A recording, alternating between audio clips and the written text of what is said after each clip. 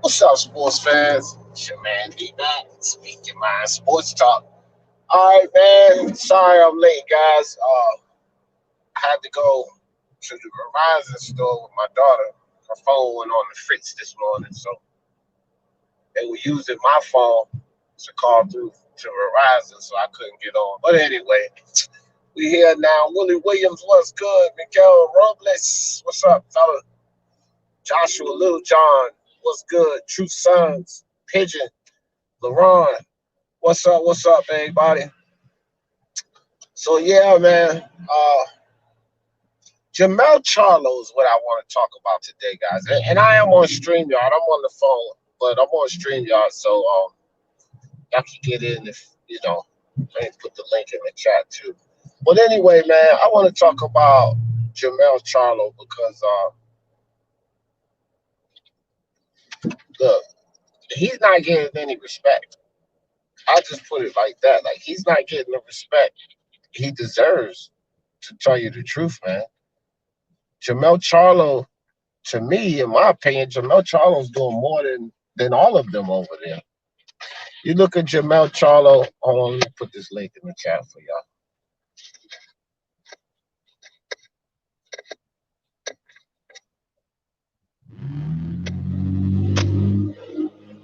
All right, hold on.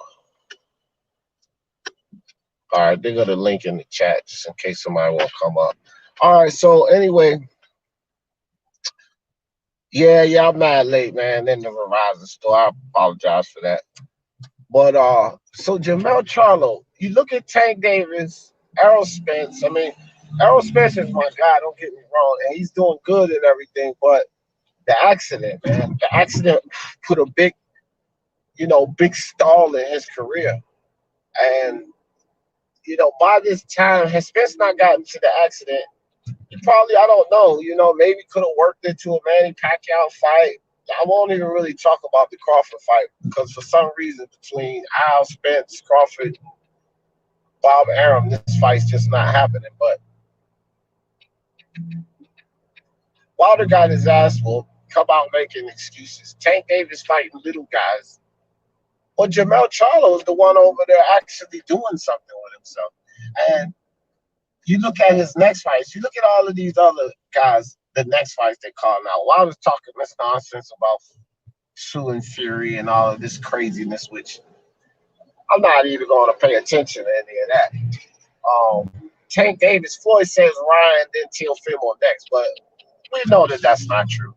They've never put Ryan in any competitive fight in his whole freaking career, and I don't think they're going to do any different. Now, not Ryan, but Tank Davis, Floyd, and LDBC. They never put him in any competitive fight, any kind of competitive fight, and I don't think anything is going to change at this point. And Errol Spence is about to fight Danny Garcia. Listen, Jermell Charlo is talking about fighting either it's Arislandi Lara, which he holds the IBO belt. It's not that important, but just the level of competition, it is still Arislandi Lara, one of the top guys at 154, and he holds the IBF belt. And if he's talking that or the winner of Patrick Teixeira or Brian Castano. Either way you look at it, Jermell, is the only one, in my opinion, that's trying to do great things. I mean, he's literally showing the world that he's trying to do great things. And I think that there's something else about Jermell Charlo that people tend to forget. He's a two-time champion. He lost his belt to Tony Harrison, but he came and got it back. So he's a two-time champion, three-belt unified champion, and he's going for four-belt undisputed. And if he can't get the winner of Teixeira and Castano, then he'll be sitting there like Anthony Joshua with four belts, the IBO belt included. Jermell's trying to do things. He's the only guy, in my opinion, that's doing things over at the PBC significant. He's the king of the PBC right now. But Jermell Charlo is not getting the respect he deserves at all, in my opinion. He's not getting his respect. Yeah, I am, Kevin. Sorry, everybody. I was at the Verizon store with my daughter, and it was the tech, the guy there, the tech at the Verizon store, he used my phone to call in, so I couldn't get on. So Yeah, yeah, your boy's D is late. Late. Chain with Ice, what's good with you, fam? Appreciate you coming through. Andre, what's up? What's up? D, would you pick for Chuck to beat Tank? That's a good ass fight. No, we talked about that fight the other day, and I honestly think Tank would knock for Chuck out, but I think that would be a much tougher competition than Leo Santa Cruz for sure. The thing with Burchell is that yeah, he's a better boxer. He's a dog. I won't say that he has more dog in him than Leo Santa Cruz, because can't take nothing away from Leo Santa Cruz. The fact that he even went to fight Tank, says it all about Leo Santa Cruz, and he brought the fight to Tank. So I don't want to disrespect or take anything away from Leo Santa Cruz. The facts are those that Leo Santa Cruz, like I said before the fight, is essentially a 126 pounder that moved up to fight Tank. More of the foolishness that we're used to seeing from Tank Davis. And not really Tank Davis, but what Floyd and LDBC are setting up for Tank Davis, right? But Miguel Burchell is a legitimate 135-pound fighter, and not only that, he's a legitimate 130-pound champion. So he's legitimized at 130. Leo Santa Cruz never really had an opportunity or a chance to acclimate to the division. He had one fight with a Miguel Flores, and that fight was lackluster, mediocre at best, and didn't really give him a test at 130. It didn't do anything to help him improve or get ready for a fighter like Tank Davis to see if he could, deal with the punches there, what his punch output, not really the output, but what is his power, how his power, the little power that he had, transitioned to the way he didn't get any time to do any of that. And people always compare, I hear a lot of people comparing Teofimo Lopez and Lomachenko, but Lomachenko acclimated to the division. He beat 3 former champions. He beat Kroller. He had 4 fights before he got there with Teofimo. He was perfectly ready and set in at 135, where Leo Santa Cruz, not so much. Not really, not so much, not at all at 130, because Miguel Flores did nothing for him going into a fight with Tank. It did nothing but allow him to collect that 4th title, which, shout out to Leo for doing that. But that's the claim to fame for him at 135, right? So, with that being said, man, Tank Davis and Burchell would be his best fight that he's had to this date. I would definitely have to say that. But also, it's a fighter where, this is what I've been complaining about Tank. When have we ever seen Tank Davis in a fight that we say, oh, that guy can beat him? This would be the first time. This would be the first time that he's in a fight where we say, Burchell can beat him, right? Now, I would pick Tank, but I believe that Burchell could beat him. So that's what I got to say about that, man. Hold on one second.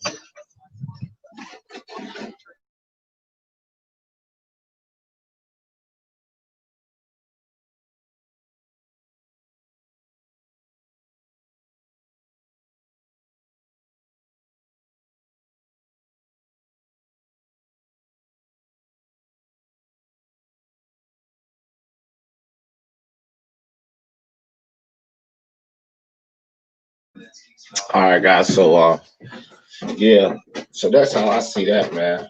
I think Tank can get past Burchell, but I see it's like I used to say about Teofimo Lopez, and in no way am I comparing Tank Davis to Teofimo Lopez, not even a little bit. But with Teofimo Lopez and the Magdalenos, the Edith Tatleys, and these guys, he wasn't forced to pull out what he needed. What's up? Yeah, he wasn't forced to pull the tools out of the shed, so to speak, when he fought these guys. And it's been the same with Tank, Burchell's gonna make him think more. He's not just gonna be able to walk into Burchell like he did with Leo Santa Cruz and have his way, I'm pretty sure Burchell punch resistance is, let me get the charger, is up. It's better at many levels than. Hold on for a second. Yeah, it's better at many levels than Leo Santa Cruz. He definitely hits harder than Leo Santa Cruz at 130. So that's how I look at that. Bias, what's good? What's good with you, fam? I'm going to switch over, guys, to my laptop in a minute here. But I do have the link in the chat already. Martin Ramos, what's up with you? Luis Puente, what's good, fam? Mala. You're right, D. Jermell deserves credit. Yeah, hell yeah, man. And back to that, it's like, you hearing all of this stuff. Of course, you're hearing things about Wilder because he's a fucking idiot. And these recent comments coming out, you know, giving it up that he dumped Anthony Joshua, coming out talking about Tyson Fury and all of this foolishness, man. Deontay Wilder makes no, I mean, you know, he makes no sense. He should just stay quiet. And again, my guy Errol Spence, you know, we got to see what he does with Danny and how he looks in that situation. But Spencer's got to step it up, man. After this Danny fight, you know, they were talking about he could do another fight with Sean Porter and all of this. He's got to step it up. But, you know, I see Spence on, I guess, ESPN or whatever these pound for pound lists are. And I can't put him over Jermell Charlo. I can't, you know, because I'm a fan of Jermell's too. Jermell's doing more than Spence. And that's just the facts. I don't care about these, you know, diehard Spence fans, that idiot, he knows his sports, you know.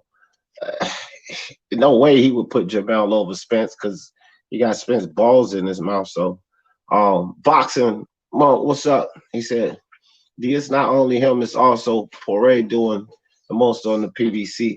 Yeah, I didn't say it's only him, but this is about him not getting the respect that he deserves, man. That's what this is about. And yeah, he's doing well too. But again, Boxing Monk, Jermell's getting ready to go for 4-belt undisputed, fam. So, and once he seals the deal with that, it's not really anybody else you could talk about. There's no 4-belt undisputed champs over there on the PBC. Damn it. That's just the thing. There is no 4-belt undisputed champs over there. Hold on, guys. I think I changed this. I had to change the password to it. All right, there we go.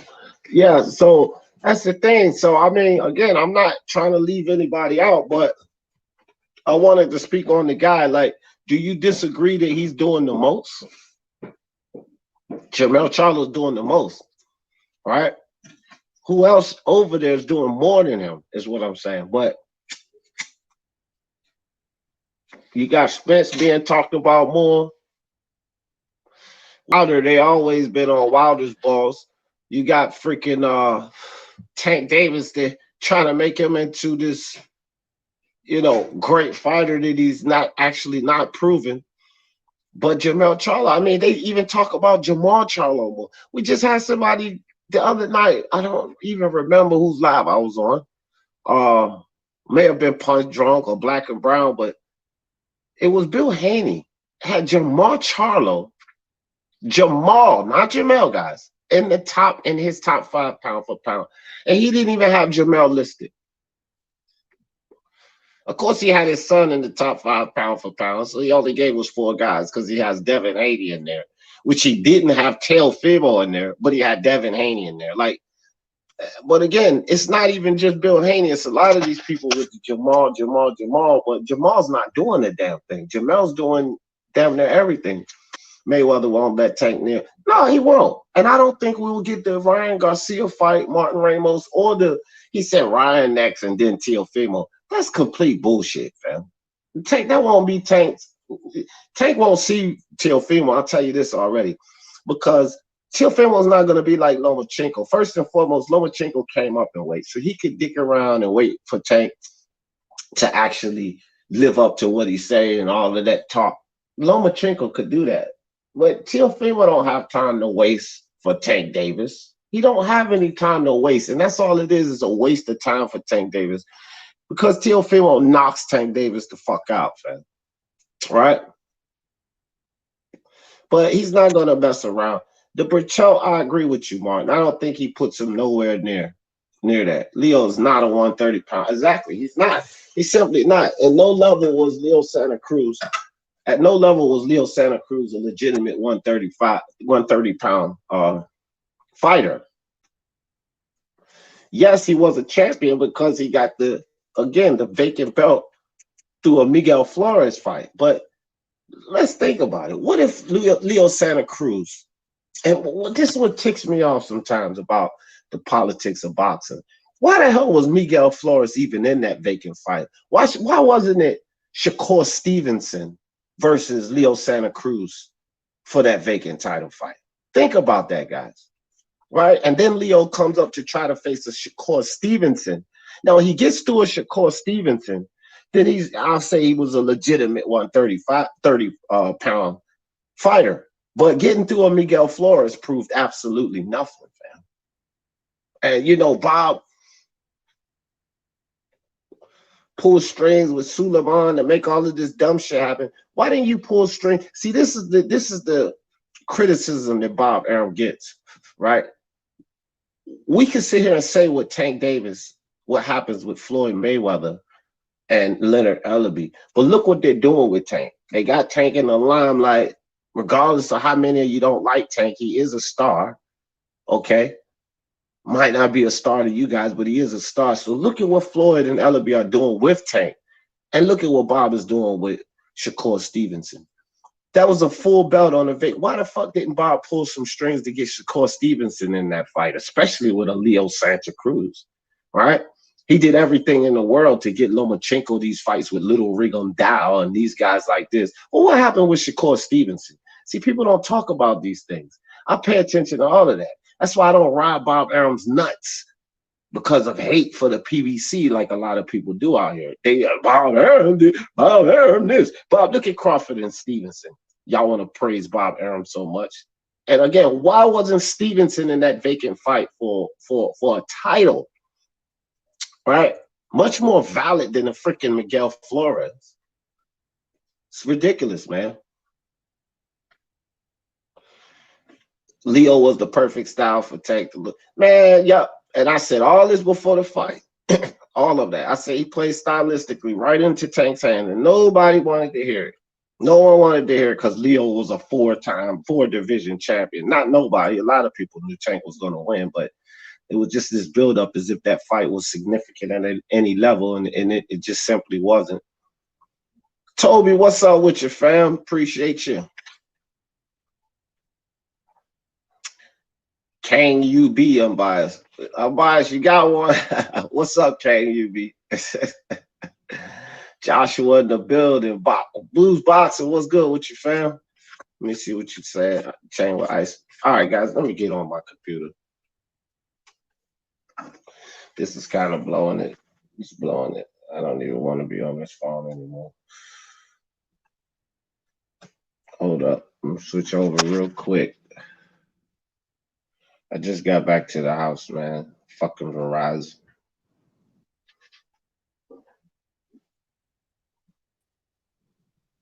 It's two of me. All right, I'm getting off. All right. Let me kick back. Relax. Back in the building. All right, I'm on my laptop now. I'm going to put the link in the chat again, just in case I don't see nobody backstage, so I didn't miss anybody. So a lot of times I miss people coming in backstage on my phone. When I'm on my phone, I miss you guys on coming backstage. It's a different process, so I always forget, but I'm on my laptop. It's all good. Back in the chat. How to type. All right. Yeah, y'all, whoever wants to come up, man, we got to talk about this, man. Jermell Charlo, I mean, this is the thing. This is why a lot of people don't like the PBC or don't subscribe, advocate for the PBC because of the pure foolery, man. This is pure foolery. It's like how much you got all of these guys going to bat for Wilder after getting his ass demolished, talking about he don't need skills. All he has to do is be perfect for 12 seconds. What happened to the 12 seconds, Wilder? During the fight, during this Tyson Fury fight. What was your 12 seconds of glory, Deontay Wilder? It didn't work out for you too much, did it? But all you need is 12 seconds. That's what you told us. You just got to be perfect for 12 seconds. Well, you missed out on your 12 seconds against Tyson Fury, Deontay Wilder, and then you come out with excuses. Because when you start, see, this is the thing. And Get This Smoke used to sit up here and battle for Wilder, go to bat for Wilder all the time about this. What did you hear Wilder say? That's all his fans. You guys are getting on Wilder because of what his fans saying. Well, Smoke can't use that one no more. And none of these Wilder fans can use that anymore either. Because Deontay Wilder came out and said this foolishness. Fury cheated and all of this. Now it's directly Deontay Wilder making excuses. We can't compare Deontay Wilder to Lomachenko no more because it's Wilder, not his camp, not his fans. It's Wilder himself that came out. But they want to go to bat for Deontay Wilder, right? And Errol Spence, I'm not going to sit up here and dump on Errol Spence. He had an accident. That was all his fault. It was no one else's fault. So we do have to put that blame on Errol Spence. You got yourself into that accident. The child knocks Tank's teeth and gums down his throat. I'm not so sure about that, with Ice. But back to Errol Spence, you got yourself into that situation, man. This is not like someone did anything to Spencer. He got drunk and got behind that car, so he still has to be held accountable for that. And Jermell Charlo's fighting. Jermell Charlo's out there fighting. He's doing his damn thing, but he's not getting the respect for it. He's not getting the respect for it. And Chain, I'm not so sure about that, man. See, that's the thing.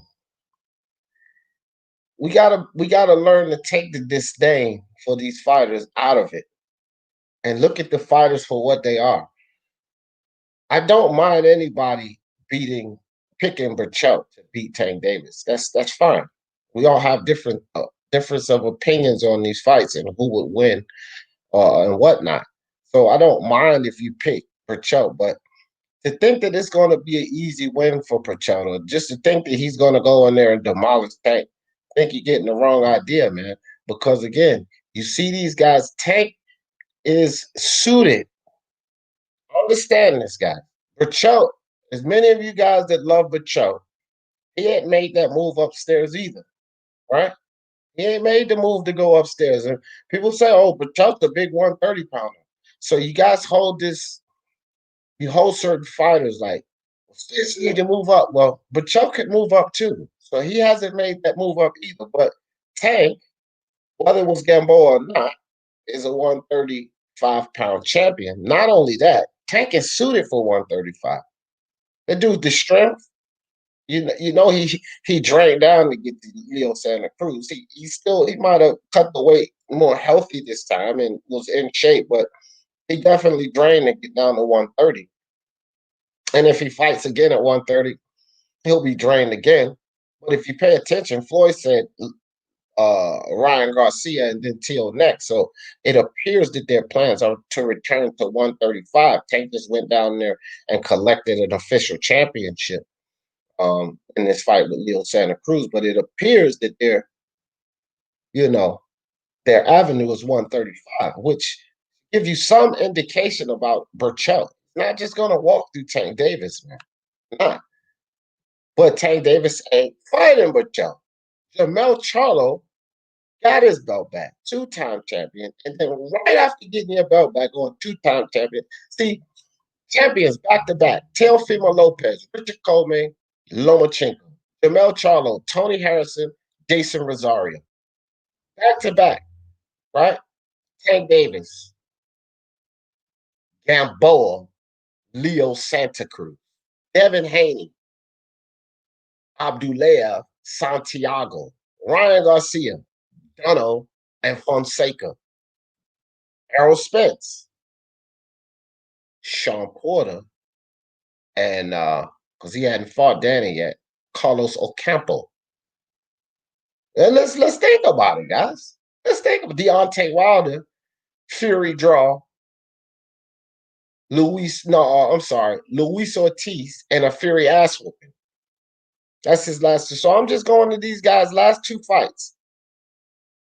Jermell Charlo is clearly at the top. Clearly at the top. Berchelda's reach is longer than Leo and has more durability too. It would be a tougher fight, in my opinion, but I'd favor Tank too. Yeah, for sure. It will be a tougher fight. And I mean, I would just favor Tank to get the knockout, right? I'm not gonna say that he couldn't outbox Berchelt. I'm just saying that Berchelt is gonna bring more out of Tank. Like, listen, Tank slipped a whole lot of punches that Leo was throwing. Yeah, Leo landed some punches and people got all hysterical, and hysteria because Leo Santa Cruz landed. But Tank slipped a lot of punches. He showed lateral movement. He showed a lot of things that people said, I didn't know Tank had. And that's, I always say, because you're not watching with disdain in your heart and hoping that that other guy can do something to expose Tank or hurt him or something like that. So a lot of fans are mainly watching for things like that instead of watching what Tank's bringing to the table. So he's had these things in him. And even Unbiased said this before, a dedicated and focused Tank is a dangerous tank. Now we're talking about a dedicated and focused Tank in this camp. What if he becomes dedicated and focused again? There is a big if because we don't know if Tank's going to continue to go uphill or start fucking around again. But for some reason, if he is to do that, then what do you say? What do you say? He goes in there, he's dedicated, he's focused, he's in the gym, he gets a nutritionist again, and now we're talking 130 again, but he already made a successful weight one time. He could definitely turn around and do it again. And now you're talking about a Tank that's fresh at 130, right? That's the Berchelt. That's who Berchelt's going to be seeing in that fight. Now Wilder saying the ref was legit drunk, and yeah, excuses, man. Salute to you, fam. Salute to you, brother. Mala says Wilder humiliated himself and doesn't even know it. For sure. He is. He is, bro. He threatening to file a lawsuit, man. You could have been filed a lawsuit. If y'all had any kind of proof, the lawsuit would have been out already. Yeah, you don't have to threaten to do it now. Wilder would have done the YTBC a favor and denounced the conspiracy.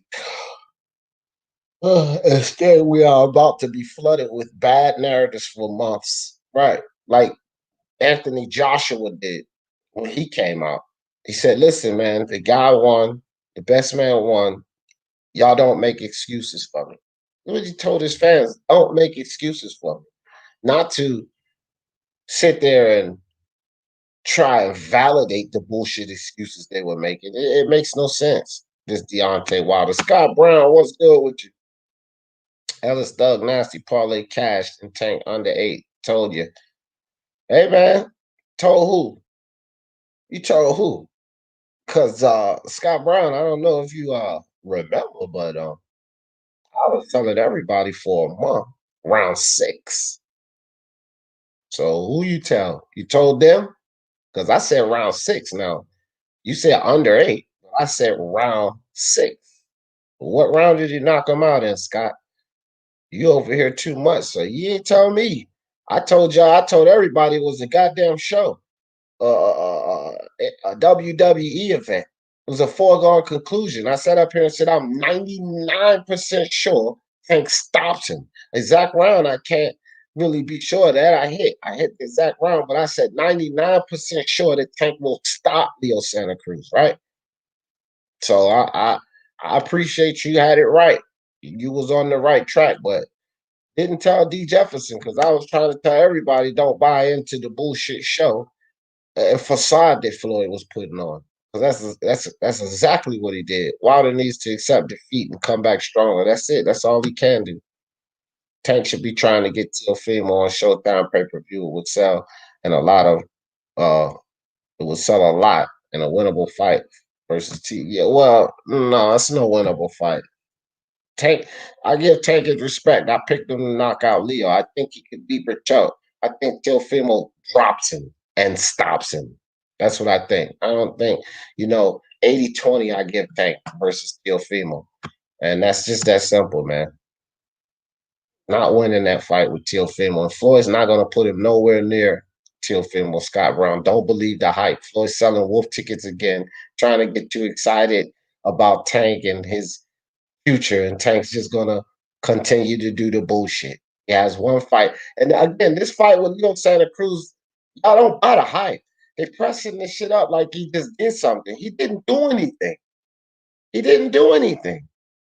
This is what we got to live through again. What Tank will do to somebody because he knocked out little Leo Santa Cruz. Man, stop it. That dude power is still questionable. I still say his power is questionable. You don't impress me doing something that you have done consistently. Knocked out every guy coming up from 126. What is new? Like, I'm not buying this show. I'm not buying the 4 division champion tomfoolery. I'm not buying that when you got a guy like this that's really doing shit and totally not being talked about. We got to talk about Tank. And, if Errol Spence's chin is going to be good and Deontay Wilder and his lies. What about Jermell Charlo? I want to shout out Jermell Charlo, the real king, the PBC king, right? That's why he got that crown on. Look at the belts.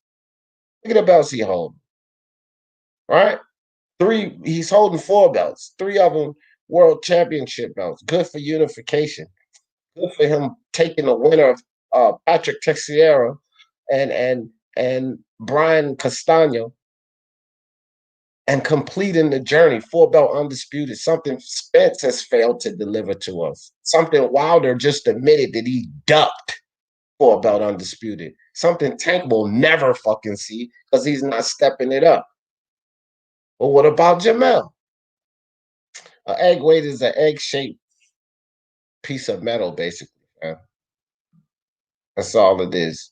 And he said if Fury had those up under the tape, obviously, probably up under the tape, even though there was people sitting there watching Fury get his hands wrapped. Whatever. Bill Haney thought Jermell Charlo is better than Jermell.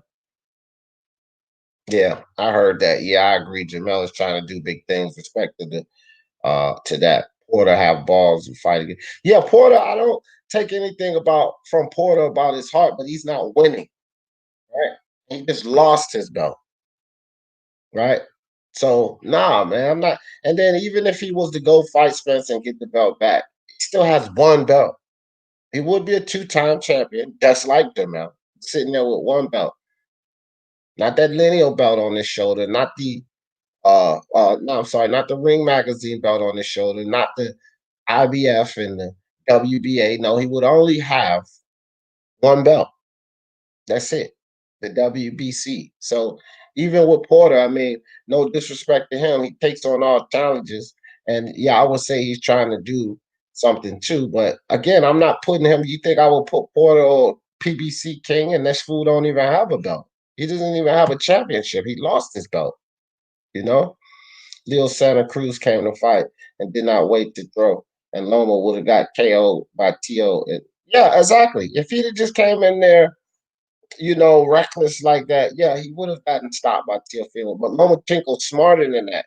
And, this is why when people say, he couldn't stop Lomachenko, that's because it's Lomachenko. I really never, with the Mikey Garcia and Spence situation, Spence, the people he stopped, he went in there going to the body, even Kell Brook, he went in there putting damage in early. Kell Brook was giving up big resistance. A lot of people thought Kell Brook was leading on the card before Spence stopped him. And so that's because Kell Brook pushed Spence.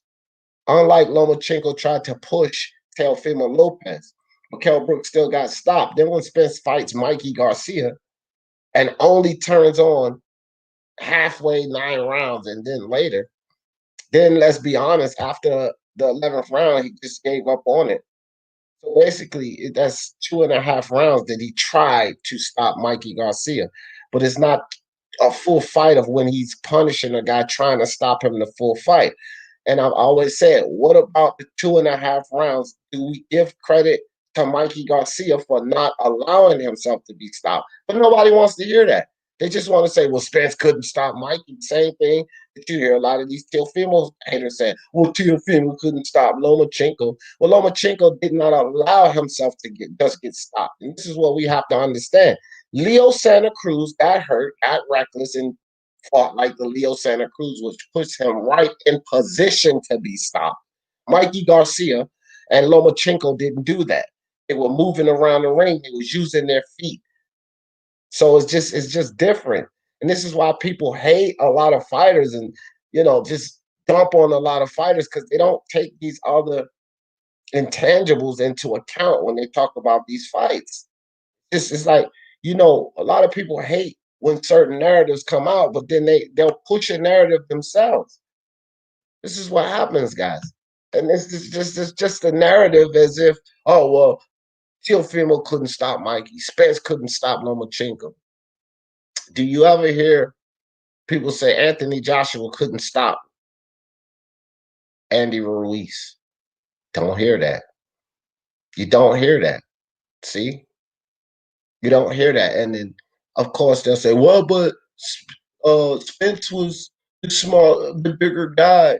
Teofimo was the bigger guy. Well, Anthony Joshua was the bigger guy. Yeah, but Luis Ortiz was a natural heavyweight. It's just going to be excuse after excuse after excuse. But a lot of people don't keep the same energy when it comes to these things. But as far as Jermell Charlo is concerned, and I want to stick on Jermell Charlo, he's not getting the respect that he deserves. He even called out his brother.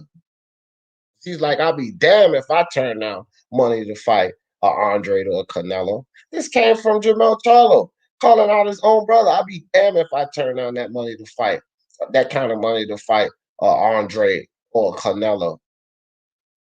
And I believe him. I believe him because he's calling out the guys. He's not fucking around, running around like Andrade and Charlo with these worthless fights. Shout out to Jermall Charlo for taking on the Reverend Chenko, but who else you got? And what's next? What's your plan? Because we know what Jermell Charlo's plans is to get another belt. With Charlo, what about Andrade? We know he's not going to get GGG because GGG is perfectly comfortable waiting on his $14 million check to do nothing. But GGG, in his defense, he's already done enough in sport. He's already had multiple belts, multiple time champion. He's already, cemented his stake in the sport. Where Jermall Charlo and Andrade, not at all.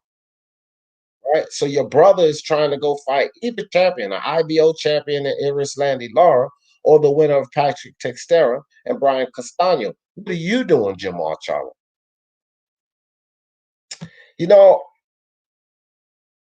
I would like to see Gary Russell and Tank Davis fight. It's a bonus for me. One of them can shut the fuck up, whether it be Gary Russell or Tank Davis. Because with the PBC, it's all about the O. So Tank Davis loses his O, then Floyd and Mayweather can go fuck themselves, right? If Gary Russell loses, we don't have to hear his shit anymore.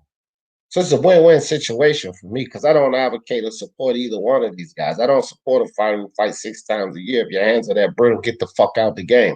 I don't want to hear that. When your fans sitting there talking about you're the longest reigning champion that ain't fucking fighting, what does that mean to me? And all you do is running around, yapping off at the gum. Evan Haney, stop playing with me. Terrence Crawford, stop playing with me. Oh, y'all gonna stop playing with me. Well, Devin Haney wasn't playing with you, Gary Russell. You were the only one playing because you didn't take the contract. And then you try to turn it on them talking about a low ball offer. You're not doing anything. It wasn't no low ball offer. 1.5 million was more than they offered Teofimo on his fight with Lomachenko. Remember, they came out with 1.2. They ended up giving him 1.75, which is only $250,000 less than what Devin Haney sent you, Gary Russell. How is that a low ball offer? Man, get out of here with this. This is nonsense. But I still would say that'll be Tank's toughest competition as of yet, Gary Russell. I still would say Gary Russell actually has a chance to beat Tank. Now, I would pick Tank in that fight, but I'm looking at it like Gary Russell, Miguel Burchell. I would pick them in that fight, pick Tank to win those fights. But I think that these guys can put up resistance. These guys can actually challenge Tank, Burchell, and Gary Russell. So I wouldn't mind it. I would much rather see him not fight another guy coming up from 126, whether it be Gary Russell or not. Go for Burchell, Shakur Stevenson, or move up and fight somebody in the fucking weight class you hold a belt in, but you're not trying to compete in. Let's see if Floyd lives up to his foolishness about Ryan X and then Teofimo or Lopez, right? I would like to see Tank take that direction. Is he going to? No, we'll probably get a Gary Russell fight. And then they'll pump this up like, this is Gary Russell, longest reigning champion in his division and all of this bullshit. Like, this is Leo Santa Cruz, 4 division champion. It's just another WWE event, guys, in the end, because I think the winner will come out to beat Tank. But I give this fight more validity because Gary Russell, to me, is coming up. I haven't seen anything about the pay-per-view numbers unbiased. I really don't care. Only thing I hope is that they're embarrassing so that Floyd can't keep pulling this facade off. Not to wish anything bad on Tank or Leo Santa Cruz because I know they get less money. So shout out to those guys. And if the pay-per-view numbers are good, then fine. And that's specifically for Leo Santa Cruz and Tank Davis's benefits so that they could get paid. But if they're not, I don't give two shits if the numbers are low because then it just exposes Floyd for this dumb shit, this facade he's trying to build, right? And it doesn't make it look good for Tank and this facade and all of his fans running around every time you ask them about something about Tank and what is he doing in boxing and achieving. All they do is return to the money side of it. Well, he getting paid? Well, he getting paid as if like boxing is all about being a star getting paid. No, it's not all about that. You idiots. Scott Brown said Floyd fought Diego Corrales, who was pound for pound top 5 undefeated fighter in his prime. And Floyd was the underdog, sort of like Tank Tio. Floyd and Heyman don't like Tank's chances. Yeah, because he's slim to none, Scott. That's why they don't like it. Mile 2243 says Aram has screwed Crawford over. He is 33. Aram needs to do something for him. And he is. He's giving him a Kell Brook fight. That's Aram's answer. Kell Brook. Yeah, I'll fight Kell Brook. Yeah, I think you remember. I think I remember you saying Usyk, Tank, and Leo wasn't going to do more. I mean, I think I remember you saying Tank and Leo wasn't going more than 6. Yeah, I said that for like a month, man. I was saying that shit for like a month. Especially to all of these people talking about Leo coming in here, taking them in the deep waters and all of that bullshit. That's why, yeah, I was saying, I said it's not going to go half of 12 because Tank is going to knock him out in the 6th round. That's exactly what I was saying because it was all a bullshit show, fam. A WWE event. That's all Floyd put on. They knew the outcome of that fight. When you know the outcome of the fight and you put 2 guys in the ring, that's what Vince McMahon is selling. In the WWE, he knows if Cena's gonna win or Roman Reigns is gonna win or whoever the hell. He knows who's gonna win these fights. Floyd and LB knew who was gonna win this fight. That's it. What do you say about Tyson Fury versus Caballero? Dick Caballero is not the worst fighter, bro. He's not. He's a decent fighter, but I don't like it. I don't like the foolishness that Fury does. So I won't sit up here and advocate for that bullshit Fury does. If it's bullshit, then I call it bullshit. No matter if it's my guy doing it. I would rather see Fury fight somebody in the top 10, right? At least let's start with the top 10 because Caballero, I think, if I'm not mistaken, is 14 or 15. Let's at least start with the top 10. Preferably, I would like to see him fight someone in the top 5. But currently, the top 5 guys are busy besides Wilder, who's fucking around. So, it's almost like we have to deal with a Jake Caballero or Fury sneak up in there and get somebody out of the top 10. It's not like Joshua's available or Dillian White's available or Povetkin's available, right? They're fighting each other, right? Fury makes the 4th top 5 guy. Wilder makes the last of the list. So all of those guys are pretty much top 5, right?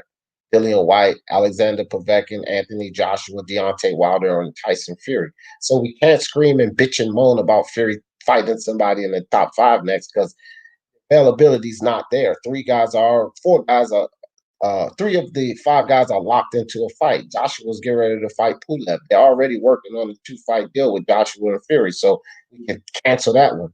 The other 2 guys in the top 5 are getting ready to fight each other because Dillian White don't like the way he got knocked out, right? So they're not available.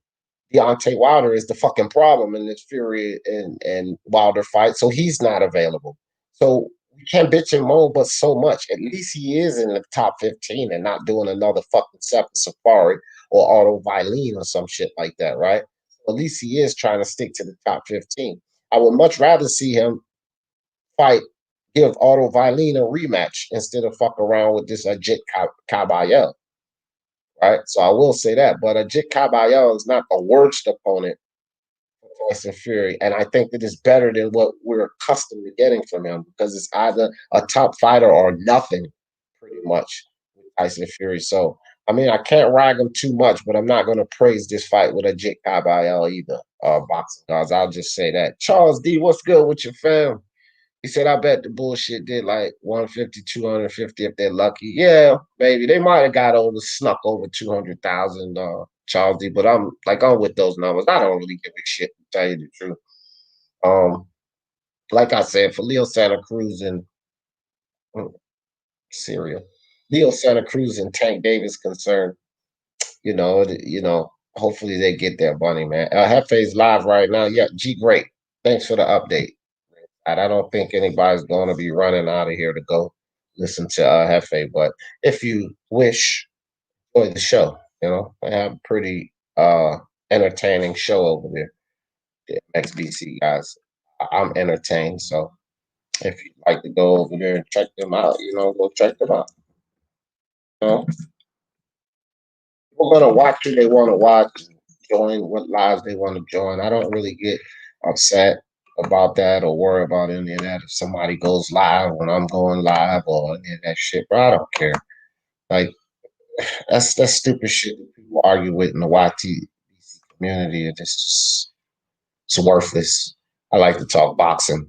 Hey, Britt says when all the Wilder fans about a year ago decided he was the guy, they were gonna ride with him, and they must be so pissed, but they'll never admit it. They're not pissed because they're buying this foolishness, right? It gives them now. Some of them see right through it. There are some Wilder fans that come out and spoke against the dumb shit he said, but a lot of them are putting up excuses and they're justifying it, man. They're justifying it. It's like even though a lot of these things are blatant and obvious, and we know that they should really be. See, if it was me and one of the guys I was a fan of did the shit that Wilder just did, y'all already know what I would do. We would be popping alive, and I would be flaming the hell out of him. But no, 78 has them on his channel celebrating it. You know, Barbershop has them on his channel celebrating and saying, yeah, because of this, because of that.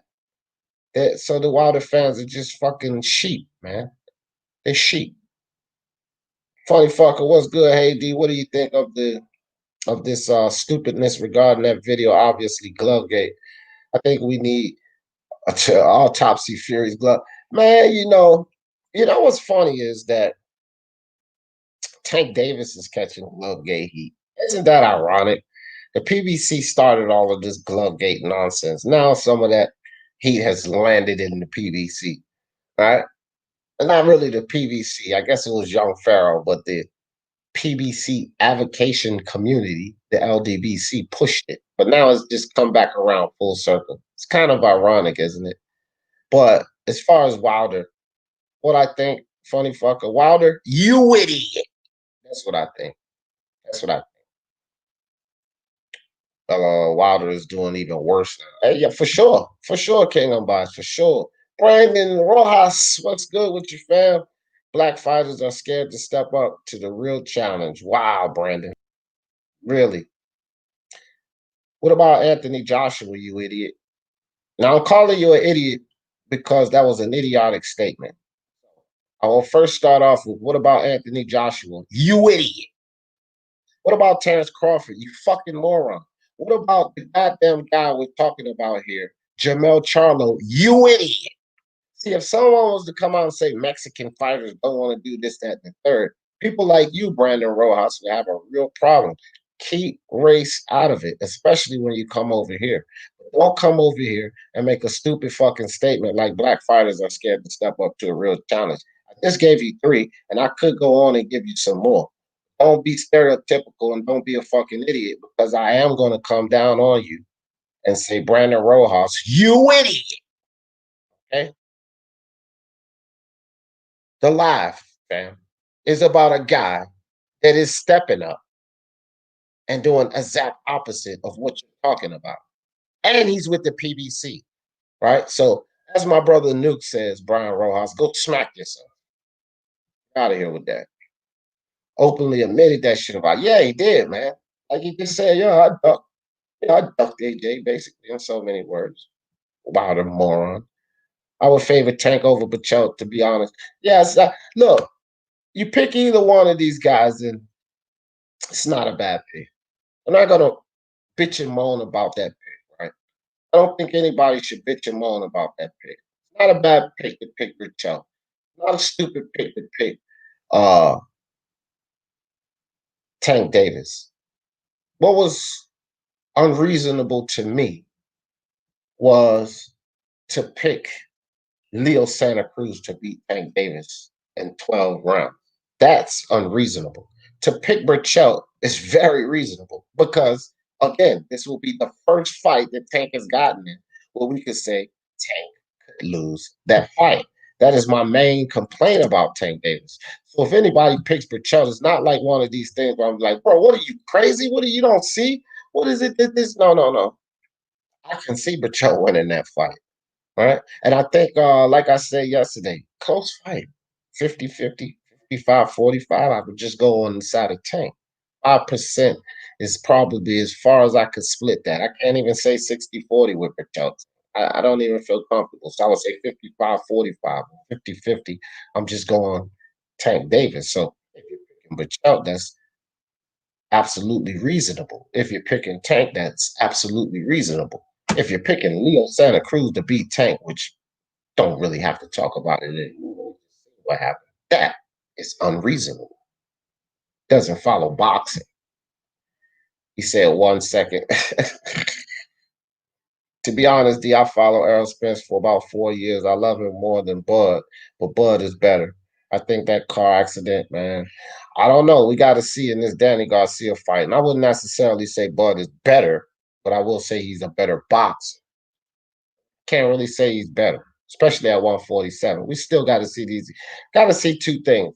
How Spence looks in this ring with Danny Garcia. Okay. If Spence goes through this fight and don't get buzzed or forget about if he get buzzed. He's been buzzed before. If he goes through this fight and he doesn't get hurt, right? And I'm not like a lot of people. Like I don't think a guy. I don't consider him being hurt if he gets buzzed. Okay, the fighters get buzzed. That happens. But if he gets hurt in this fight, if he goes down in this fight, yeah, I can't see him beating Crawford. He does what he usually does and wins this fight. Whether it's a tough fight or not, it's still a good fight. No, is Crawford the better boxer? Yeah. Yes, he's the better boxer. No way to deny that. In a way, Wilder has done Fury a favor because Fury can use Wilder for defamation of character. Yeah, but I don't see one thing about it. Y'all ain't really heard me talk too much about this defamation of character suit because I ain't heard shit from Fury about it. Now, if we hear Fury come out saying, I'll sue you, ask your doso or whatever, then we can start talking about that. But I think Fury and his team know Wilder's doing nothing but selling wolf tickets. Whether it be a fight with Manuel Char or whether it be a rematch, a trilogy match with Tyson Fury, Wilder's doing nothing more than building up, promoting what is to come, if there's something to come. That's all I think this is with this foolishness. Get your fans to ride back. Yeah, the king is back. Told y'all motherfuckers, like P-Boxing always comes up here. I told you guys, like what Wilder says is proof. Probably don't even know what half of what's going on with his own damn career. How can we take what he say as proof? But you know, this is how the Wilder fans react. This is how the Wilder fans respond. Um, and this is the type of foolishness that overshadows Jermell Charlo, the only guy over there, at least the guys with the big names, that's literally doing anything. It's Jermell Charlo that's doing it, man. Right? Not Deontay Wilder. He beat Ortiz. After getting beat for 7 rounds, he knocks him out. And then he gets his ass whipped by Fury. What are you guys celebrating? Why are you riding on that Wilder train? What has he done to deserve all of this talk and backup and credit? Look at your other PBC compadre, Jermell Charlo, and look at the things that he's accomplishing and what he's seeking to accomplish. Wilder turned down for about undisputed. You idiots! Jermell Charlo is chasing for a belt undisputed. You idiots! What are we missing here? Errol Spence and Terrence Crawford, or Errol Spence, or neither Terrence Crawford. You say they ducked the fight. You say they didn't duck the fight. They didn't make the goddamn fight. And once again, Jermell Charlo is chasing that fight. You idiots! So see, this is the type of nonsense that we need to stop, man. We need to show Jermell Charlo the respect he deserves.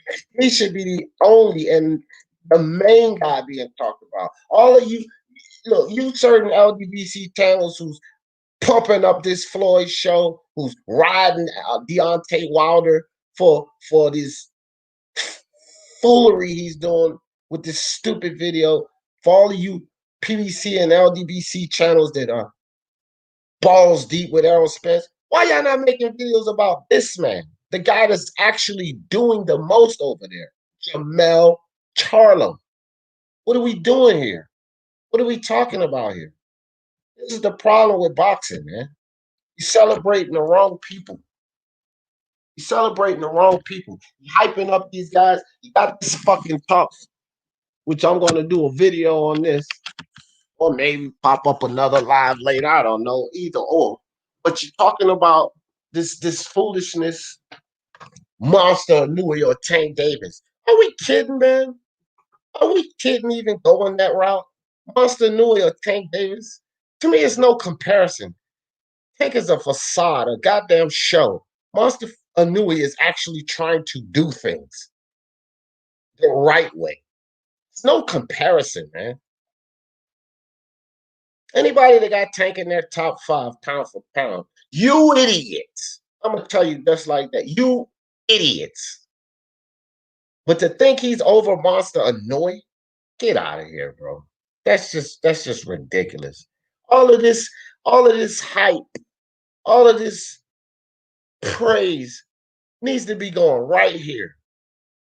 Y'all get it straight. I know a lot of you fuckers are listening, man. You talk shit about what D. Jefferson say, so I know you listening, or you got one of your cronies listening. I don't care who it is. Phenom, 78, Barbershop, Blue Blood Sports, BFTB. All of you fucking idiots, y'all can come over here and get this work. And I know y'all got somebody listening. Why y'all not pumping up this guy? This is the guy y'all should be pumping up. Jermell Charlo. Y'all got Jermall Charlo's balls in y'all mouth talking about Canelo, who's one of the guys at the top of the game, period, on a lot of people's #1 pound for pound list. You're talking about some fucking Jermall Charlo and Canelo. What about him? The other Charlo twin, the real PBC king, the real lions of the lions, and he's the lion. Fucking Jermall's a goddamn beta male, just coming out of cub status. Fucking Jermall Charlo, man, y'all gotta be kidding me. Charlo has been KO before too. Yeah, exactly. People got to keep that in mind. It's not like he's just, Leo's chin. I could understand people's hope on Leo's chin, but you can't hang all of that on the jokes. Can't do that. Crime fighting champions, what up, my brother? T.O. should find out if Tank will fight him in the near. Man, I think T.O. Fimo and Teofimo Sr. are over there laughing at Floyd Mayweather like, yeah, right. You'll never let Tank around us. We'll beat the hell out of Tank. I don't even think they're entertaining that bullshit Floyd said because they know that Floyd's not going to take Tank in that direction. I'm telling you guys, all of you Tank fans especially, don't get your fucking hopes up for Ryan Garcia next. And then Teofimo, forget about it. I'm telling all of you Tank fans, just forget about that. Floyd's lying. It's like the lie he just sold with the Leo Santa Cruz versus Tank, Tank Lil versus Lil Leo. He's lying again to you guys. Don't fall for it. Don't fall for it. 9 times out of 10, Ryan Garcia's not next. And it's not going to be Ryan Garcia, but they'll flip the narrative as if Golden Boy or those guys are the ones why the fight didn't happen. They're definitely going to flip that narrative. But I'm going to tell you now, it's not going to be Ryan Garcia. It's going to be the same Tank Davis foolishness. And Floyd will come out or LB will come out and say something about, well, Ryan was the problem. He didn't want to accept A-side. The Tank was A-side and all of this bullshit. That's what's going to go down. It's going to be a thing about A-side. Ryan don't deserve this. Ryan don't deserve that. A-side, A-side. Okay, the fight can't happen. And all of these PBC lovers, these certain LDBC channels are going to ride that bullshit narrative about why Tank Davis can't fight Ryan next because of some bullshit facade, fugazi-ass A-side status. Floyd Mayweather, this idiot, just said that he will fight. This is why you guys have to realize that it was a hoax, him naming Tank Davis versus Ryan and Teofimo next. Let me tell you why it's bullshit and it won't happen. Because Floyd's running around talking about everybody has to accept that Tank is the A side. Do you guys actually think that Teofimo Sr., who just told Bob Arum to go fuck himself with that 1.2, and that is his promoter, do you think that he's going to listen to Floyd Mayweather come in there and tell him that Tank with a baby belt at 135 is the fucking A-side to Teofimo Lopez? You even had guys over here like Monty Brown come over here and try to support that. He ain't no fucking A-side, fam. He ain't. So that fight's not going to happen. Read between the damn lines, fam. Read between the lines. Floyd Mayweather is selling wolf tickets. He's never going to put Tank around Teofimo Lopez. It's not going to happen. Wilder has obviously gone insane. Look at he stays. Yeah, he is, man. He could have something mental going on there. But again, I think it's more promotion for whoever his next fight is. That's what I think. That's honestly what I think it is.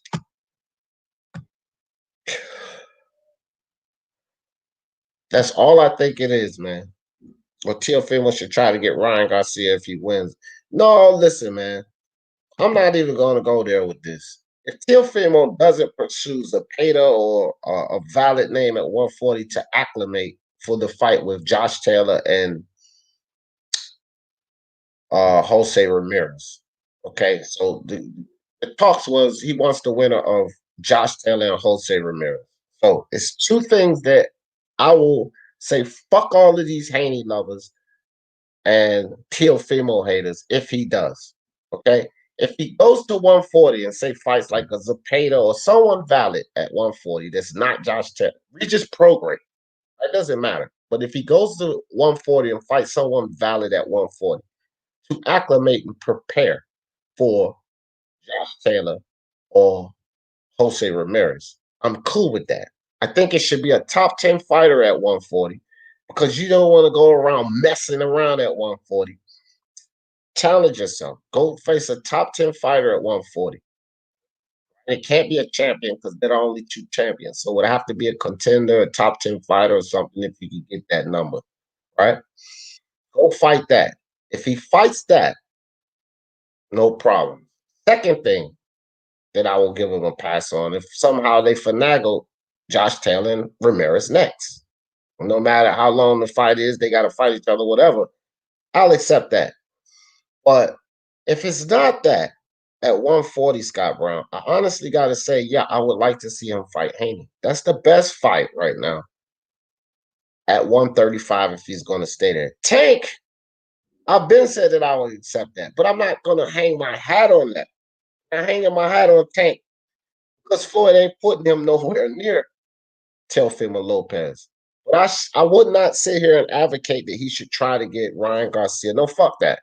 Fuck that. Go shut the Haney fans up. Shut them up. Go beat up Devin Haney. Keep it moving. Because once Teofimo beats Devin Haney, they can shut the fuck up, fam. And then he will be what they say, 4-belt undisputed. He will be. Not maybe. He beats Devin Haney. I think Devin Haney got a chance, though. But I'm riding with Teofimo Lopez. I think he beats him. Right? I'm not going to count Devin out. I wouldn't count Devin out against my boy Teofimo. But I think that that's the fight that he should take. If he's going to remain at 135, that fight should be priority, man. And that's not, my whole argument with these guys, like when Dead Gang comes in here, is that Teofimo gotta see Devin Haney. He don't gotta do shit, man. He gotta do what he wants to do. Devin Haney gotta do something. This was my whole thing. But if you're gonna stay at 135, that should be priority number one. Devin Haney. I will accept Tank.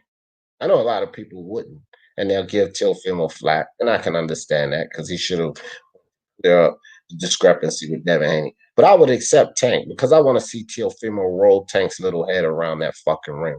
I want to see Tank Davis shut the fuck up. So I would accept that fight, me personally, as a Teofimo fan. Miguel Robis, is Haney fight on ESPN? I doubt it. He's with Matron, so I doubt it'll be on. I mean, maybe ESPN will air it or something if they work some kind of deal. But definitely a Haney fight. Gamboa damn sure ain't no fucking A-side or have any pull when he just got stopped by Davis. So I think Eddie Hearn and Eddie Hearn and Haney and Bill Haney's gonna hold the cards on that one, Miguel. Bob Arum. No way, Bob Arum. Black, what's good with you? Mikey Garcia, Nato Campbell. What about Mikey Garcia, Nato Campbell? He fought. Okay, I could be off. I thought he fought. Let me check. Am I off?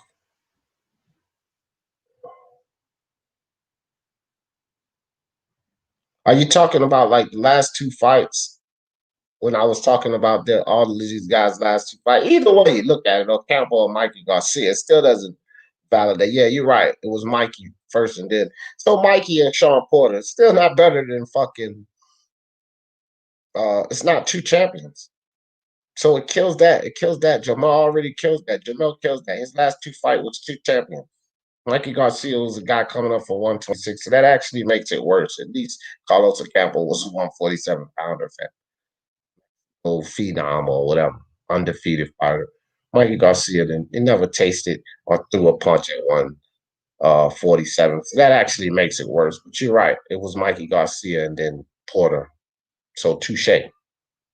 Even still just helps validate the point that this guy is the man, right? It's Jermell Charlo, PBC king at this point. Scott Brown, do you have Garcia beating Campbell? I don't know, man. I kind of edged Campbell when I first heard about the fight. As I'm looking at the fight, it's going to be a pretty interesting fight, bro. I can't even give you my prediction on that one right now because Ryan Garcia is improving, right? So we can see a better Ryan Garcia. I see some flaws in the fights that Ryan Garcia has had in the past to say, but he's improving. You can't really gauge too much from 2 first-round knockouts. So you got to see where Reynoso is taking him. But if he's improved on his defense, keeping that chin so fucking high in the air, might have to go with Ryan on that. And I think he's got legitimate power.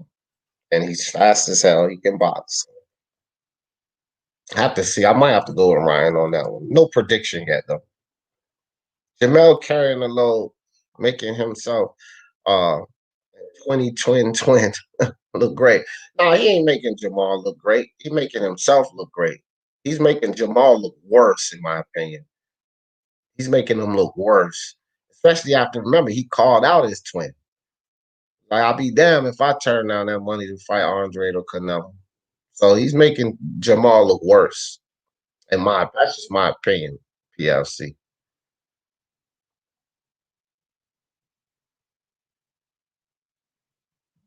He said PLC probably because I don't think Campbell can knock out Ryan. No, we don't know that, Scott. When has Ryan chin been tested? That's one of the questions I have for Ryan. I want to see somebody tap that chin. We seen Devin Haney get tapped. We seen Tank get tapped. We seen Teofimo get hit plenty of times by Nakatani, who had plenty of punch power. We ain't really seen Ryan Garcia chin get tested yet. So we can't say Luke Campbell can't knock him out. I can't go for that. That's why I have that fight so close. Ryan still has more to prove, man. You know, Ryan and Devin and those guys are not on Teofimo's level no more. They have to prove it. Teofimo's proven it. Ryan's still, he's a contender, but he's just leaving prospect status. So I can't give Ryan all of that credit. We haven't seen it. Boxing Monk says, I will say about Wilder what Dillian White said. Talk about him is a waste of time. Yeah. He's a waste of space in boxing. That's for damn sure.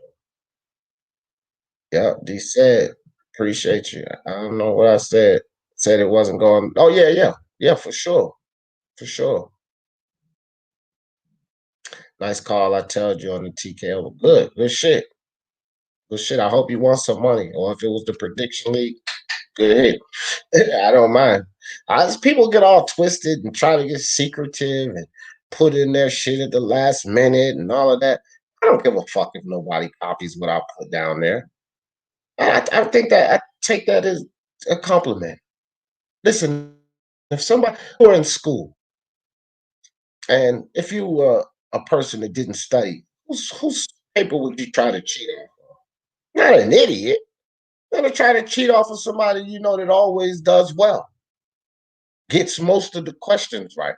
That's the paper you're gonna try to cheat off so that you can pass, or copy off of so that you can pass. So somebody copies my picks, I willy nilly put them in there. The reason I get them in there so late a lot of the times is because I'm battling some health issues. Everybody knows by now I got to have a surgery at the end of this month, but that's why I put them in so late sometimes. But if you guys trail on those picks, if you're thinking about it, say, let me see who deep picks. Take that as a compliment. No offense taken here. It's a lot of guys in the league right now. I'm telling you, they got false names and they try to come in late and they try to do things to hide their picks. Ain't nobody really, I don't give a fuck about that. I'm not gonna copy anybody. I look at myself as the man in that league. Well, I haven't won the whole season yet. That's coming. But outside of the winners, IBT just won one. He hasn't been here for 6 seasons like me.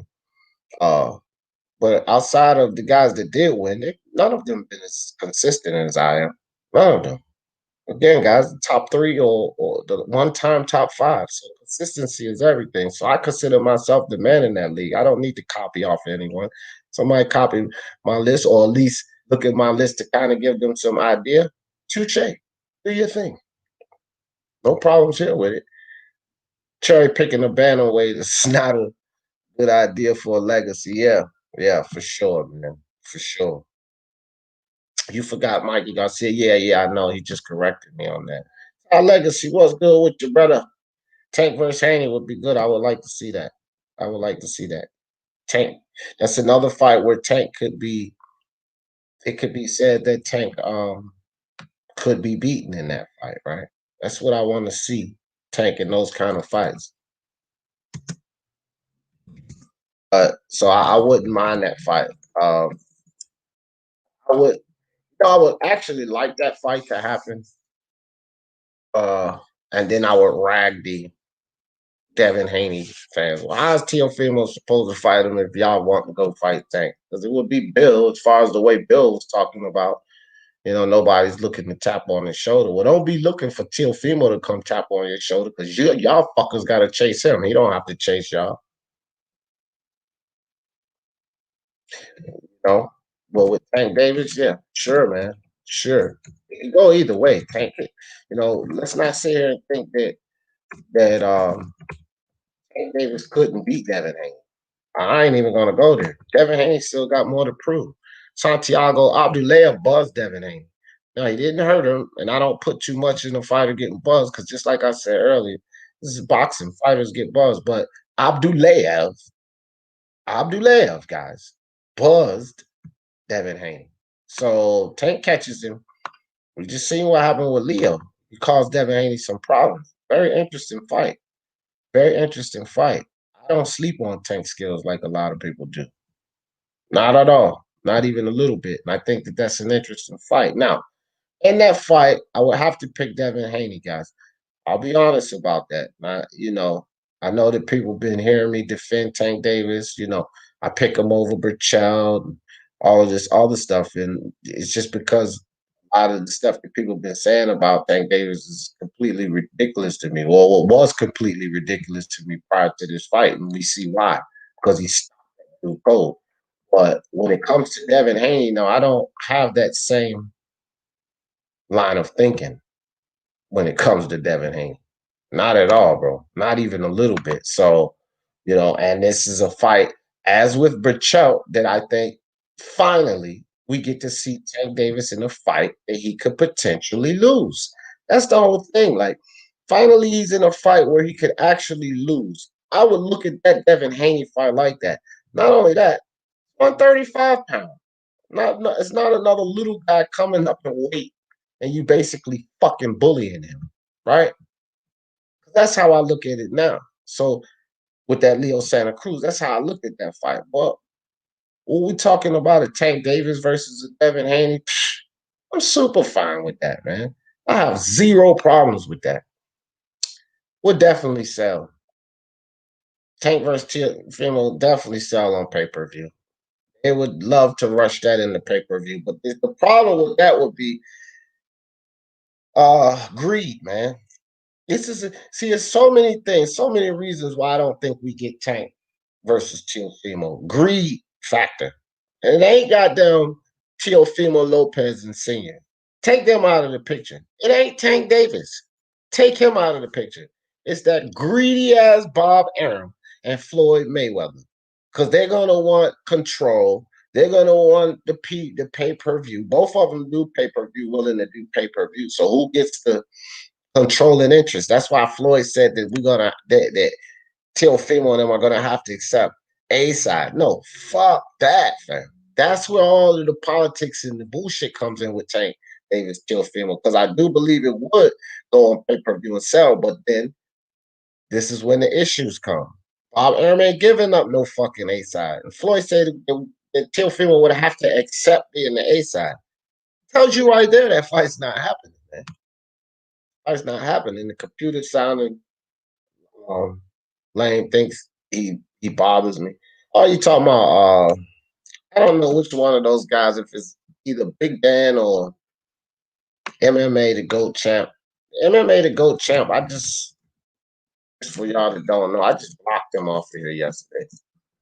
It was too disruptive, man. Like, I don't mind people talking shit to each other in the chat and all of that, but no, I'm gonna start eliminating people out of here that's just too disruptive. Because nobody really comes here for all of that. And I'm starting to look over at y'all comments a little more, especially when I don't have anybody on the panel. And I just started to notice a trend. It's like, hey, you can rag somebody every now and then, but don't just come here to rag on people, man. At least drop a comment talking about the fucking topic. Like why Jermell Charlo should be getting the praise. Why these three over here are not on his level. Like, offer something to the conversation. But just to sit here and come in here and rag on people and you're a dumb bitch and all of that. This all MMA champ was doing, bro. And I really tell you the truth, I got tired of seeing that. And it's just disruptive. Disruptive as hell. Eduardo Cabrera, that's my cousin's name, Eduardo. Was it me or was Tank getting touched up? I honestly had him losing the fight until the KO. Listen, man, Eduardo Cabrera, he was getting touched up. How effective was it? See, I don't know if this is your first time over here, but before the fight, I was telling everybody, yes, Leo's gonna punch him. He's gonna punch him a lot. And Tank's gonna keep coming forward and knock him out. That's exactly what happened. You know, even Abad said he was getting touched up and he felt like Tank got buzzed, but whatever, man. Tank got buzzed and kept pushing forward and knocked him the fuck out. That's what I said what happened before the fight. So yeah, he was getting touched up, but he was getting touched up with punches that wasn't bothering him, man. It wasn't deterring him. He was getting touched up by punches that was not going to stop Leo Santa Cruz from getting knocked the fuck out. You know what I'm saying? This is what. So I get it. Okay, everybody, celebration, Leo. He did good work on Tank. He showed good work on Tank to get knocked the fuck out. And if you give him 3 full rounds, understand that you're only giving him a quarter, 1/4 of what would have been, or what a lot of you thought would have been, a 12-round fight. That's only 1/4. What happened after the 3rd round? Because I ended up watching the whole fight. I wanted to see what all this foolishness was that people were talking about, Tank getting hurt or buzz and Leo having great success. I wanted to see it all. And we're essentially talking about 1/4 of a fight, which we know how it would have went if it did go 12. Leo started to slow down after the fucking 3rd round, bro. Tank started to have more success, slipping more punches, hitting him more. I don't hear people talking about that. I just keep hearing people talking about the mere 3 rounds that Leo had success in lieu of a fucking vicious knockout. This is what we're talking about Leo Santa Cruz. Bro, y'all should have seen this before the fight. It was a fucking show. He was sent in there to be knocked out by Tank Davis at 130. Like every other 126-pounder was sent in there to be knocked out. I know you guys celebrate Leo. I know he was a 4-belt champion, but he served the same purpose as every other 126-pounder that went in there with Tank Davis. His purpose was to go in there and get knocked the fuck out. And that is what I was trying to tell you guys. So I don't really care about a 3-round of success. I don't give a shit about that, man. It was inevitable that this dude was getting knocked the fuck out. So no, it was not you. I watched the fight again. Yes, Leo had success. Shout out to Leo Santa Cruz. That dude was slumped, and people was concerned about him after he got knocked out. Even the guy that knocked him out, and Tank Davis, said he was worried about his well-being. Think about that. While y'all clamor on about these 3 rounds of success, think about the ending result. The fact that not only were we worried about Leo Santa Cruz, but even Tank Davis was worried about Leo Santa Cruz. So give him all the praise for the 3 rounds of success. Because after 3 rounds, the fight turned around. It started to turn around and you could see what was about to happen. So I need all of you guys to admit that as well, because now I watched the whole fight. After the 3rd round, the fight turned to what I told you guys it was going to be. And coincidentally, in the 6th round, Tank did what I told you guys he was going to do. So I don't want to keep sucking Leo Santa Cruz's balls for having 3 rounds of success that led him to a vicious knockout.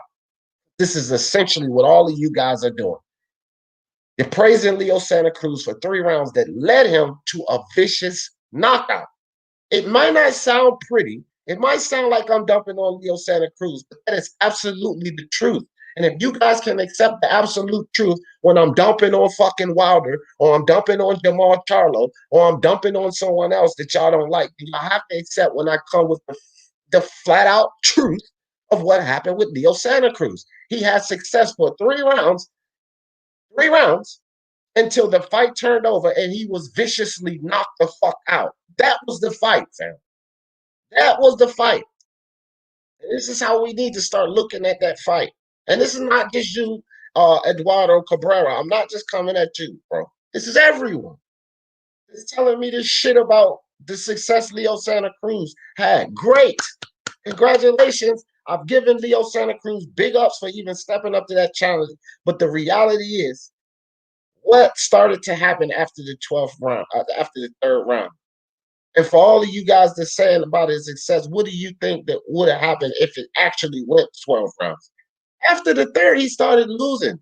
He would have taken a pummeling.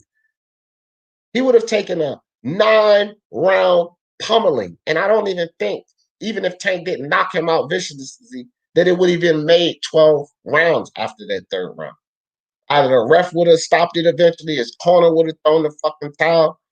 He wouldn't have made 12 rounds regardless, fam. I gotta realize that shit. because the success he was having in the third round started to shift over right after the third round. And that's the facts. That is the facts of this shit. So again, shout out to Leo. The only challenge, the only guy that took on a challenge in that ring was Leo Santa Cruz. I will consistently give him respect for that and say that. But he had 3 rounds of success that was leading to a vicious knockout. That's the reality of it. And I don't think anybody can argue that. And I'm going to stick with that because this is what I was saying what happened before this fucking fight. I don't know about Tank, but that's my needs to up his defense. Somebody with more pop.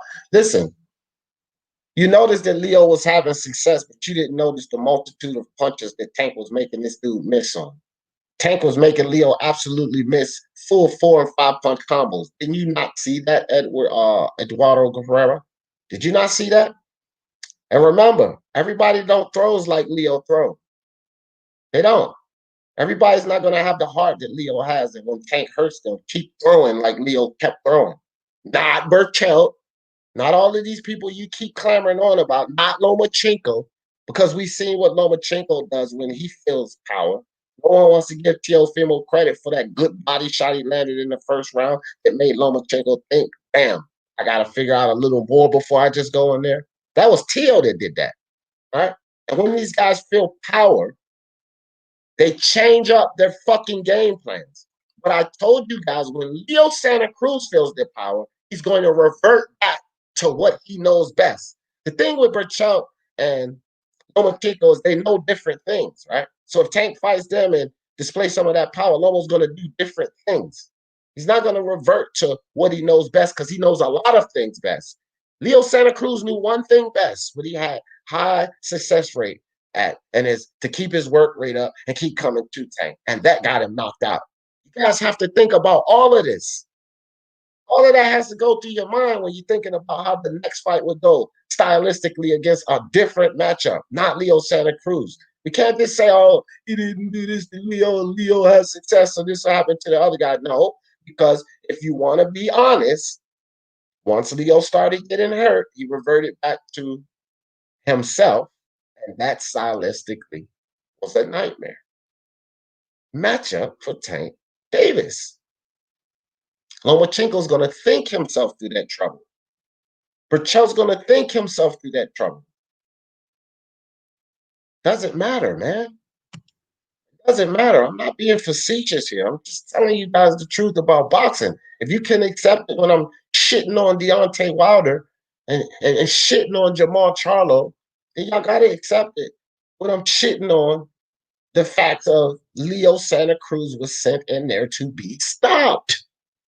Not put up a competitive fight, not take Tank into deep waters, not as a 4 division champion that can offer Tank problems, like all of this bullshit Floyd sold to y'all. He was being sent in there to be stopped, like everyone else from 126. That's the reality of this fucking fight. I'm no psychic, and I said all of this before the fight, guys. Trust me, that's all it was. Leo being sent in there to be stopped. I said it could potentially be a cash out fight for Leo. So don't be surprised if you don't see him no more. Because I said that before the fight too. This could potentially be a cash out fight for Leo. A win-win situation. He either gets a lot of money or he pulls off the impossible. That's all it was, guys. Raider Tank was getting pieced up. Right, see, here's another one. Getting pieced up, outboxed by a 126-pound natural fighter for 3 rounds that was leading him to an inevitable fucking stop. Because 3 rounds, the fight turned around, Raider. All of you guys are giving this much fucking interest and Tank struggling for 3 rounds, then turning the fight over and doing inevitably what he was supposed to do. Listen to yourselves, fam. Listen to yourself. But then in the next fight, and I say Tank has the ability to adjust in fights, I don't think people will accept that because this is the comments that y'all making now. He was getting elbows by 126. Did y'all even pay attention to the fact that he was able to adapt, turn the fight around, and viciously stop guy.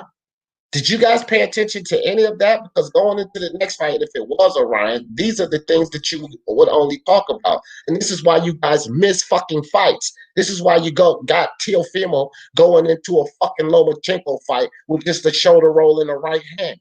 Because you guys have disdain for these guys and you don't understand or see what these guys are doing in this fucking fight, in these fights, man. Yeah, focus on the shit. Spence couldn't stop little Mikey Garcia. And forget about the fact that it was basically 2.5 rounds that he tried to knock this guy out. Not the whole 12 rounds like he usually do with the fucking Chris Van Heerdens and the Joey LaGrecos and the Kell Brooks. Not the all-out assault with Mikey Garcia. It was a pity pat boxing show for 8 rounds, and then in the ninth, halfway through the 9th round, he tried to turn it up. But everybody's just talking about he couldn't knock out Mikey, he couldn't knock out Mikey. He ain't gonna do nothing. Sean Porter hits his glove hits the canvas. But with all of this shit that you guys were talking about with what he couldn't do to Mikey, nobody thought Sean Porter would ever hit the fucking canvas. Tell the truth about it. So Yeah. you have to look at the whole fucking fight. Yes, Leo had success for 3 rounds. Tank adapted to that success, turned the fight around, and viciously fucking knocked him out. That's what the fight was. Period. I don't give a fuck about him being buzzed or him having success in the first 3 rounds. What happened in round 4? What did y'all miss? Tank dip like 5 fucking punch combos and shit? Make Leo miss on every fucking fight, blast him to the fucking midsection, start to put Leo on the back foot. Did y'all miss all of that? The adaptations? Did y'all miss it? Or is it all about he was getting pieced up about 126 fighter for 3 fucking rounds, not even a quarter of the fight, and then Leo's success dropped the fuck off? That's the truth. What is wrong with you guys? Yeah. That's why y'all can't see what's going to happen in the next fight. And people think, oh, D, how did you do that? How did you do that? What are you, psychic? What are you, Nostradamus? No, I'm none of that. I pay attention to what fucking happens in that ring. Period. That's what I do. I'm no better than any of you guys, but if you take the disdain out of it, the fact that you hate Tank Davis and only notice that Leo has success in a quarter of the fucking fight, then you can see some of the things that I see. Period. It's just that simple, fam. This is why y'all sleep on guys with skill sets like Tank Davis and Teofimo Lopez, because of your fucking disdain. You only pay attention to what the other guy does. I'm sitting over there on BDA and they're looking at some fucking Magdaleno clips and they're only talking about what Magdaleno didn't do. They don't pay attention to the other guy because either you're a fanboy of one guy or you have hate for the other guy. So you miss everything else. Like this comment rater.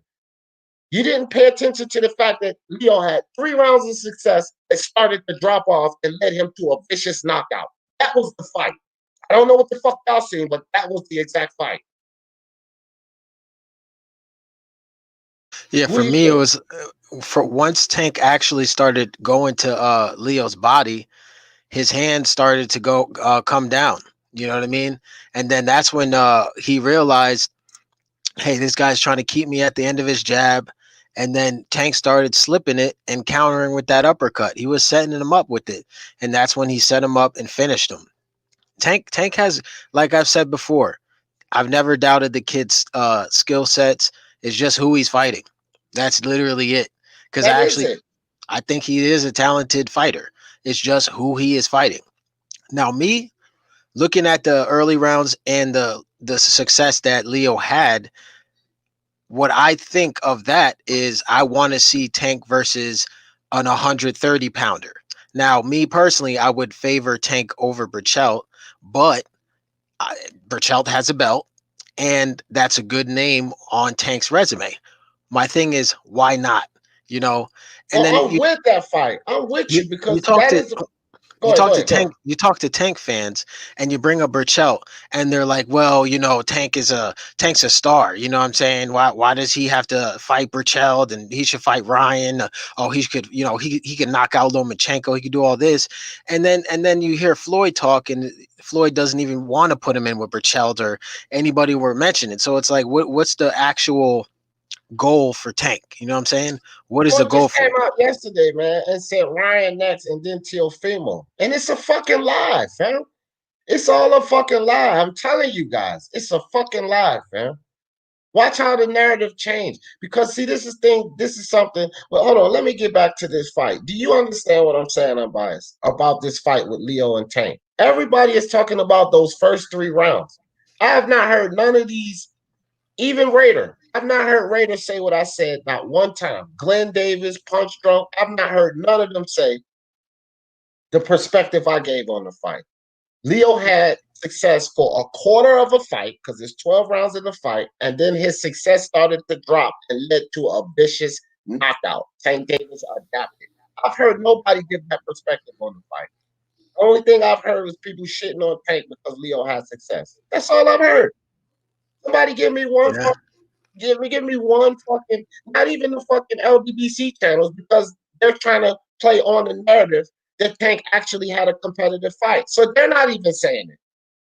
But I Right. know I see some people saying Leo was bigger than Tank, and that this win is a pound for pound quality win, and that Tank is a pound for pound fighter now. right. Have you heard anybody give that perspective that I just gave? And tell me if you feel like that's not accurate. No, Tank adapted. Yeah, you could see it in the fight. Yeah, he definitely adapted. And he led himself to a vicious knockout. So Yeah.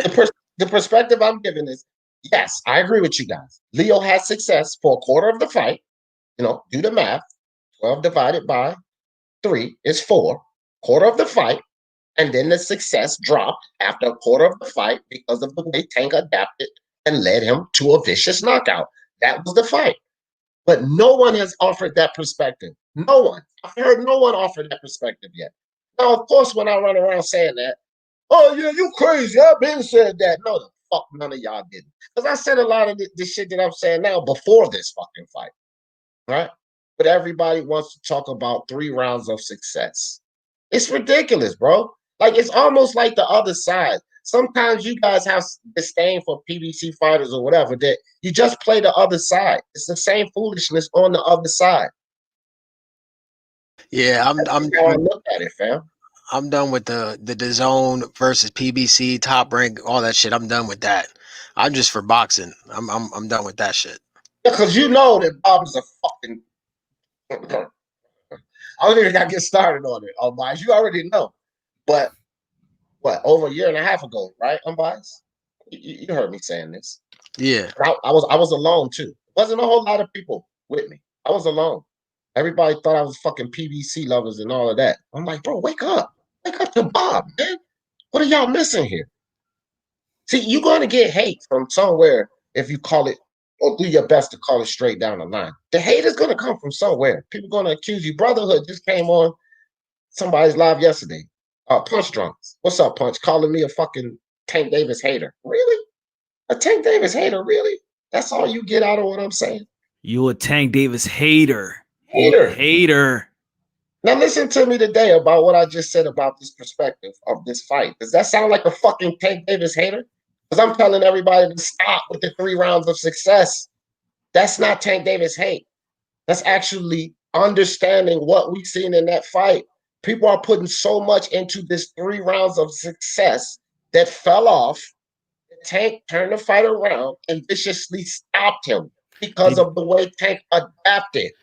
But if we go into the next fight and I say, well, man, Tank has the ability to adapt in the fight. Oh, get the fuck out of here. Tank ain't did shit. He ain't fought nobody. And they just missed the whole way that he just adapted. But then they'll say, well, okay, so he adapted against a little 126 pounder. So why y'all fucking praising and sucking Leo's dick for this 3 rounds of success? You can't have it both ways, man. They doing the Kell Brook treatment when he was fought Triple G. Like he exposed them. 5 rounds. Which was bullshit because he didn't win all 5 rounds. That was bullshit too, right? It's the disdain, man. People cannot separate the two. It's like you hate one side, so it's got to be gung-ho for the other side. And that's not boxing, man. That's simply not boxing. Again, I ain't no fucking psychic. I just take more into account from other fights than I think other people do. That's just it. People loved Lomachenko so much, they just dismissed everything that Teofimo was showing us. They want to show, minute clips of a Magdaleno fight, but not the whole fight, and how Teofimo was showing, fighter recognition, doing it earlier, was hitting them to the body, setting up some of these shots that he was going to hit them with later. They don't want to pay attention to none of that. They want to show us a 3-round, 2 minutes of one round, and then talk about how only what Magdaleno was slipping on, because that's what they did over at BDA. And when I called them out for it, then I had the whole panel come after me. Unbiased was over there. It was absolutely ridiculous, fam. And then I said this too before that Teofimo fight. Unbiased, I know you remember this. I said, watch after Teofimo beat Lomachenko. You get all of these guys saying, well, I didn't know Teofimo had that. I never seen that in Teofimo. Teofimo's never showed us that. No, Teofimo has showed us that y'all motherfuckers won't look at. The same way you're not looking at Tank Davis, you're only talking about some fucking 3-round success. That's the problem with you guys and what you see in the ring. I'm not that special. I just take my time to see everything without disdain, without bias, put boxing first. Yeah. That's all you got to do. I mean, some people said they didn't see Teofimo's jab, but I saw it in the Silva fight.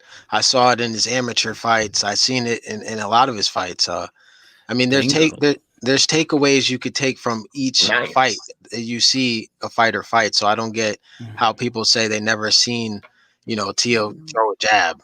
It's crazy to me. That's bingo, because they don't see the amateur fights. When you're trying to analyze young fighters, that's where you got to go. The amateurs fight. You can't go by the early, the opponents that's molded for them to just beat the hell out of and knock them out. That's why I go with the young fighters. I just see the amateur fights when they're fighting elite amateurs, and that's when you know. Oh shit, my bad, bro. I'm way behind, like I always get. Yeah, you I was going to tell you something about that. Like, you be way behind. It's like you a day late on a comment. I'm always behind, bro, because I just get to cooking on these topics, man. And look, like I think some people punch you like me. We don't need anybody on the panel with us, right? We can go off and go on tangents and rock out. We don't have to have guests on the panel. Yeah. So some people ain't like that. With me, I got a lot to fucking say. You know what I mean? I had a lot to say before you and Unbiased jumped up here. and I'm so vested in all of this shit that I'm trying to get out. I get lost in the chat. I do apologize to all you guys, but definitely you appreciate you, Brock, with the super chat. Said, D, I think you streamed 80 hours in the past week. Well, I'm shooting for 100 next week. Damn, I saw that comment like half an hour ago. I know. Hey, so the thing is this, real quick, Unbiased. Jermell Charlo is not getting the respect he deserves. So I can sit here and I can talk shit even about my boy Spence, Deontay Wilder, Tank Davis. I can talk shit about them and why he's more worthy. You understand what I'm saying? I can go on and on about this. But then in between, we get these comments like Raider in the 3 rounds of success, 126. Then I got to start thinking, and going in on that. Like, y'all putting too much into that.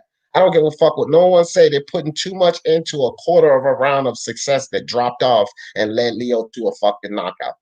Because that's the reality of what we just saw there. It's kind of like, it's also, I just want to go back to the Teo situation. Like, a lot of people said, oh, he can't use the shoulder roll at all, or else Lomachenko's just going to masterclass domination, destroy him. But he was doing, pretty much everything they said he couldn't do. Yeah, so I just found it funny. Bro.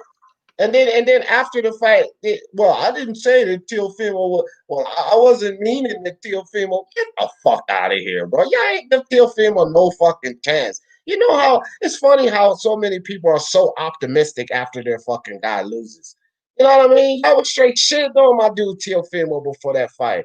Now all of the optimism, Teofimo, get the fuck out of here with that bandwagon train hopping shit. Y'all go right back over there and get off of Teofimo's nuts. All of you fucking Wilder lovers, y'all get off of Tyson Fury's nuts when it comes to AJ. This is what a lot of boxing fans do. When these guys prove themselves, now you want to try to give them some praise. It probably burns them inside to give Teofimo praise because they're still pissed off that he beat Lomachenko. But they know that they're stuck now because the kid showed you more than your dumbass thought he had. Just that period. Because you're not watching. You're watching these fights like a lot of people watching Leo Santa Cruz fight. Quarter of a fight, 3-round success that dropped off and led him to a knockout. A fucking show that Floyd Mayweather put together that duped any of you motherfuckers that thought Leo Santa Cruz actually had a chance. He duped you. It was a hoax, fam. It was a fucking hoax. All of you guys, well, Leo never chin. He never been knocked out. What the fuck was I telling them? What was I telling them? Tank Davis has never failed to deliver us a knockout at 130 from a guy coming up from 126. And he was doing that undisciplined, unfocused, and not in the gym. Did I not say that shit? Over 100 fucking times for the past month? But everybody just wanted to talk about the fact that Leo never been knocked out. They just gloss over the fact that Tank never failed to deliver a knockout from a little guy like that. They just glossed over it. With the Leo Santa Cruz hope. Remember I said Jesse Jackson, keep hope alive. Okay, I'll keep hope alive. Tank knocking that motherfucker out in the 6th round. Keep hope alive. But you remember me telling Glenn and Guido and whoever the fuck else was going for Leo, I told them that same thing on your show. Keep hope alive, fam. Leo getting his ass knocked the fuck out. Mm-hmm. Yeah. I want to ask thing, you. I wanted to ask right, you a go ahead. question, D. My fault. How I know we spoke about this. I don't know where we spoke about that. I don't know if it was my channel or whatever, but I know when Floyd Mayweather said I put him in position so he could do the same thing I did. Fight when he want to fight who he want to fight. When he said that, I'm like, how can I take Tank serious? How can I take his career serious? You're just telling me, in other words, you're not going for legacy. You're just going for which I've been promoting since day one. LDBC, pay-per-view star. Yeah, I don't give a damn about if he gets belts or accomplishment or variety, Hall of Fame worthy. It's pay-per-view star. How can we take Tank Davis career serious? I could take the person, I could take the fighter serious, but career serious. In fact, he's gonna make money seriously, but what about his boxing career? We can't take none of that serious. Yo, for my thing is, if he's gonna fight the fights that we want, if he fights Burchell next on pay-per-view, or if they could, I mean, I don't know if that's pay-per-view, but I didn't think Leo was pay-per-view, but they made it, right? So if he fights Burchell, I'm cool with that. You know what I'm saying? If he fights the fights that we actually want to see, then I'm cool with that. He could do the whole I'm a star, I'm a this, I don't give a fuck. But if you just fight the fights I want to see, I'm cool with that. Yeah, I'm good with it, but I'm with you 100% on bias, because the reality is this: even at this point, if he moves forward, not backwards, like he beat Gamboa and then went backwards. To me, that was backwards. You beat Gamboa and then you go into a WWE event. That's moving backwards. So if he beats Leo Santa Cruz and move forward, fight an actual 130-pound valid champion and Burchell, he challenges himself against Shakur. Or if he goes up to 135 and fights even Devin Ryan or Teofimo, if he moves forward, he's validated to me. I want one fight from Tank that validates him. That's it. That's all I'm asking for. Because he has not had one fight that validates him, in my opinion. Not fucking one. Leo Santa Cruz, Gamboa, and Pedraza don't cut it for me. I can't validate Tank from those fights. Yeah, and that's the best he's given us. Yeah, man. I think with those statements, I think Gervonta Tank Davis needs a schedule. He's not a fighter that's professional enough to stay focused and stay professional throughout, not having a contractual fight. So for Floyd Mayweather to say that, for me, it's like kind of, nah, man. That's a fighter that needs a schedule. That's a fighter that you got to tell him, all right, you're gonna go back in the ring in 3 months, 4 months, so he won't have to gain all that weight. Go back to Baltimore. That's a young fighter. He got to be on schedule. Bro, it's just like this. Do Tank Davis, you little fuck. Do what Tevin Farmer and Emmanuel Navarrete has been doing. Fight, fucker. Fight more than twice a year. That will automatically put him on the schedule. Hell, 3 times a year. Because every time you turn around, you're back in camp, right? Do like they're doing. Fight, fucker. You had a little strawberry under your eye, but let's be honest. You took no damage from Leo Santa Cruz. This is not a fight that drug you down, took any time off your career. The fight did nothing to take anything out of Tank. Nothing. Took a hell of a lot out of Leo. Didn't take nothing out of Tank. Nothing. Fight again. Sign up right now.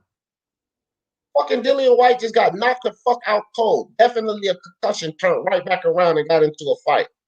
But we supposed to listen to Floyd tell us he put Tank in the position that he was in. Floyd, you did it with a big flaw because Tank didn't ever complete the pretty boy Floyd era. So you may have put him in that position, but at a big flaw, because once he gets in there with someone valid, we might see Tank get beat. Once you got in there with someone valid, Floyd, you did it the right way. So you kept winning. That's the difference. It's like what did Errol Spence said in that interview when he was off for all those months. He's like, yeah, you fight, and then I got so much time for myself that I don't know what to do. In the Brian Costas interview, I did the live about that and put it up there. That's what Spence admitted. This is why I still fuck with Spence and fuck everybody who don't like it. Because accountability, fam. Spence took his accountability. He said I was fucking up. He said this. He said I was blowing up in between fights, doing myself harm, struggling to make weight. He's admitted all of this. Look at what Wilder just did. This fucker can't even admit the truth. That's sad. It's ridiculous, fam. And he's getting left in hindsight. Where the fucking LDBC videos pumping this dude up? He should be the guy. He should be the guy. Not this fucking Tank Davis. This is the fanboy dream, Tank Davis now. He's the fanboy dream now. What about him? What about him? We already dealt with the fanboy dream with this fucker. Wilder. I'm not getting on Spence. Fuck all of you guys. But now he's the fanboy, dream for the PBC. What about this guy? If you want to root for somebody, you idiots. It should be this guy. Charlo, Jermell Charlo. Jermall Charlo still getting more praise and got more backing than Jermell. That's ridiculous. Bill Haney just got on here and put Jermall in the top 5. He didn't even have Jermell there or Teofimo Lopez. He only gave us 4 because he had his son there. So you got your son there who ain't done a motherfucking thing, which I get it. It's your son. But you leave out Jermell and put Jermall in. You leave out Teofimo and put Jermall in. This top 5 was absolutely disgusting.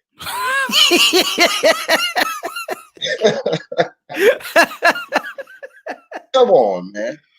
Cerny Bandits, what's up with you, brother? Yeah. So I mean, what y'all think about this Jermell situation?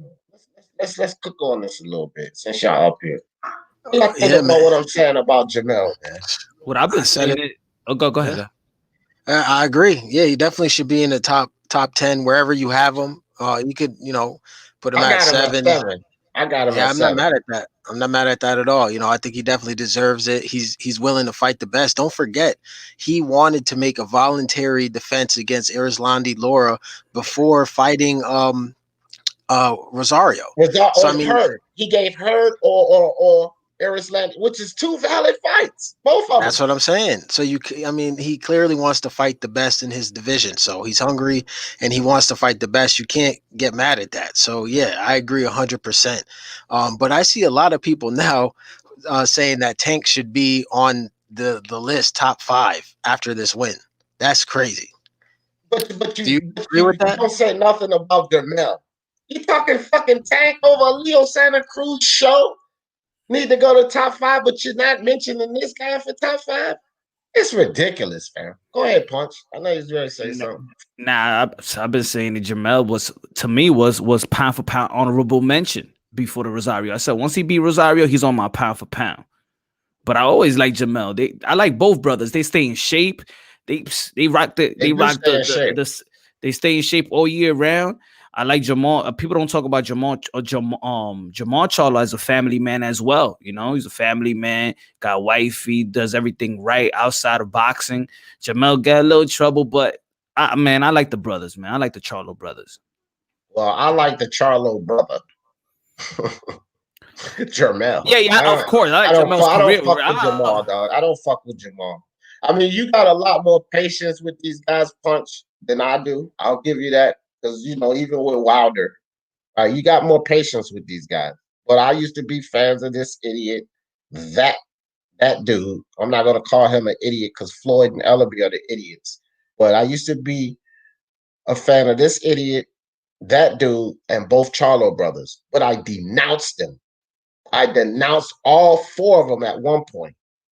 Jermell got back into my good graces very quickly throughout the Tony Harrison situation, very quickly, before Rosario and all of that. When he beat the shit out of Cotto, he was already winning me back over. When he went in there and did what he did with Tony Harrison and became a 2-time champion, I was done. Jermell was back in my good graces. Jermall ain't did shit yet to get him back into my good graces because the referee Chenko don't cut it. You, just like Tank, Jermall, got to go uphill from here. What is next? Because I don't want to hear another fucking Korobov or Dennis Hogan. No. Yeah, but if you remember the promotional while they was training in the TMT gym as well, the first the first Tony Harrison fight, they had that. They was around Floyd Mayweather. I don't think these guys can hang with Floyd, man. I think they want to be the persona, but I don't think you ready to hang out with Floyd, man. They missed the pretty boy era, Punch. That's the whole thing. All of these guys in the Floyd, you can't compare none of these guys to Floyd. At least I didn't agree with the Lomachenko comparison, but at least they had some validity because at least in the beginning, it's like the pretty boy. Pretty boy did a lot in the beginning. Well, Loma did more than pretty boy in the beginning. So when you start to make that comparison, that's cool. But when you start to talk about the Adrian Broners, the next Floyd Mayweather, the Devin Haney's, the next Floyd Mayweather. Well, Devin Haney got to enter the pretty boy era. Yeah. Right? Devin Haney ain't in no fucking pretty boy era. He in the same era as the rest of them. He ain't fought no fucking body. Yeah. Right? And then for you, Cerny Banders, Haney is nasty. They hate him too. No one hates Haney. He has to prove it, Cerny Banders. He ain't proving shit. Abdulayev and Santiago don't cut it. Cerny Banders, it don't cut it. Dude, his claim to fame is an interim title win. Not that WBC belt that everybody says Teofimo's restricted to doing something with him, because he didn't earn that. He didn't win it. He didn't earn it. His claim to fame is a fucking Abdulayev fight that earned him an interim title.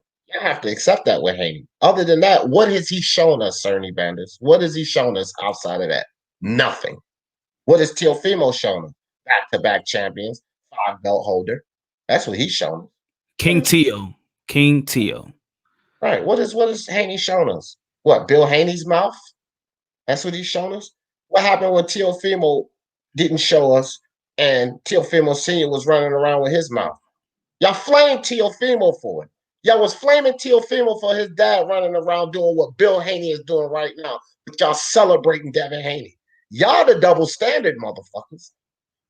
That's the truth. Bill Haney running around saying a lot of crazy shit. I caught his ass up in some crazy shit myself. Punch caught him up in some crazy shit. He running around saying a lot of crazy shit, and y'all got Devin Haney way up here. But when Teofimo Sr. was saying, we're going to fight Loma, we're going to beat him, y'all was trashing Teofimo. Right or wrong, Punch? Right on. Preach. I ain't going to stop you. Trashing my dude Teofimo when Senior was doing the same dumb shit that Devin Haney's dad is doing right now. And y'all praising Devin Haney for it. And you actually have the nerve to say somebody is hating Haney too? Get it right, Cerny Banders. Get it right. Call it straight down the fucking line, fam. Keep the same energy. Don't be double standard. Not only that, they were saying for his son to fire his father. Mm-hmm. He's the most successful one. Right. He didn't fire his dad. Remember that? What else was they saying? Well, I don't know about his mental, him and his dad having problems. Yeah. Shut the fuck up. He blessed his dad with a trainer's belt. He won the belts, and his dad won a belt. Now eat that. Right. Eat that, all of you. We all knew Tank versus Leo was a mismatch. About no, Ralph, no. You may have accepted it, but I don't want to hear all of this shit about we all knew this. This is something else people do. Oh, well, we knew Tank was going. No, the fuck y'all didn't. I heard people picking Leo Santa Cruz. Punch Drunk Boxing is a witness. 3 motherfuckers on this channel going at me picked Leo Santa Cruz. They picked him to win. Cut it out, man. Everybody didn't know Tank was. A lot of motherfuckers was feeding into that Floyd Mayweather competitive fight bullshit. So don't even know. No, everybody did not know that. No, we all didn't know that. That's totally untrue, fam. Totally untrue. Yeah, he did say that, Lance. He didn't know if he was a champion. Yeah, come on, man. Come on with that. Hold on, my daughter's Yeah, playing. and then remember he tried to get on me. I thought you knew this thing. Josh Taylor, who is that? I thought you knew this thing. You don't know who Josh Taylor is? Come on, man. That dude's easy work. I got to get back at him again, too. He is. You got to, you got easy to. work. Easy work for me, man. I'm telling you, easy work. And the worst thing about it is Bill Haney is such easy work, but he actually has inside information. Information that I wish I had. Because I would really burn these motherfuckers up if I had that kind of inside information. Punch, you already know what we would do with that kind of inside information. We would kill the game. We would kill the game. That's why boxing had that kind of inside information.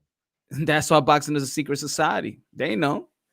How many times I'll be catching LB on the Twitter and then he don't respond back. He respond, but then he don't respond back.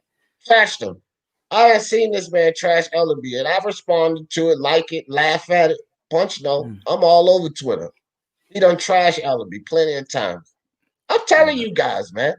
Don't be fooled by the mainstream media and the fact that these dudes, like I said, Max Kellerman, if somebody gets the word to you, bring your ass over here. All that foolery you be telling Stephen A and them got them assed up like you the one that know boxing. You don't know shit, Max Kellerman. You idiot. Yo, he remind me like when I watch Martin and he tells Gina, man, you better stop with them big words, Gina. Why you talking with them big words? That's how I look at Max Kellerman. And you sound like you know something. Stop using it sounds good. Words, stop using the big words. Right, it sounds good with your colloquialisms and all of that. That's bullshit you talking, Max Kellerman. Because I have a vocabulary as well, Max Kellerman. So you can come up on here because I know what every fucking word you be using means. You can come over here with that. I will fucking destroy Max Kellerman. Trust and believe it, guys. Punch Drunk will destroy Max Kellerman.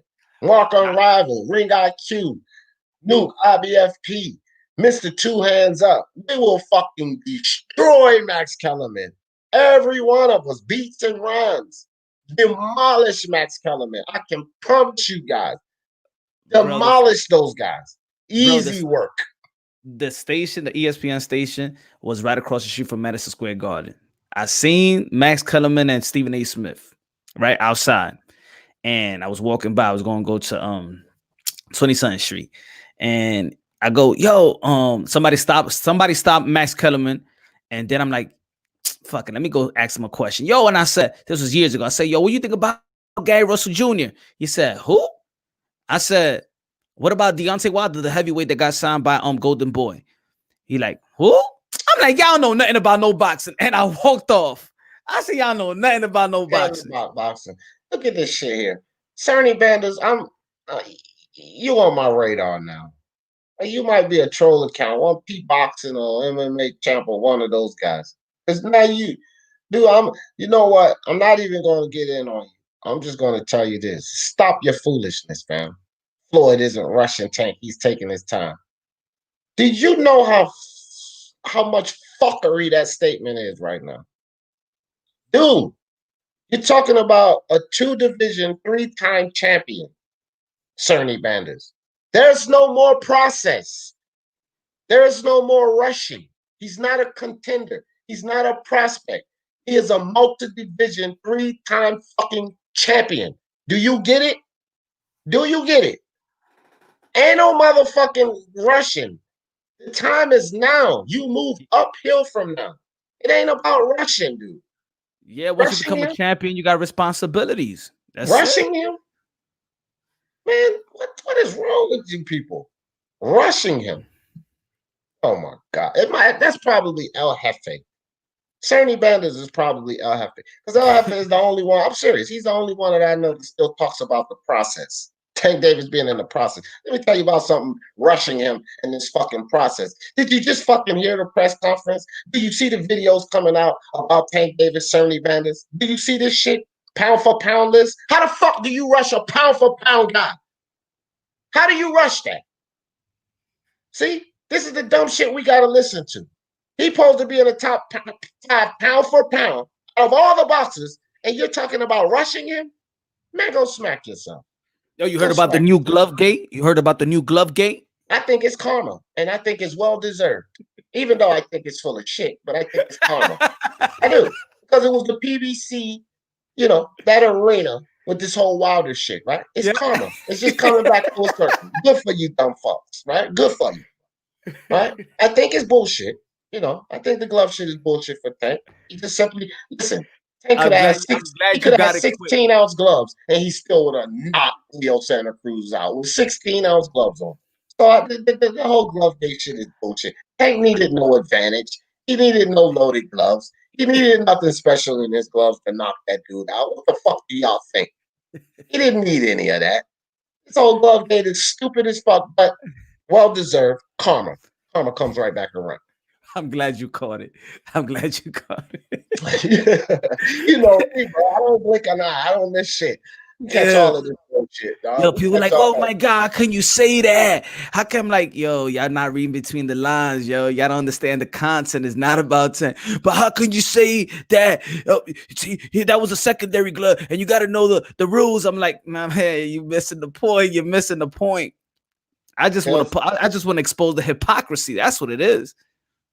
Hey man, it's ridiculous. Now, who is this? It's funny because it's funny. They hit me with the, because there was people right there and they approved of it. The commission approved of it, and Leo Santa Cruz team approved of it. So he wasn't cheating. Exactly. Exactly. So what? Then I asked a couple of folks. So what happened to the Tyson Fury again? That the commission approved of it, right? And the team was there, right? They approved of it. Oh, but exactly. That's what I wanted. It's but bullshit. That's what it is. but bullshit. Listen, MG42 pill box. I'm convinced you might be one of them too. P-boxing, is that you? BFTB, is that you? Hiding in the shadows. Is that you, BFTB? Is that you, Fanon, hiding in the shadows? Because this motherfucker says Deontay Wilder was assaulted by the biggest cheater in sports. If Deontay Wilder did that, he'd be in prison for attempted murder. Well, let me tell you something, MG42 pillbox. You're probably correct. If Deontay did that, he probably would be in prison for attempted murder. But you idiot. If Tyson Fury did that, so would he, because they would have the proof that they claim they do, and the motherfucker would be up on charges. You idiot. Cut it out. Cut it out. Don't come here with these fallacies, these comments. These are the ones that I want so that I could trash them all. And you will be an idiot if you put up that type of dumb shit. Jermell is still untested. Nobody, okay, here we go.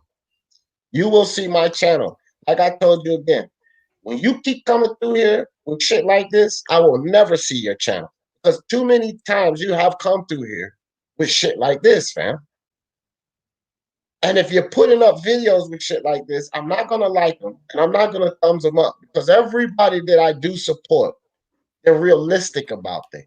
Punch Drunk, always go and press the like, join his lives, enjoy his videos. Mark Unrivaled, my man G-Man Boxing, Ring IQ, IBFP, Two Hands Up, Beats and Rhymes. You won't get that respect from me with comments like this. How the fuck do you go to be a two-time champion, come back and beat the guy that beat you? How the fuck do you become a three-time champion and you're seeking 4-belt undisputed, but you're still untested? He lost to Tony Harrison, you idiot. That is a test. Are you fucking serious with this comment? Idiota. What the fuck? Hold on right quick. What did I just say about Tank Davis? You will see my channel. I want to see him in a fight where we could say he can lose this fight. Jermell lost. You idiot. And he comes back and wins. What the fuck more test do you need than that, dude? Are you watching the same sport of boxing that I'm watching? Where y'all come up with these comments? Go ahead, Punch. I was about to translate everything you said. Like I was going, like we was on some church, and I'm going to translate everything you said for the Spanish folks. Sorry to keep taking the words out of your mouth, man. But goddamn, either one of us could answer this bullshit. Either one of us. Idiota. Yeah, translate into Spanish what I just told them. Just go ahead. Go ahead. Say so. Go ahead. Got you. You idiot. Why Tu idiota, mamagüevo. You think this man has not been tested? ¿Tú crees que este tipo no ha peleado todavía con nadie, eh? He lost against a champion and came back and got his belts. Peleó con y le ganó a ese campeón y cogió el título otra vez. Jermell Charlo has been tested. You idiots. Idiota, mamagüevazo, coño. Coño. I know that one. Fuckers. How about that? Fuck is wrong with him, man? Shakur is silently going under the radar. He ain't doing it silently. It's fucking Bob Arum keeping him under the radar. I was just talking about that earlier.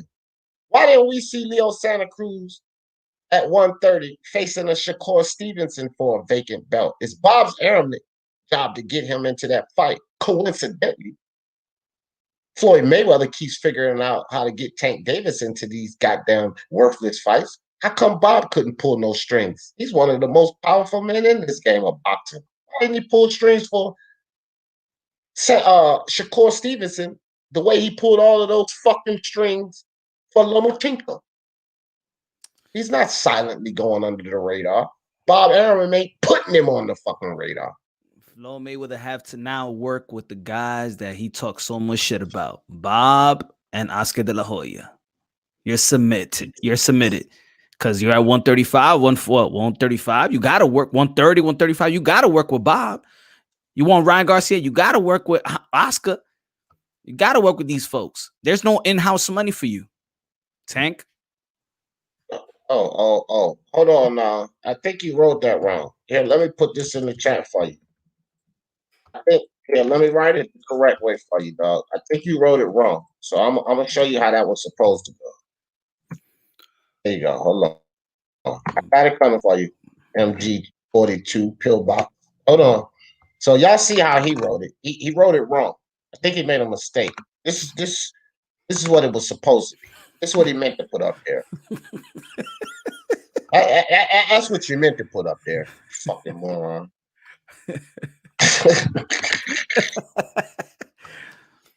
That make no sense, man. You wrote. It was supposed to be the UMB.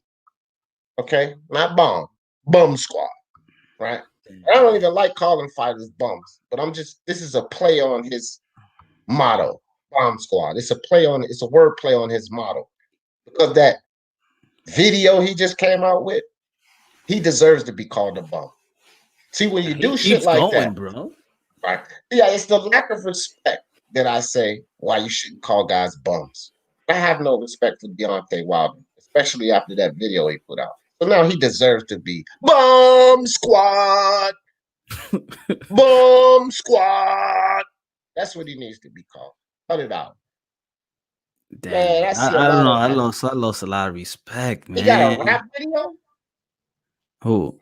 Max Canelo, you never seen his rap video back in 1994? Nah. You never. He was a rapper before. No, I never seen that. Bullshit. He failed. So you know. That's why I never seen it, because I was into hip hop back then. Oh shit, you gotta see it then. Yeah, I wasn't into any gimmicks. I wasn't a Vanilla Ice fan. Sorry. How about Marky Mark? It's just a vibration. Come on. It's just but they played the fuck out of that so much you couldn't help but hear that type of thing. You know what I mean? I was never a fan of his. The gimmick rappers, MC Hammer, no. I wasn't a fan of him. He did you ain't like the bumps of the bump. You like the girls with the bumps of the bump. I heard it. Like I said, bro, I heard it. Couldn't help but hearing that shit. But no, I don't think I was an MC Hammer guy. I like to pray. I like to pray. Ronald Finkley, yeah. He on mushrooms, LSD, PCP, or something. But that motherfucker's on drugs with that. Yo, I remember. I remember. Okay, I'm not. Real quick question. I'm not ignoring you on that, but I'm actually I might do a live later on that.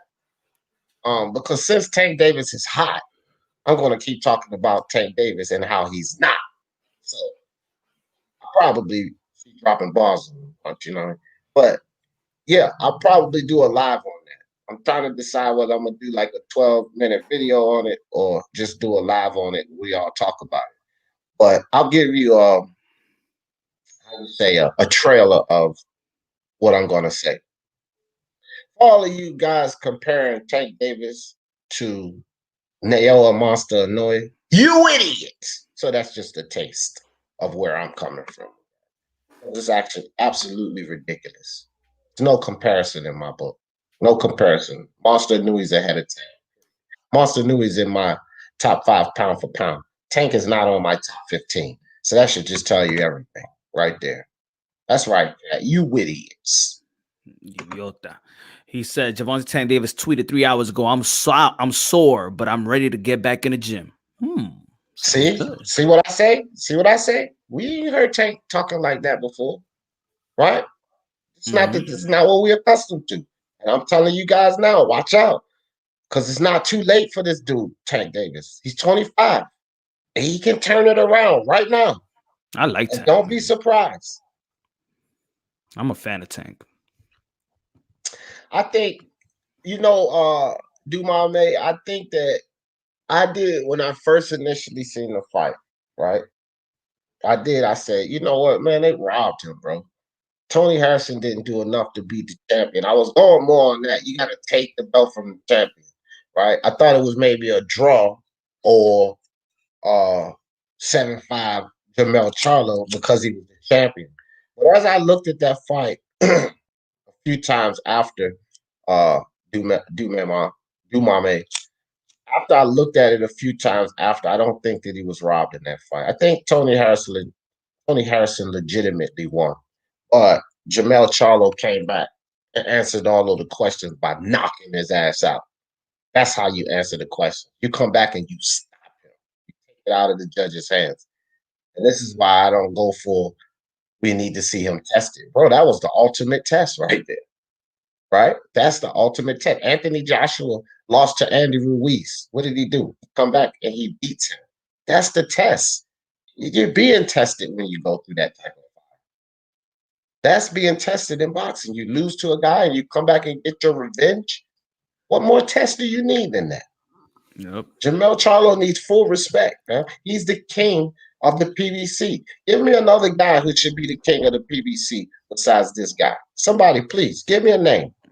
Nah, he's the pound for pound guy in PBC. Should be.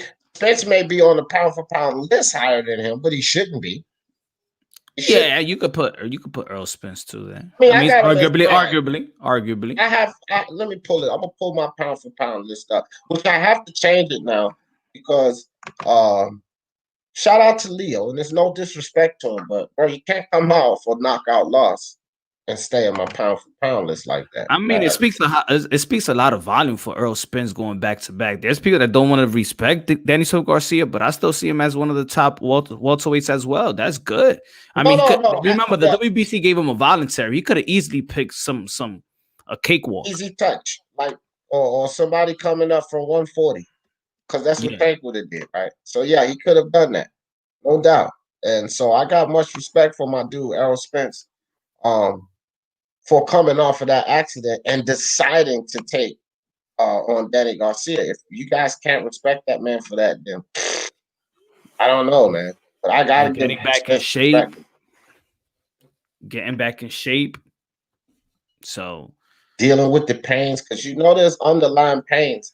It ain't just his chin that was affected in that damn fight, right? So there are underlying pains considering Spence getting back into camp and coming. Listen, Spence is coming back to fight a top 5 guy. He's coming back off of a crazy accident to fight a guy in the top 5. This is what he's doing. You gotta respect that shit, man. Gotta respect that. But here we go. This is my pound for pound list, but I gotta change this. Canelo 1, Naoya 2, Alexander Usyk 3, especially after this victory over Chisora. I think Usyk stays there for me. Terrence Crawford 4, Teofimo number 5, Vasil Lomachenko 6, Jermell Charlo number 7, Leo Santa Cruz, but I'm going to have to move him because of that loss he just took the tank. So I'm definitely going to have to readjust Leo. He's got to come out of that top 10, but I think he still might, like, Leo might slide down. You got to probably put Roman Gonzalez up. Yeah. Oh, Roman Gonzalez is going on. I probably put Leo down to 15. I still may not take him out of the top 15 because he just got 4 division champion. Like, okay, so Lomachenko lost. Lomachenko was hovering around 1, 2, or 3, right? He lost. So I took him down and put the guy that beat him over Lomachenko, which was still Teofimo Lopez that eked into my top 5, right? So I'm going to have to drop Leo Santa Cruz, but probably I can't say, okay, when I drop Leo Santa Cruz, here's the things, guys. With that loss, I can't say no over Spence, Taylor, Ramirez, Francisco Estrada, Navarrete, or Roman Gonzalez, and I probably will switch them to, I think Roman probably deserves to be over Navarrete. But so at best, Leo Santa Cruz has to slide down here, and then I take Akhmadaliev out and put Leo Santa Cruz at 15. And then how about sliding Bivol or Bitter Beef? No, I don't have them in my top 15. I mean, they have mentioned, and I don't mind them being on people's top 15 list, but I don't have them on my top 15 because they need to unify with each other. Fucking unify with each other. Right? And I don't care whose fault it is, who's turning down. I don't get into all of that fault shit. You know what I mean? That's too much to worry about. But when I just look at my list, nah, bro.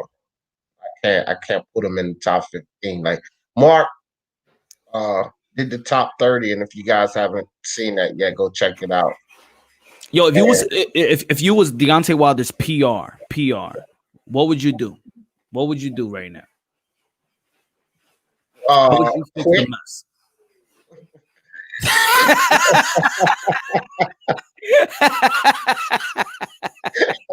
I quit. I like Jeffrey and Fresh Prince. I quit. I don't quit. Go find somebody else to work for. Like, this dude is hopeless, man. If he only had a brain. Yeah, I just quit. No, I couldn't take it. Motherfucker gotta go see the wizard, man. Yeah, man. I ain't even lying, bro. What the fuck do you do with that? That son of a bitch shouldn't have said none of that shit, fam. Come on, D, I'll give you a raise. I'll give you a raise. I quit. I say, man, you know what? Fuck this job. I'm out of here. You didn't fucking call me before you said that stupid shit. What do you think I'm here for? What do you pay me for? I'm done. I told you to keep your mouth shut. What's up? Uh-oh. We done said too much. We joking on the wrong guy. What's up, P-Box? Yo, what's up, D. Jefferson? What's up, Mr. Moonshine? What's good, Pete? What's good, man? You been studying your boxing, surfing through this stuff, so you can stop with this foolery. Yeah. Obviously, I'm a student of the game. You know what I mean? Obviously, I'm disappointed. Of Deontay Wilder, I know. Why? I'm disappointed because he should listen. I was happy for him to be quiet. You know, I was advocating for him to be quiet. But when he said that, you know, he didn't want to fight AJ, when he said that he could have took the AJ offer, but he was loyal. Like, I had to rethink about that because yesterday was quite fresh. I'm not happy about that, to be honest. You know what I mean? Hold on. Wait. Let him talk. I want him to keep talking. Yep. I give it to you too. Now we're being real about this shit. You can't be happy. I'm not happy that like what Wilder said because I thought like it was to do with the teams. Like, you know, I thought it was to do with Eddie, Shelly, blah blah blah. But Wilder, you know, he had the chance to be, you know, undisputed. He had the chance to give us an undisputed fight. I'm very disappointed at him that he was loyal to Fury. Why? Why are you gonna be loyal to Fury? Like, the black thing, like, I respect Wilder, like I always say, AJ is my favorite fighter. But the reason why I supported Wilder is like, he stood up for his people and all that sort of stuff. But then Right. he don't give like his brother, like AJ, the chance, the chance to fight for the money. So this Black Power thing, I'm questioning right now, man. Yep. Like, Damn, Pete. I like this Pete, man. I'm disappointed. I'm still gonna obviously rock with Wilder. Like, I ain't gonna disrespect like nobody. I ain't gonna disrespect no LDBC. I ain't gonna disrespect my brothers. Do you know what I mean? But I just wanna know why. Why is he done this to us? Like, this is bad, man. This is bad for boxing, man. I'm disappointed right now. Like, because now Fury, the guy that you gave the chance to, he's not gonna fight you now. He's gonna fight AJ. So Fury basically played you as well. So this is interesting, man. Like, this is beyond belief. I just can't believe like what he basically told on himself. Exactly. Why is he done this to us? Like, I respect, like, I'm always gonna like respect the LDBC. Like, I respect people. I respect you, D Jefferson. I know I say like names about you and stuff like about it as well. It's all fun and jokes. Even Mr. Moonshine, he knows that as well. Me and Mr. Moonshine, we go back and forward, but it's all love. He knows that it was all like trolling him. You know what I mean? But this is serious, man. This is like, I had to reflect on this. That's why like I had to like think about this, because yesterday when I was speaking about it, it was so fresh. I watched a lot of boxing as well. My head was like a bit like full. I didn't know how to think. But now that I went, the last 24 hours I've been thinking about it. It's disappointing. I'm disappointed, man. I'm absolutely shocked, disappointed. I don't know, man. We need to call out Wilder for this. Like, why did you do this to AJ? Like, why? You need some of this. You need some of this, Pete. This is called jet fuel.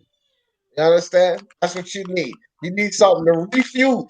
Hold on. But you know what? I like it that he's. Let me give you a gander, Pete. It's nice and pretty. You see that? Oh yeah. You might get some sparkles in there because I'm on the green screen. But let me tell you, Pete, get you some jet fuel and you'll be A-okay. I think Pete, I love what you just said. And you know why? And also you keeping it consistent the way it should be. As an LDBC member, you keeping it consistent, because it is breaking bread with your brother. And he missed that opportunity. Right. And see, now Pete, I will tell you something. You gained my respect big time with that. Because just like 78, I mean, no, not that fucking idiot. Fight fan, just like Scrapbook, just like Blood Boxing. You keep this up, Pete, and you'll be one of those channels of the LDBC that I praise. Because I don't hate all channels of the LDBC. It's that idiot Anon. You idiot. EFTV, you idiot. Barbershop 78. And the rest of you idiots that come out, those are the ones. But the guys that keep it a beam, whether it's for the good or for the bad, Scrapbook, Blood Boxing, Fight Fan, regardless of what a lot of people think, he says some bullshit, but he keeps it a beam on a lot of fucking subjects, right? I can respect that. And what you just said, P, full respect, bro. I'm never gonna, like, I always get on UP and say shit to you when it's just like fallacies. But what you just said right there is something that these people need to look at, especially a lot of these guys that's over there just because of the pro-black situation. Well, look at the whole situation. Like P just broke down. Anthony Joshua's a black man. Regardless of the fact if he's American, P is a black man. I'm a black man. Punch is a black man. We all black men, no matter where we come from, right? So you mean to tell me you going balls deep for this British gypsy guy, but you don't even want to throw your brother up on? What do you mean? It's for all the marbles. Mm-hmm. Wilder, if you could have won that fight, and I'm telling you this, and I've said this shit before. This was before I met Punch Drunk, before I met Troy, and before I met UP. At the time, I had Wilder stop AJ. I said he could stop AJ. And I'm going to tell you why. And I know AJ is your happy, but you might actually get my sentiment on this. Why I said Wilder could stop him. Not that he would, like I said with Tank and Leo. I said he could stop him. I did see AJ beating Wilder up too. But I said that Wilder could stop AJ simply because of this. Before that second fight with Andy Ruiz, AJ made some significant changes. Wait, go on mute for a second if you can, bro. Before that second fight with Andy Ruiz, AJ made some significant changes that would have caused him trouble with Deontay Wilder. And this is what it was. His footwork, pumping that jab more, and them fucking bulky goddamn muscles. Because you can do all the endurance and stamina training you want. If you got those bodybuilder style muscles, it's going to restrict the flow of oxygen and you're going to gas out. And I said that AJ had 7 rounds tops to stop Wilder, or he was in trouble. So Wilder could have stopped him at that time. And I was like, Wilder, take this fucking fight. You actually have a chance to stop this guy and get all the fucking marbles. And for AJ and Hearn, I was saying, fuck it, pay him the fucking 50-50. Because once either one of you guys get all 4 belts, heavyweight fucking champion, a British guy that just beat the American, or the American that just beat the British guy with all the belts, do you know how much money that would have meant? Would have been no Canelo. We wouldn't hear shit about no Canelo if either one of those guys would have done that. And that's the truth. They would have taken over that face. Period, fam. AJ or Wilder. If they would have done that, they would have been that guy. It wouldn't have been no fucking Canelo, fam. And both of these guys, to me, kind of, in some sense, gave up that opportunity. Because Eddie Hearn, y'all shouldn't have been squabbling over no fucking 10%, man. It was 10% for all the models, so just give him the fucking money, whether he deserved it or not. And for Wilder, you idiot. You turned out $100 million to have that shot? And then look, Brazil was mixed up in there. And Smoke always liked to say, we don't know what the numbers was. He ain't getting no fucking $20 million for that Brazil fight. But that's what Hearn and them was willing to give him. $20 million, 40 AJ. So even if you lose to him, you had another $40 million to make in the fucking rematch, man. How you turn down that opportunity and then say, I'm trying to be loyal to a fat man on a drug-induced hiatus that comes off the fucking couch? No, sir. You ducked Joshua, fam. And you just admitted it to everyone. You ducked it. I just want to say something as well. Like, you know, with me, yeah, like with the ducking stuff, I never got involved with that shit. The $50 million never got involved. The $100 million I never got involved. Because that's all reports. I've always said, you know, the truth will always come out. You know, one of them is going to say, you know, the truth. And Wilder said it. That's the proof for me. I don't care about articles. I don't care about YouTube channels. You know what I mean? I care about the fighters, what they say out of their mouth. You know, and when Wilder tweeted that, I'm heartbroken. I still love Wilder. I'll always love Wilder because for what he stands for. You know, I love the LDBC. Nice. You know what I mean? They're my brothers.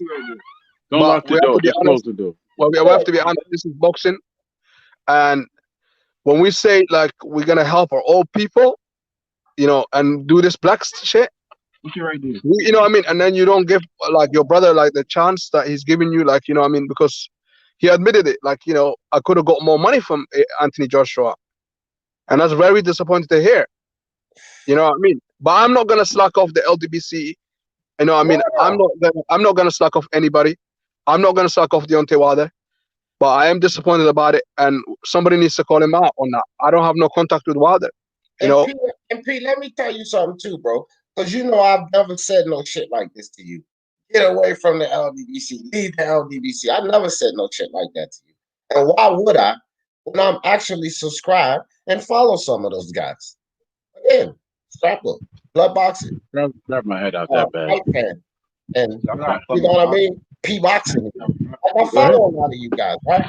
So, Troy, look, I keep taking you off mute because you got some shit going on back in the background. You keep taking yourself back off mute, and you want us to listen to you tell your brother to stop doing this and that. No, like, that's my son, baby. That's my son. Okay, well, your son, your brother, we don't need to know what you want him to do, nigga. We trying to talk boxing. But yeah, P, I'm just saying, like, so, you know, I've never said, P, leave the LDB. I would never tell you to do that. And I think that just because you find out some things about certain fighters, come back, P, if you can. You shouldn't denounce the group that you roll with. You know, I decided not to roll with any group. I'm D. Jefferson speaking my sports talk, so I ain't gonna roll with no group. But I'm not gonna tell somebody to leave the group. I'm not gonna tell an MBBC member that don't fuck with them, or an MXBC member to get out of their group, or an LDBC member to get out of their group. You gotta come to these things under your own fruition. Listen, Marcus, click that link. I've already talked to you on the panel. Click that link. Ronald Finkley. And I definitely want And I ain't calling you out, Ronald, because you know, Ronald, I got much respect to you, fam. But Ronald Finkley used to be a heavy LDBC member. And he just realized that some of the things weren't consistent. You know, like what P just realized too. Like, if it's all about Black power, then love all Black people, right? And I didn't really show much respect to a brother, a Nigerian, Anthony Joshua, right? So it can't be Black when you want it to be Black. Sometimes we Black power. Nah, it don't work that way. And so Ronald said, you know what? I ain't gonna go gung-ho like that. No, I didn't, or nobody else. We didn't try to convince Ronald to come to this side or convince Ronald to lead that group. For Ronald's sake, he said, look, man, I can't keep riding with certain inconsistencies, and decided to make his own move and support boxing. And I think Peter constant. I want to jump in after you're done here, if that's all right. And I think Peter constant pounding and the constant, you constantly being over here and being exposed to a lot of truths, you know, whether we like to accept these things or not. I mean, it's just opening your eyes to more. And I commend you, bro, for that comment. Like, dog, I got nothing but respect for that shit, man. But no, I would never say leave the LDBC or even suggest that you should or think that you should, because I always tell people the LDBC is more than the YTBC. That's what y'all need to remember about those brothers. They are a lot more than just the YTBC. No, a lot of us don't like these certain channels that push these fucking narratives, but that community is much more than the YTBC. And as a matter of fact, they do more outside of boxing than push you guys off inside of boxing. They do a lot more, and it's a lot more than that. It's a lot more meaning to those guys and what they do. And if you just hate them for boxing and never listen to this to try to find out some of the other things, you'll never fucking know.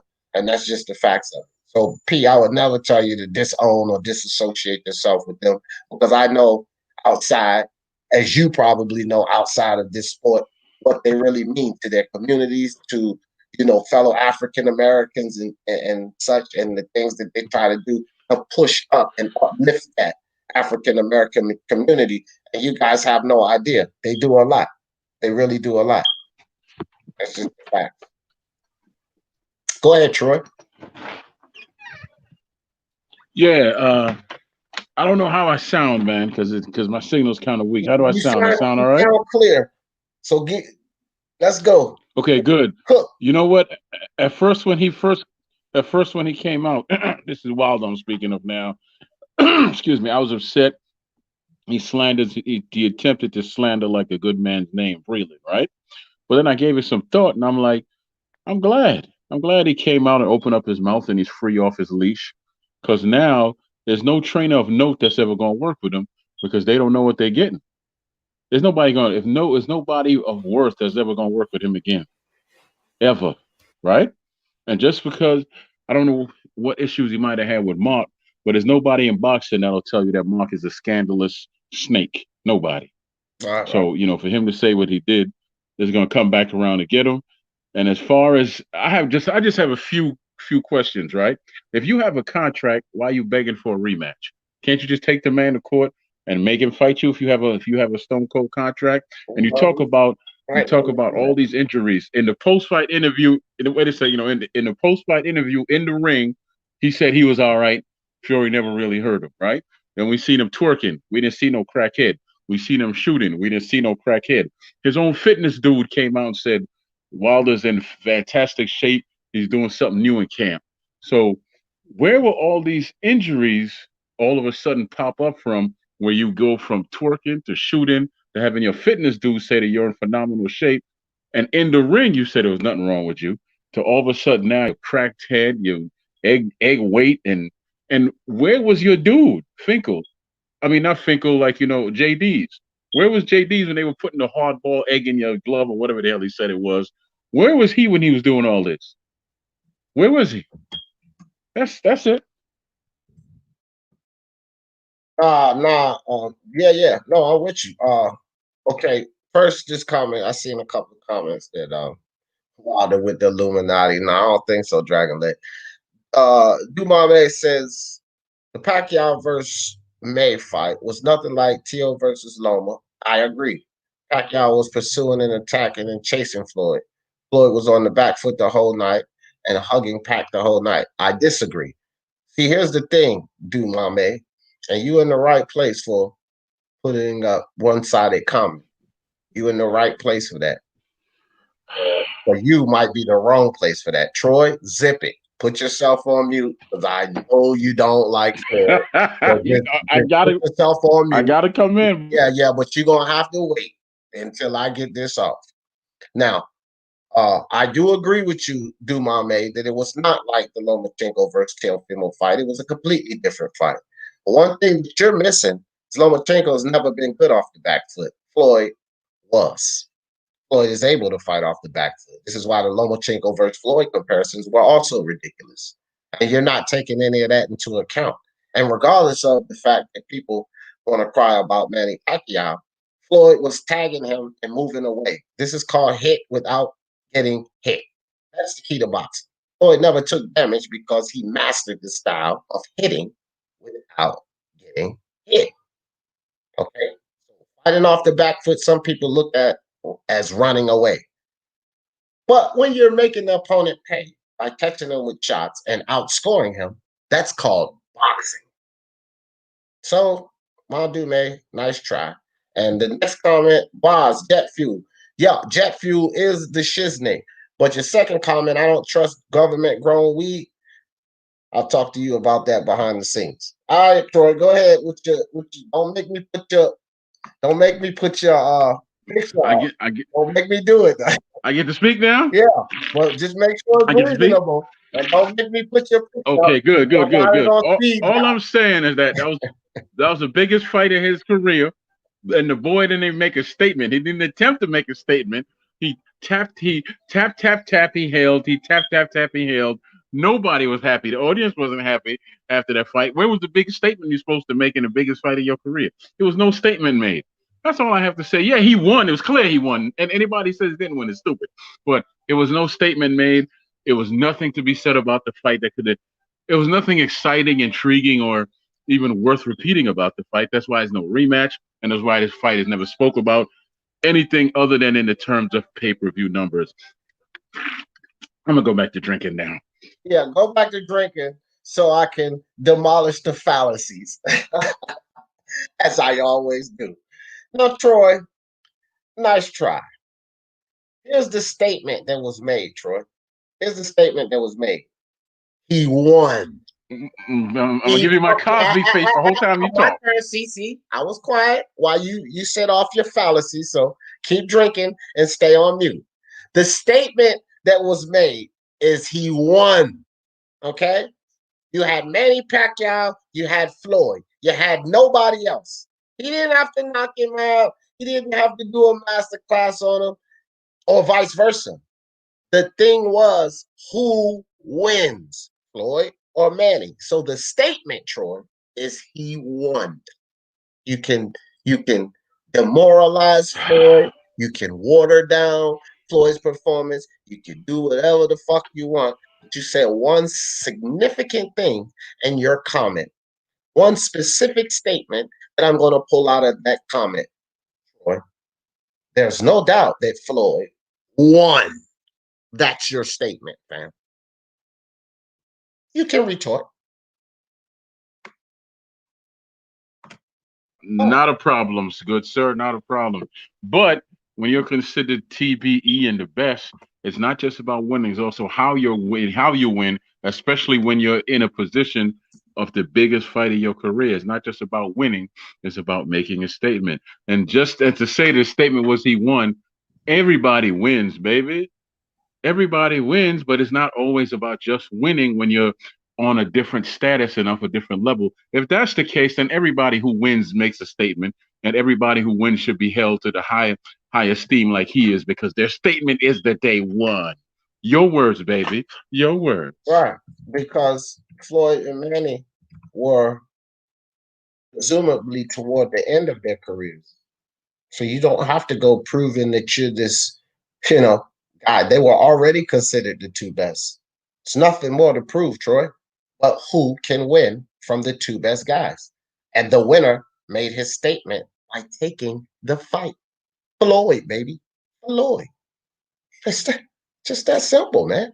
It doesn't get any more than that. You can sit here and, like I said, diminish the fact that Floyd didn't have a spectacular performance against the guy and all of that. He won. He won. Manny didn't do what Floyd did. Win. Okay? So for all of you Manny fans, Manny's career is spectacular, and he did this and 8th division champion, but it didn't get him past Floyd. Those are the facts. You did. Okay. You did. I'm gonna be out. I'm gonna take my little power nap. Yeah, get it in, because I know you're gonna be the vampire tonight. I'm gonna see if I can hang out with you. All right, man. All right, brother. Yeah, I think it was a great performance, Dragon. I'll put a comment in the chat for you. Go ahead. Can you do me a favor there, brother? Yeah. Can you do me a favor, please? Put it up. Just put it up. The whole Troy hates Floyd. Go ahead and put it up, please. Because I'm not going to stop, because I'm gonna put it up when because the reason is I've always stated that I would be a fool if I said I don't respect him, right? I do respect him, but come on, man, when you're on a certain level, and this all the greats knew that, from Ali to Leonard to all of them. They know that because they're on a certain level, it's not just about winning anymore, but it's how they look and how they win. That's why they went out there and they performed. Key word. They performed. He didn't perform. He just produced a win. And that's not good enough when you say, well, this is the biggest fight of the century. Come on, baby. That's not good enough. A win is not a win when it's the fight of the century and people are paying over $100 for this nonsense. No, you got to give me more than that. Okay, well, it's not about a win being a win. It's about the two greatest figuring out who can win that fight. You see, when you have someone as great, y'all cannot put Manny Pacquiao up on this pedestal saying how much better he was than Floyd Mayweather, but then expect Floyd Mayweather to put on a performance to make Manny Pacquiao look like he's not what you guys are saying he is.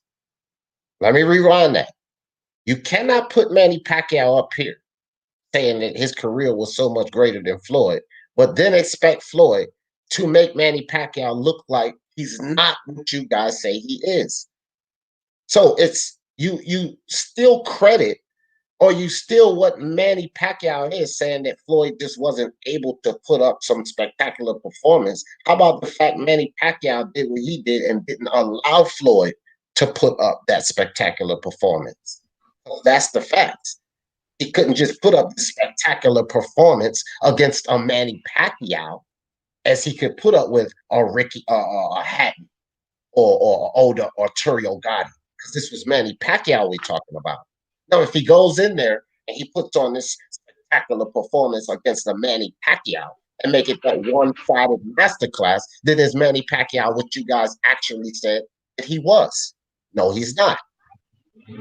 So that expectation is flawed, fam. The statement was winning.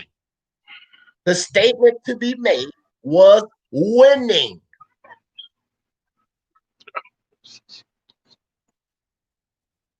Your turn. Mm-hmm. Okay. All right. If you feel like you need to retort. No, I'm gonna say, I want you to listen to me, so you can record it. I agree. Neither man made a statement. Right? And I'm gonna agree with you. But when one man, this is what happens. I can't even put it on one man. I can't. You go in there as a professional at this level, you should have multiple fight plans. So neither man made a statement.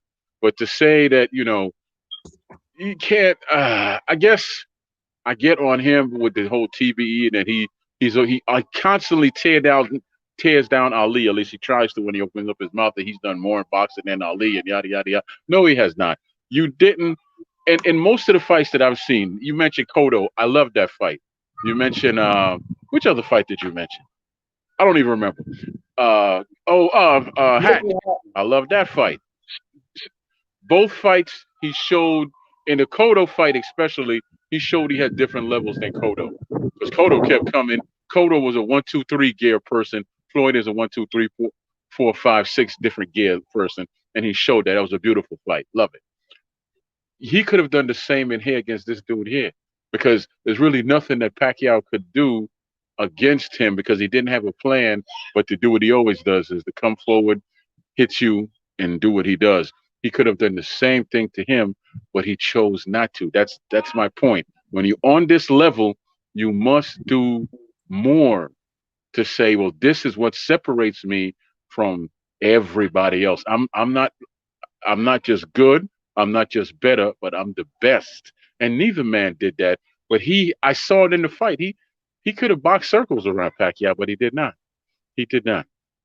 Okay, well, Troy, here's the thing. Pacquiao didn't win. So if he's supposed to be that guy, forget about having a spectacular performance. Because remember, Pacquiao was supposed to be that guy, and he fucking lost. You're doing nothing more but trashing the winner. This is all I'm telling you. These were two guys that were expected to be the greatest. And Pacquiao lost the fight. So you can say Floyd talk shit. This is the problem. A lot of fans can't separate the disdain. That's what I always say. I don't like the dumb shit Floyd says no more than you do. That's why I'm always trashing him. Part of this fucking live was about trashing him. And the foolishness he's doing with Tank. Even when he was fighting those last few fights, they give him no credit for that Conor McGregor bullshit. I said technically he's 49-0, but we gotta call him 50-0 because Conor McGregor signed for a fucking license. I trashed Floyd on a lot of the Berto fight. Nobody gave a fuck about you beating Berto. Should have took one of them young lions. But I can separate the disdain for the dumb shit Floyd does in and out of the ring, beating on the women. I definitely don't agree with that. I can separate. I didn't bring that up. I can separate that in the fact that he says Ali won't better than him. I can separate the dumb shit he says and then apply boxing to two guys, two greats that got in the ring. The reality is no matter which of them won, they weren't supposed to make the other guy look like a Ricky Hatton or a Arturo Gotti fight. It wasn't supposed to be that way because it's two greats battling. And the statement is, out of the two greats, the guy that gets his hands raised. And that was Floyd Mayweather. It has nothing to do with him saying he's better than Ali. It has nothing to do with him beating women. It has nothing to do with him being a trash promoter. It has nothing to do with him picking certain fights on his way out. The two consensus greatest got in the ring with each other. And one of them got their hands raised. That's the statement. That's the only statement we need. And for however long people come behind that fight and say, well, man, he had the greatest career, they're saying these things because Floyd beat him. That's the statement, man. There's no other statement that needs to be. Good?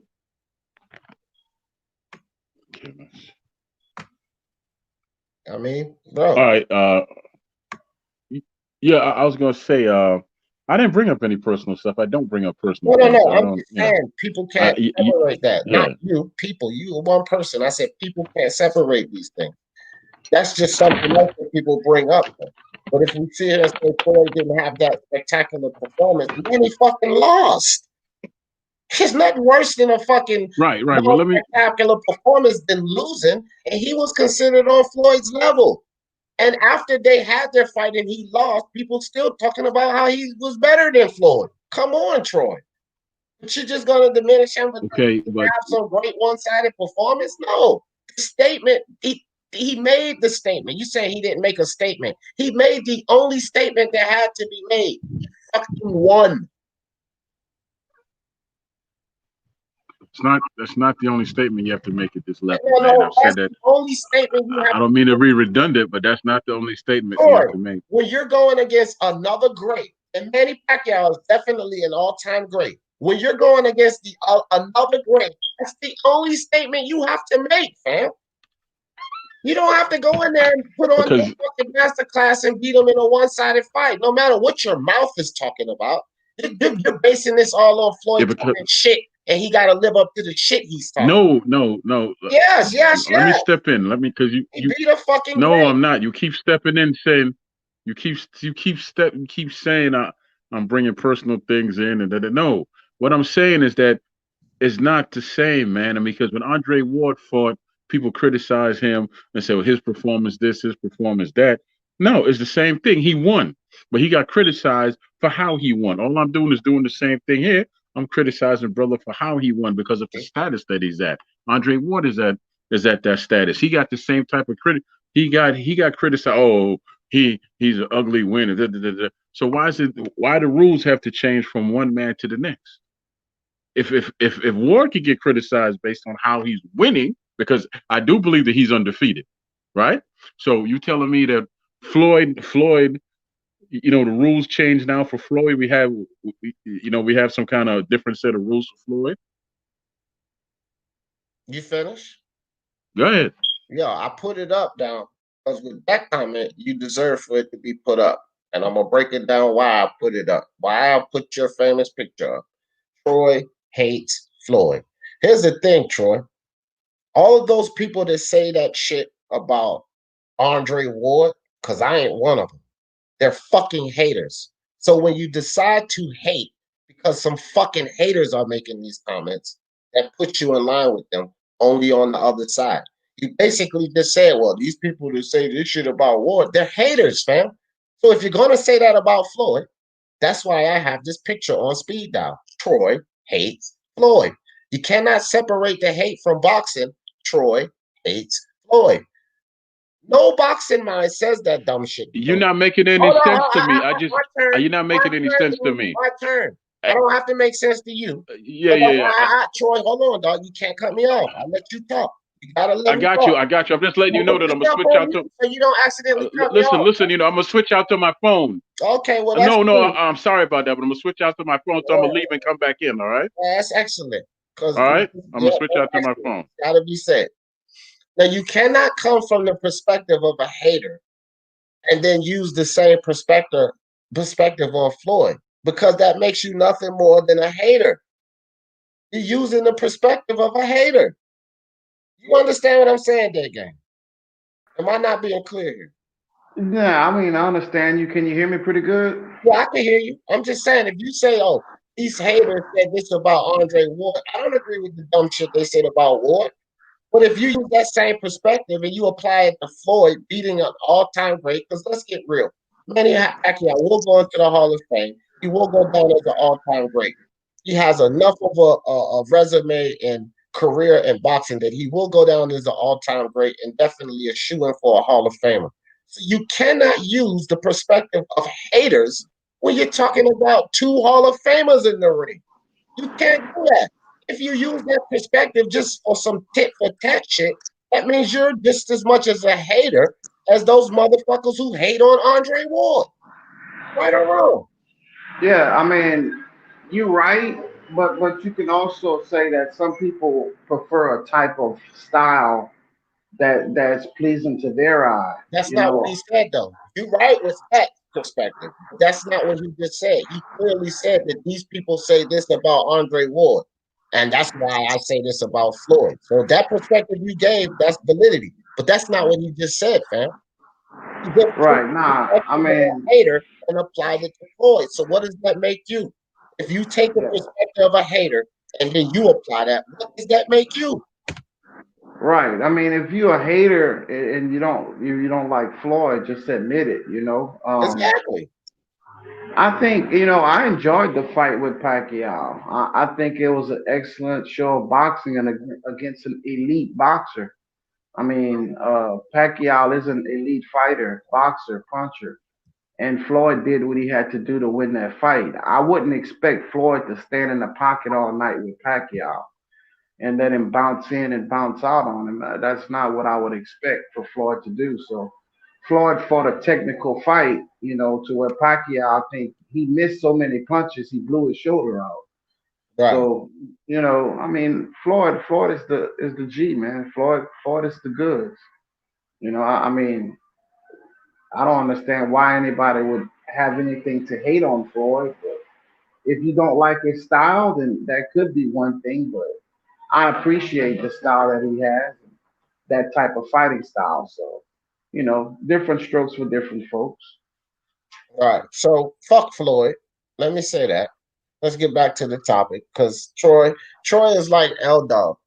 L Dog comes in here and then turns into Eastern European fighters, Usyk and Hergovic. Floyd, that's Troy.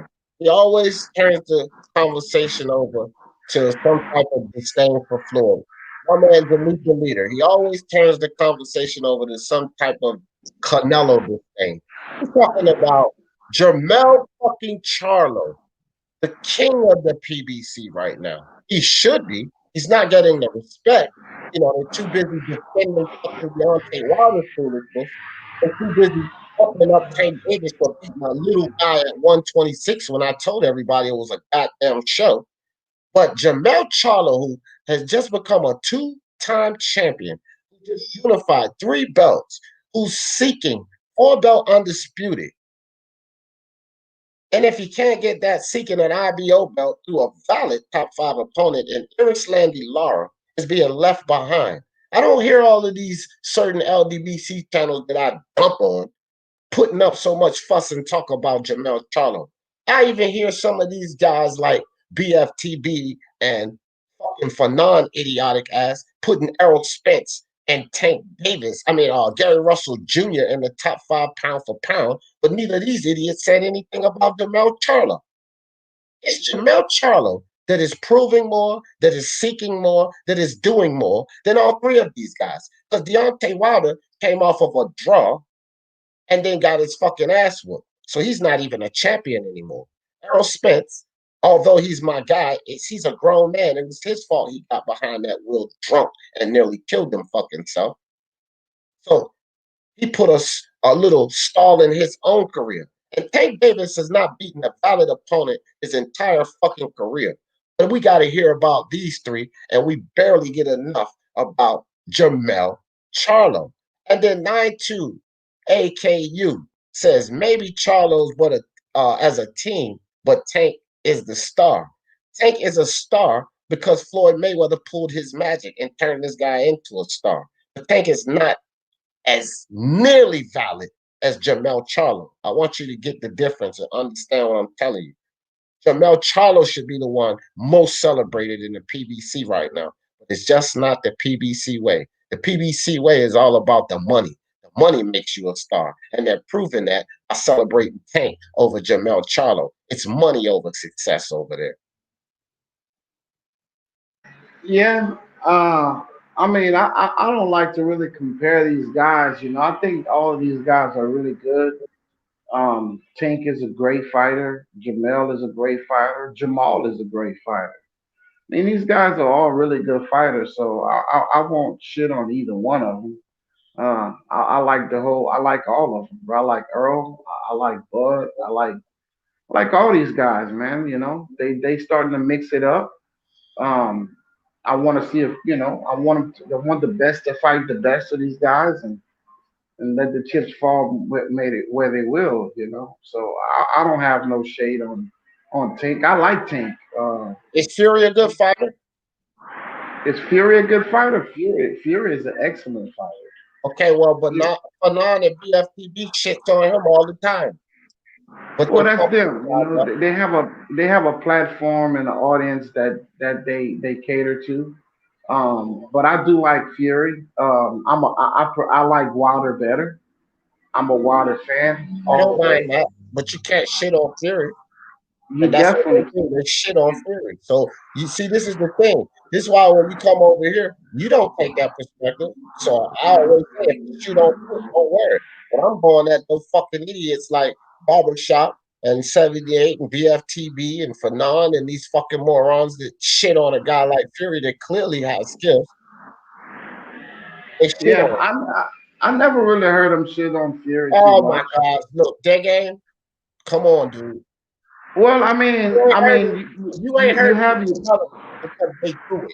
So if you haven't heard it, the fact that you didn't hear it is irrelevant. Because I ain't got no fucking reason to lie. The cowards won't come click this link like you will. And I know they hear me talking this shit. So if you haven't heard it, that's fine. You haven't heard it. But they've done it and they've done it often. And I'm just surprised how you'll never heard it.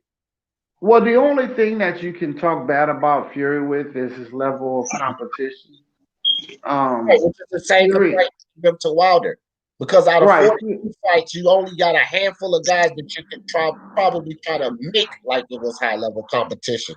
That's it. Out of Well, 42 fights, you only got a handful of guys. So you could say the same bullshit about Deontay Wilder. But here's the kicker. Who has more fights, Fury or Wilder? Wilder has more Exactly. fights, more title defenses. Exactly. So they can't say Wilder, I mean, you can't shit on these guys, man. And you know, I'm a, even though I'm a Wilder fan, I can't take anything away from Fury, bro. You know, unless some of these allegations come up true, then you know I can't. I really can't shit on him because I can appreciate boxing. You know, I can appreciate what a 6'9" guy doing the ring, the way he moves, the way he feints, the what he does in the ring. Some people don't appreciate it. So just like Floyd, some people don't appreciate it. And you know, Fury is a monster in there, bro. He is a monster, and I don't think many people at that level can beat Fury. You know, I mean, you have a Joshua and you have a Wilder. Wilder has that X factor.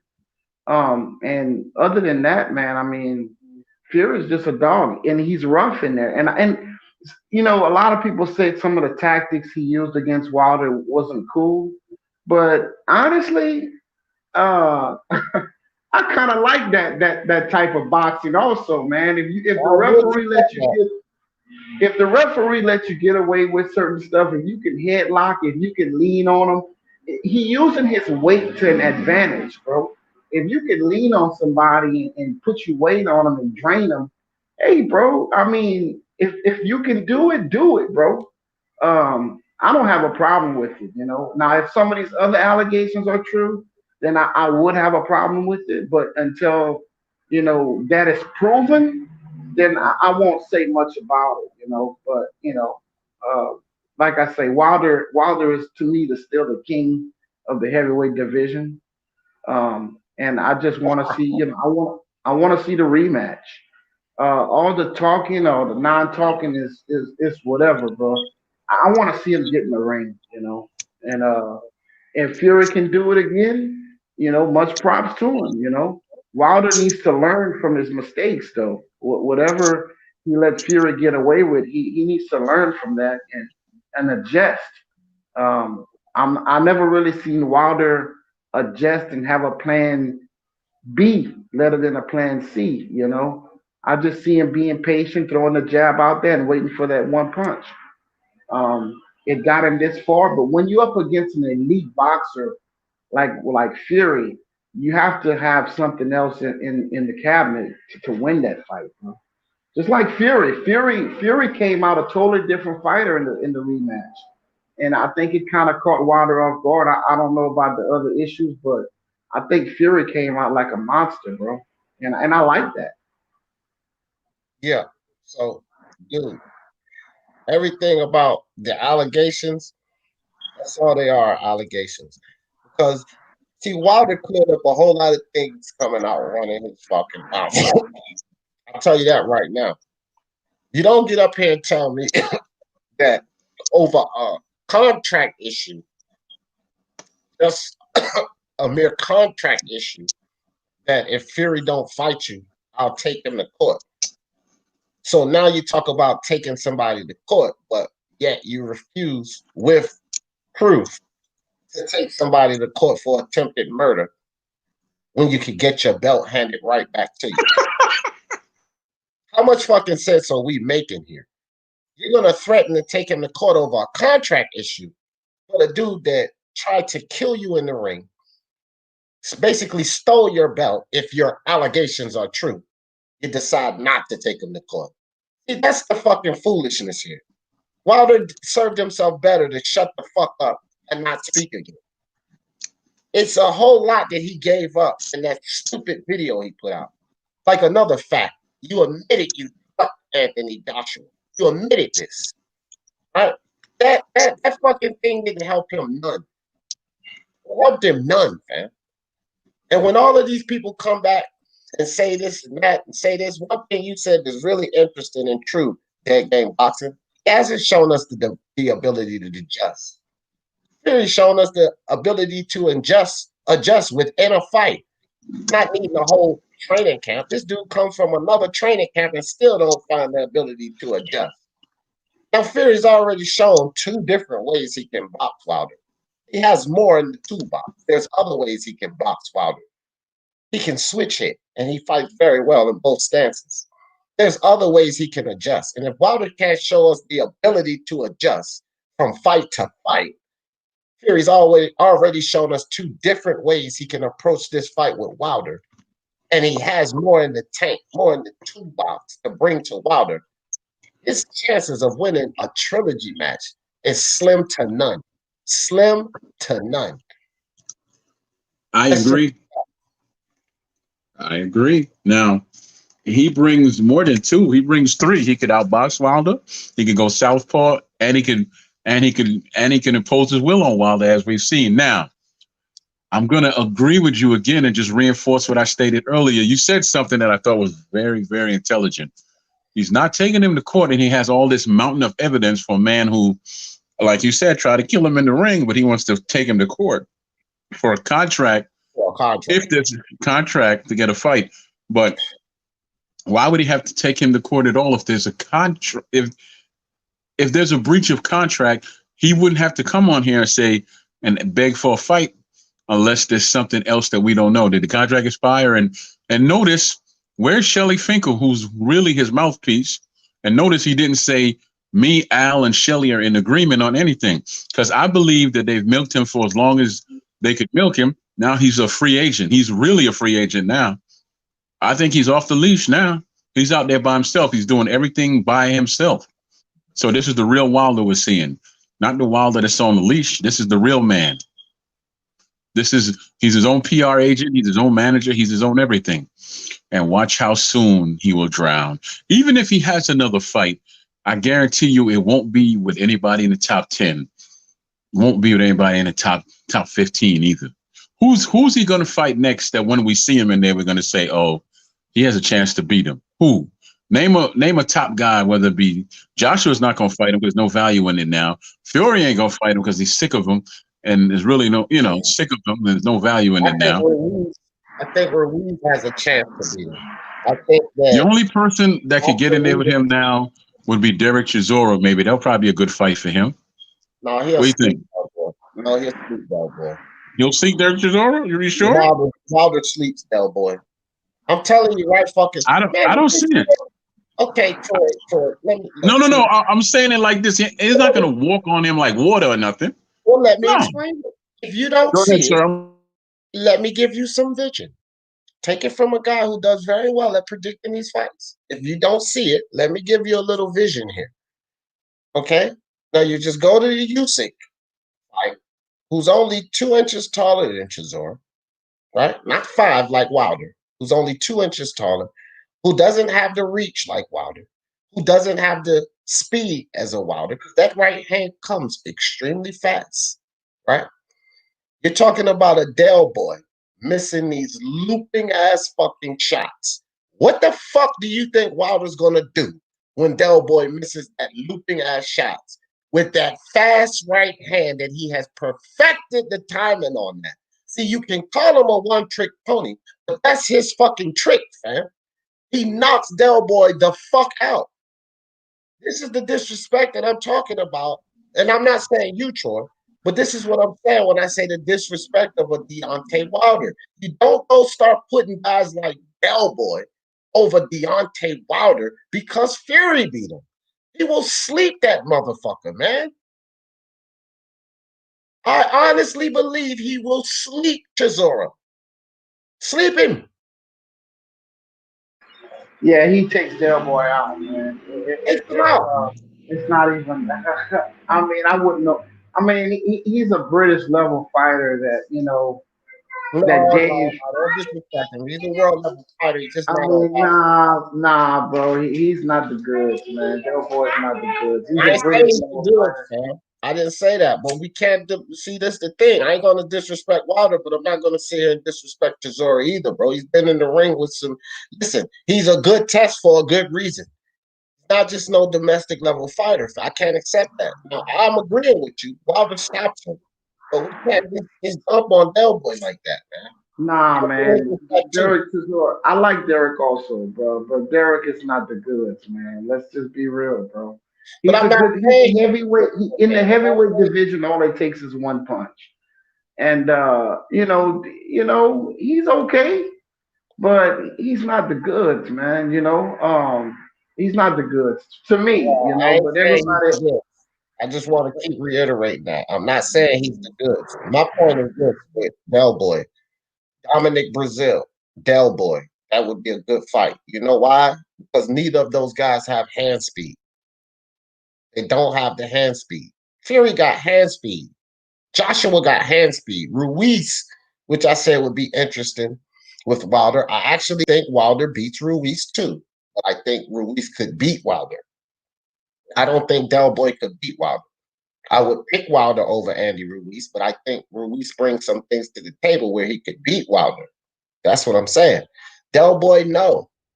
Oscar Rivas, I think he brings something to the table and he can beat Wilder, but I think Wilder sleeps him too. Right? So this is what I'm Well, saying about Wilder. Now, Chisora, Brazil, good matchup. This is why I say this. When Dominic Brazil fought Anthony Joshua hit that motherfucker with everything but the kitchen sink for those second rounds and then knocked him out, which shows the resilience and the chin on freaking Dominic Brazil. So Del Boy not just gonna come in there winging these goddamn loopy shots and think he gonna take Dominic Brazil out with the first one because he don't hit like Wilder. But to compare these two, their hand speed is similar. Neither of these guys are really fast. Not Del Boy or Dominic Brazil. And we've seen what a slow fighter that misses a fucking shot gets from Wilder. As a matter of fact, Dominic Brazil didn't even miss the shot. Wilder beat him to the punch. Wilder got that right hand in there while Dominic Brazil was throwing. Go watch it. Dominic Brazil was trying to get his in, and that right hand is timed so well and comes so fast that he popped the shit out of Brazil before he got his punch off. And Brazil started throwing his first. That should tell you everything. Derek Chisora is always missing these looping ass shots, man. Wilder will catch him. He will time that shit, catch him, and knock him the fuck out. Guaranteed, fam. No way I pick Del Boy over Wilder. No fucking way. That's the disrespect to Deontay Wilder that I tell people about. Now, Dragon Leg said, what do you think of that female boxer that Peter Fury trained? That bitch got skills. She got the herky-jerky movements. And, yeah, Savannah Marshall. Also, Dragon Leg, Savannah Marshall was Clarissa Shields' defeat in the amateurs. He beat Clarissa Shields in the amateurs. Clarissa Shields just came out with a Twitter post talking about that shit. She was pissed off, saying, y'all think this and that because she beat me in the amateurs. Yeah, Clarissa Shields didn't like that. Well, go avenge it, Clarissa Shields. You the goat. Clarissa Shields will beat the brakes off that Man, girl. look, I don't want to hear that. I don't want to hear Clarissa that. Shields will beat the brakes off that girl, man. Quit that. Come on, D. Listen. Not D. Come on, D. Okay, hold on, bro. Hold on. Let me finish anyway, because you just jumped in there with Clarissa Shields to beat the brakes off of her. But let me finish. Clarissa Shields has no power. I don't give a fuck what any of you Clarissa Shields fans say. She has only 2 knockouts for a reason. I said that I would pick Clarissa Shields over Savannah Marshall. It's another one of those things. Savannah Marshall could beat Clarissa Shields. The reason I would pick Clarissa Shields over Savannah Marshall is because the fact that she does lack power is not enough. Because she lacks power, but she has everything else. You know, she has everything else. She's All much right, quicker. Hold on. She's much quicker than Savannah Marshall. She'll get her combinations off, and it's all about scoring. Clarissa Shields has a good chin. She's not like these ladies that don't have a good chin. She's stout down low. So these body shots that's hurting some of these other ladies, it may affect her, but not like they affect these other ladies. And she's going to be beating Savannah Marshall to the punch. That's the difference with Clarissa Shields. So I think Clarissa Shields wins a decision, maybe possibly a split or majority decision against Savannah Marshall, but 50-50 fight, I edged Clarissa Shields. Now go ahead, Big Day.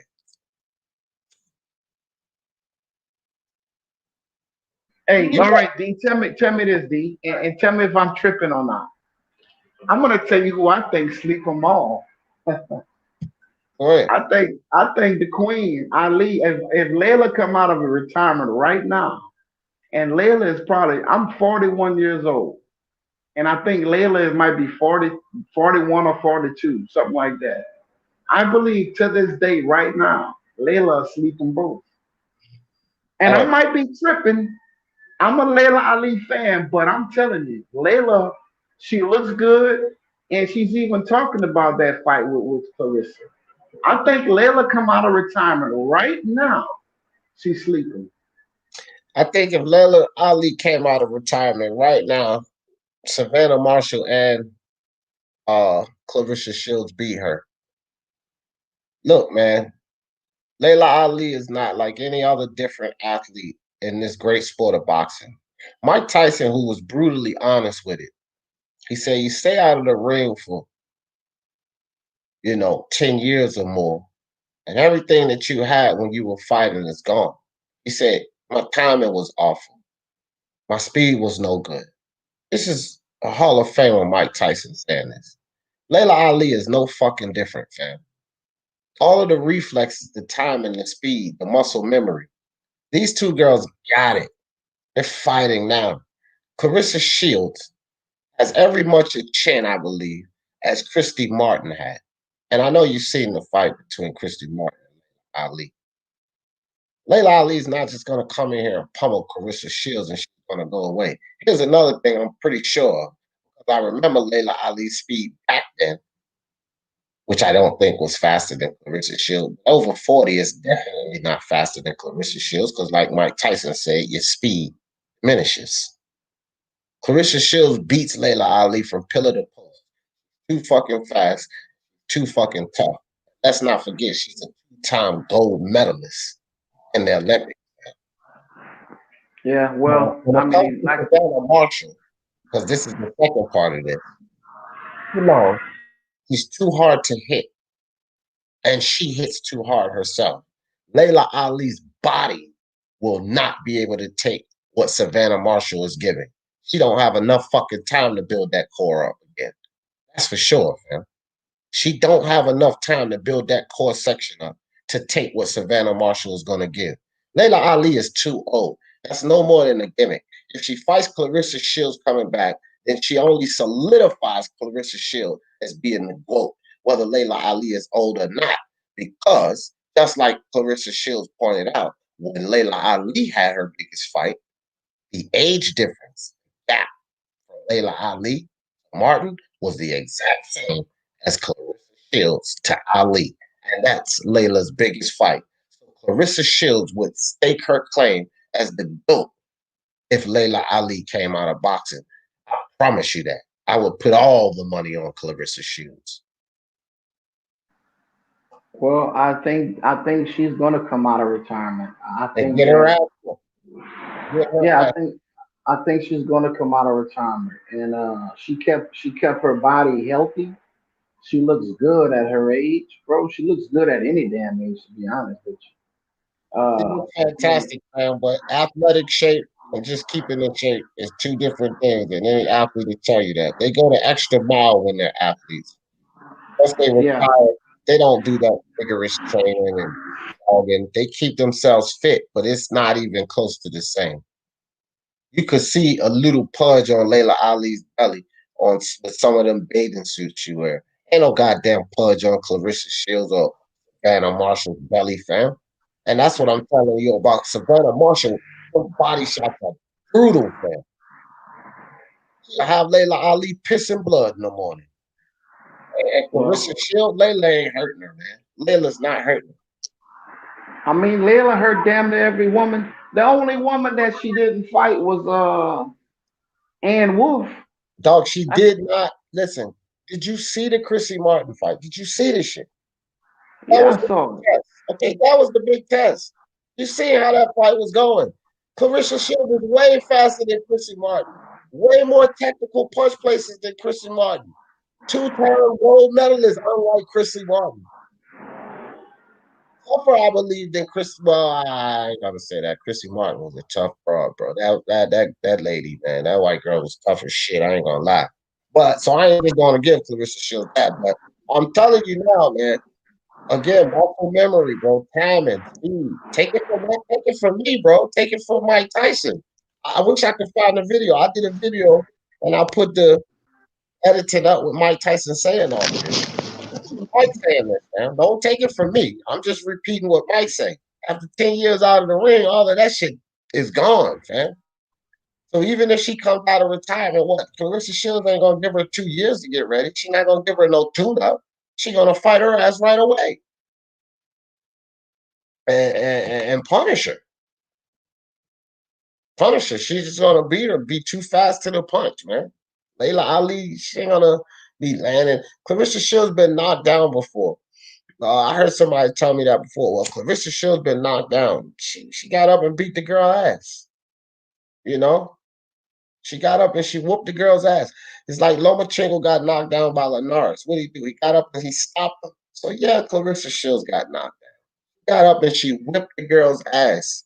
Okay, so the knockdown means nothing to me. I love what Layla Ali did in boxing. She's over 40 now. And the same way she beat Chrissy Martin's ass, even though Chrissy Martin was dominant as fucking boxing when she was dominating. She was over the hill. Layla Ali's over the hill. Clarissa Shields is a young lioness and fast and skilled. She just ain't got no power. She don't need power for 6 rounds, 8 rounds, whichever one they go, 2-minute rounds. Clarissa Shields gonna weather that storm and beat Layla Ali like she stole something. My bad, man. Every time I get a damn phone call, shit drops me off at some reason. Yeah. I do it on my phone too. When I'm on lives, but I just left swipe the shit because I don't want to come off the live. But you can't be on a phone call and the internet at the same time. Like if you're on the phone and you try to send an MMS, not like a regular text message, but a picture mail or something, it'll just stay on waiting until you get off the phone because you can't access the internet and be on the phone at the same time. So D, what we looking at next? What's the next big fight, brother? Is it the Earl next? No, next week, Devin Haney. Devin Haney Gamboa. Well, no. See, don't ask me a question and give me the answer. Yeah, now Okay, that's your next big tell fight. me, boss, man. My answer is Errol Spence and Danny Garcia. Listen, bro. Remember what I told you about Tank Davis? You know what my interest level was in this fight that I pretty much called out damn near perfectly. You know what my interest level was in that fight, right? Not intriguing, fam. Not a fight that intrigues me at all. None. Gamboa? I don't even want Gamboa to beat Devin Haney. So if it was a thing like, I hope Gamboa, like I actually wanted Leo Santa Cruz to win that fight. I did. I'm sorry. Because I'm not a fan of Tank. It would have ended this facade and Floyd wouldn't have been able to continue fooling the fans. So it was a small part of me that wished that Leo Santa Cruz chin was tough enough. Wished that Leo Santa Cruz could take him into deep water and slide a point victory out. But because of the fact that Tank is Floyd's boy and Floyd has all the power at the PBC, that fact first. Second, the fact that I didn't think it was no way in hell that Leo was going to beat Tank Davis. I just couldn't ride with that because I had to go with boxing first. And boxing told me that this was a one-sided fight, nothing more than a fucking show that Floyd put on, a WWE event. They knew what the outcome of this was going to be. I knew what the outcome opportunity. 6-round knockout, Tank Davis. Well, I always say this. I ain't no fucking psychic. It was inevitable. Leo Santa Cruz was not going to make it competitive. Talk about these first 3 fucking rounds. That's a quarter of a 12-round fight. And after the 3rd round, he went downhill from there. It was Tank that turned the fight around, started pressing him back, and eventually knocked him out. So I'm not so impressed or think that it was much of a competitive fight when it pretty much went down exactly how I called this shit. Show. Now, when it comes to Devin Haney and Yuriokis Gamboa, this is another show. Now, unlike Floyd Mayweather, who is a master at this because he's put on a show for this kid his whole career, Bill Haney and Devin Haney are doing what they can to get this kid's name further up the list. But that shit ain't working for me because Gamboa is not the proof that I need. There's no intrigue in this fight. Devin Haney is going to beat Gamboa from pillar to post. And I really can't decide which round the guy that's not known for power will knock him out. But I can guarantee you it will be before the 12th. That's what I got to say about that Devin Haney fight. There's no intrigue for me, Day Game. No intrigue because I'm pretty sure of the outcome. Devin Haney by fucking landslide. Well, let me start caping, not capping. Let me start caping for this fight. All right. Gamboa only lost to 2 fighters that I can think of. I don't have BoxRec in front of me. He lost to Terrence Crawford, and he lost to Tank.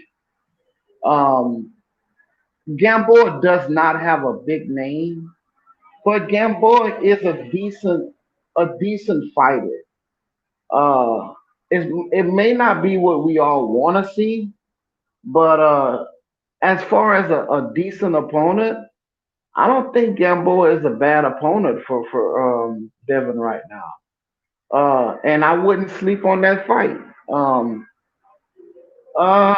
I mean, Gamboa's hand speed is still at his age. It's still okay. We saw that he does have a decent chin. He lasted on one leg against Javante Tank all the way to the 11th round or 12th round, what it was. So it's gonna show. It's gonna show a little bit. Devin Haney, his power. Devin Haney, whenever he does get a stoppage, he loads up and give every last inch of power on that shot. He'll load up as much as he can to try and get a stoppage. So it's gonna be interesting to kind of see. Uh, Gamboa is not a bum. He's not a bum. He only lost to 2 arguably pound-for-pound fighters. So it's gonna be. It's hard to promote it. He doesn't have the backing like LB and Floyd to kind of make it bigger than what Tank had. It's not going to be as big as the Tank fight, but it's a measuring stick. God. And let's just see. I think if the young kid try and go for the knockout, he could get caught. All right, And Big Game. I don't mean to cut you off, fam, but I'm actually trying to help you out here. I don't want you to say anything else that will damn you. Okay? And this is what I mean by this. Hear me out, fam. First and foremost, Castellanos. You forgetting about him. Another loss on Gamboa's record. Something number 2, you said, decent chin. No, sir. He doesn't have a good chin at all. He's been knocked down over 18 times, I think 18 or more. And every fight he lost, he was stopped. Every fight. He doesn't have a good chin. This is why Devin Haney, who is gaining power, right? Not all the way in his man's strength. And every fight Devin Haney's been having, we see the power coming on. See, unlike Shakur Stevenson, we don't really see this power coming along. Unlike Ryan Garcia, we don't see this power. With Devin Haney, we see the power coming along. He's going to knock Gamboa the fuck out, fam. I'm just trying to decide which round. Oh, let me say that for you again. He's going to knock Gamboa the fuck out, fam. I'm just trying to decide which round. And he's going to do it before Tank Davis did. I can guarantee you. He's longer than Tank. He knows how to fight from the outside and mid-range. He's fast. He has good footwork. Devin Haney has the tools, man. None of you guys have ever heard me disrespect Devin Haney and what he can do in that ring. And I actually said, as much as I'm a Teofimo fan, he could beat him. He could beat Teofimo. I don't think he will. I think Teofimo wins. But he's the one that I give respect to, if anyone, that could get with Teofimo. It's Devin Haney at 135. Teofimo washes everyone else. He washes them. Ryan, Tank, no problem. Devin Haney is the only one that I think can give my dude that issue.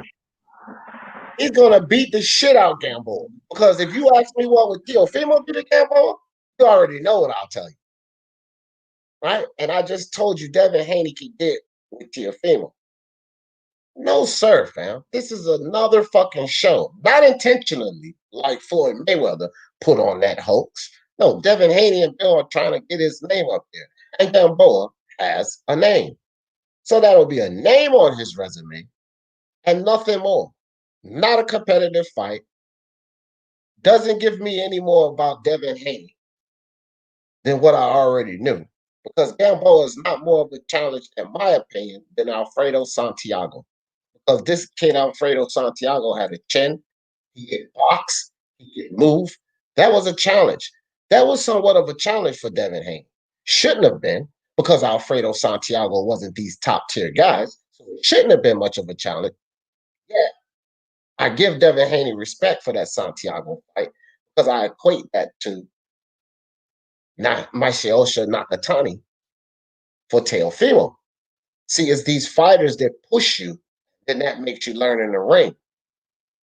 Fights like we've never seen this guy in. It's those type of fights you need, which, in my opinion, makes Devin Haney better than I already knew he was. He's going to beat the shit out of Gamboa. Beat the shit out of him. Hey, D, let me ask you this. Not to change the subject, but it's still kind of on the same subject. Who was the guy who fought right before Tank, the little Spanish guy with the purple and black on? Dark-skinned Mexican. Like, I didn't watch the card, fam. You didn't watch? Dude, I told you that card was so nice. No. Okay, again, before you go off on me, number one, I did live blow-by-blow commentary for the Derek Chisora Usyk event. And then what I was interested in, more than Tank, more than the thing that I called the show, and I told you it's a show and I wasn't much interested, but you didn't believe me, I was watching Naoya Inoue put away Jason Maloney. That was more intriguing to me, not Tank's fight. So once that fight ended, I caught the last 2.5 rounds of the Tank fight, but nothing else. Well, this guy here, bro, he's nice, bro. He's the goods. It's a little Mexican guy, bro. He's the goods, bro. Promise you. I'll go check it out. Dude is the goods, man. He fought against the little white guy from Texas, Cowboy something. It was a man, that whole card. I told everybody, man, don't sleep on that card, man. Every fight was a knockout. Every fight was a knockout, and every fight was good. Every fight was a KO, bro. So PBC put on yet another good card.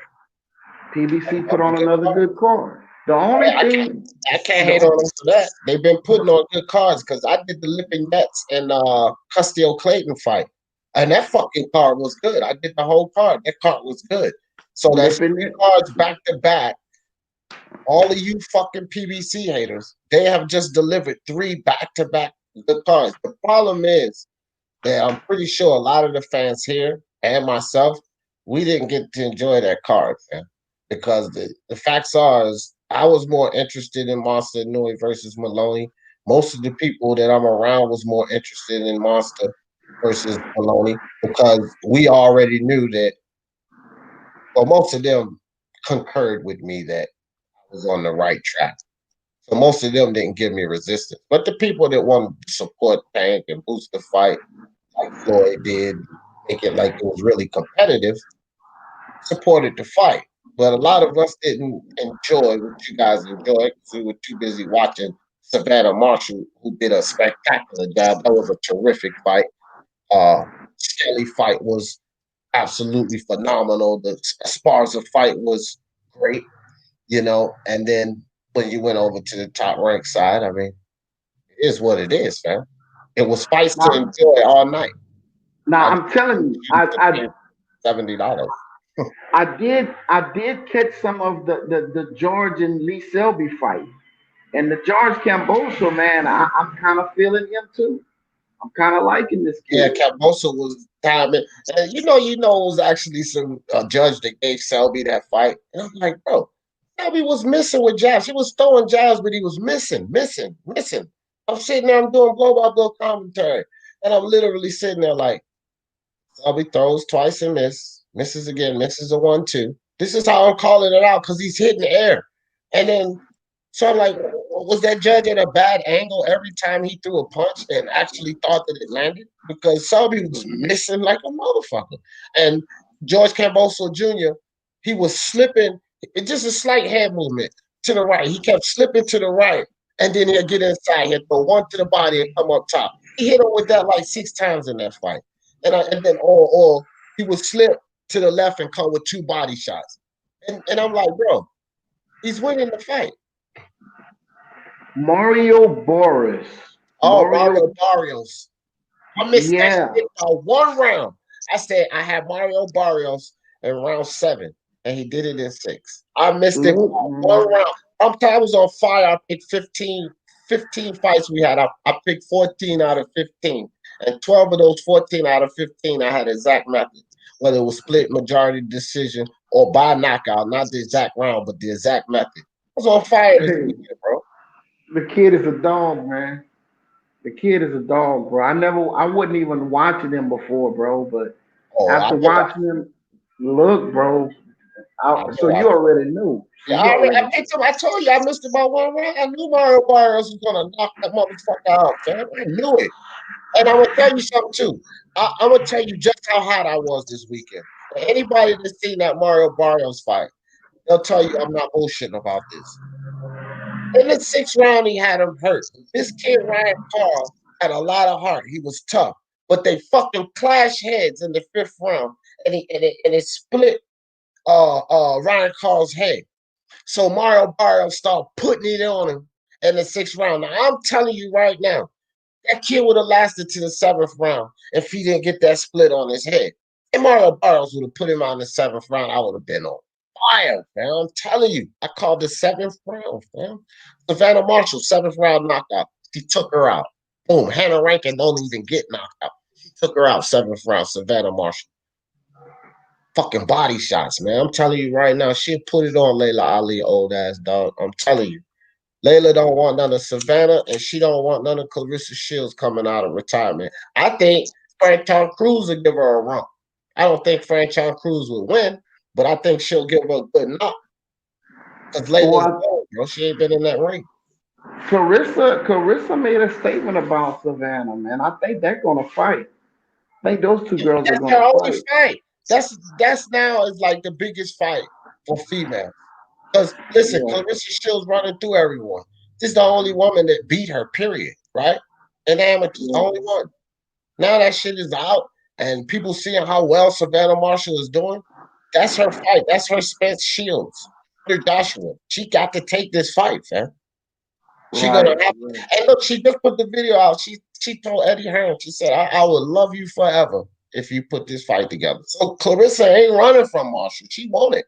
She said that was 8 years ago when she beat me in the amateurs. Let me see her do it now. Just put that out today.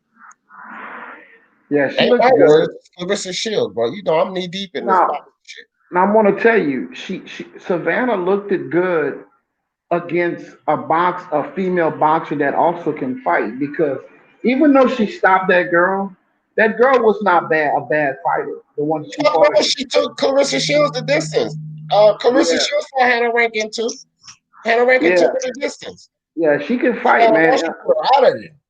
Yeah, a lot of times you get these female fights where it's so one-sided, where one has skills and one is like it has nothing.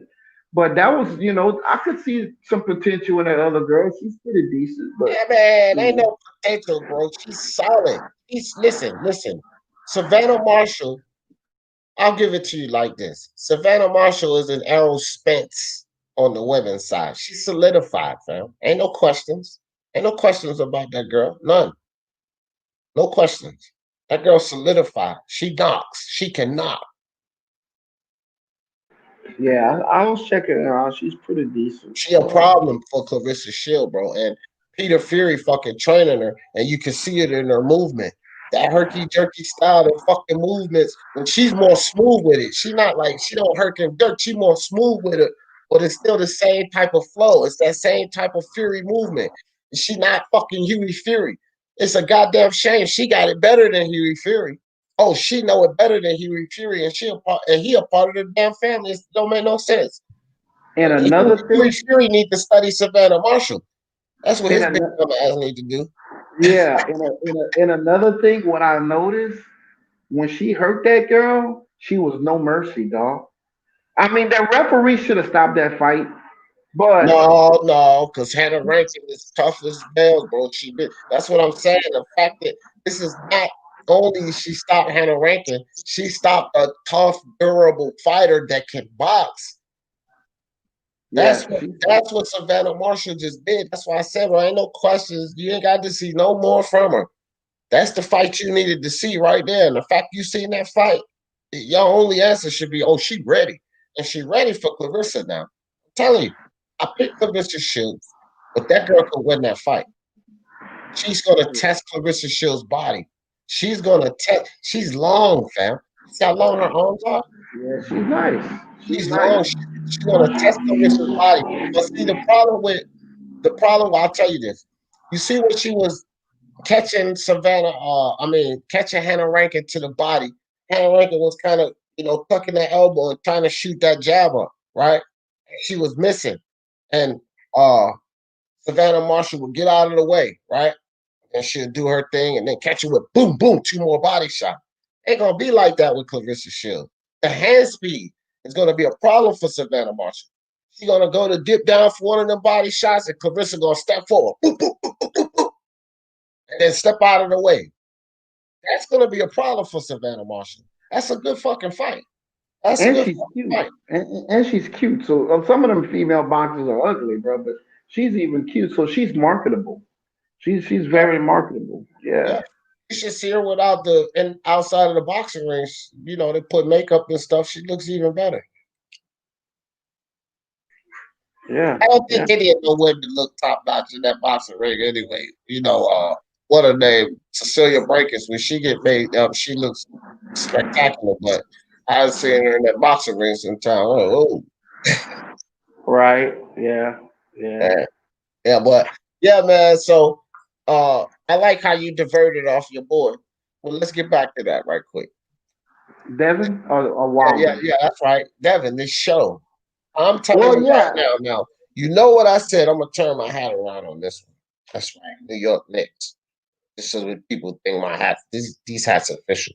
But anyway, turn my hat around on this one. That fight is a show. Now it's not intentional. Because Floyd, that tank show, that was intentional. Floyd meant to do that.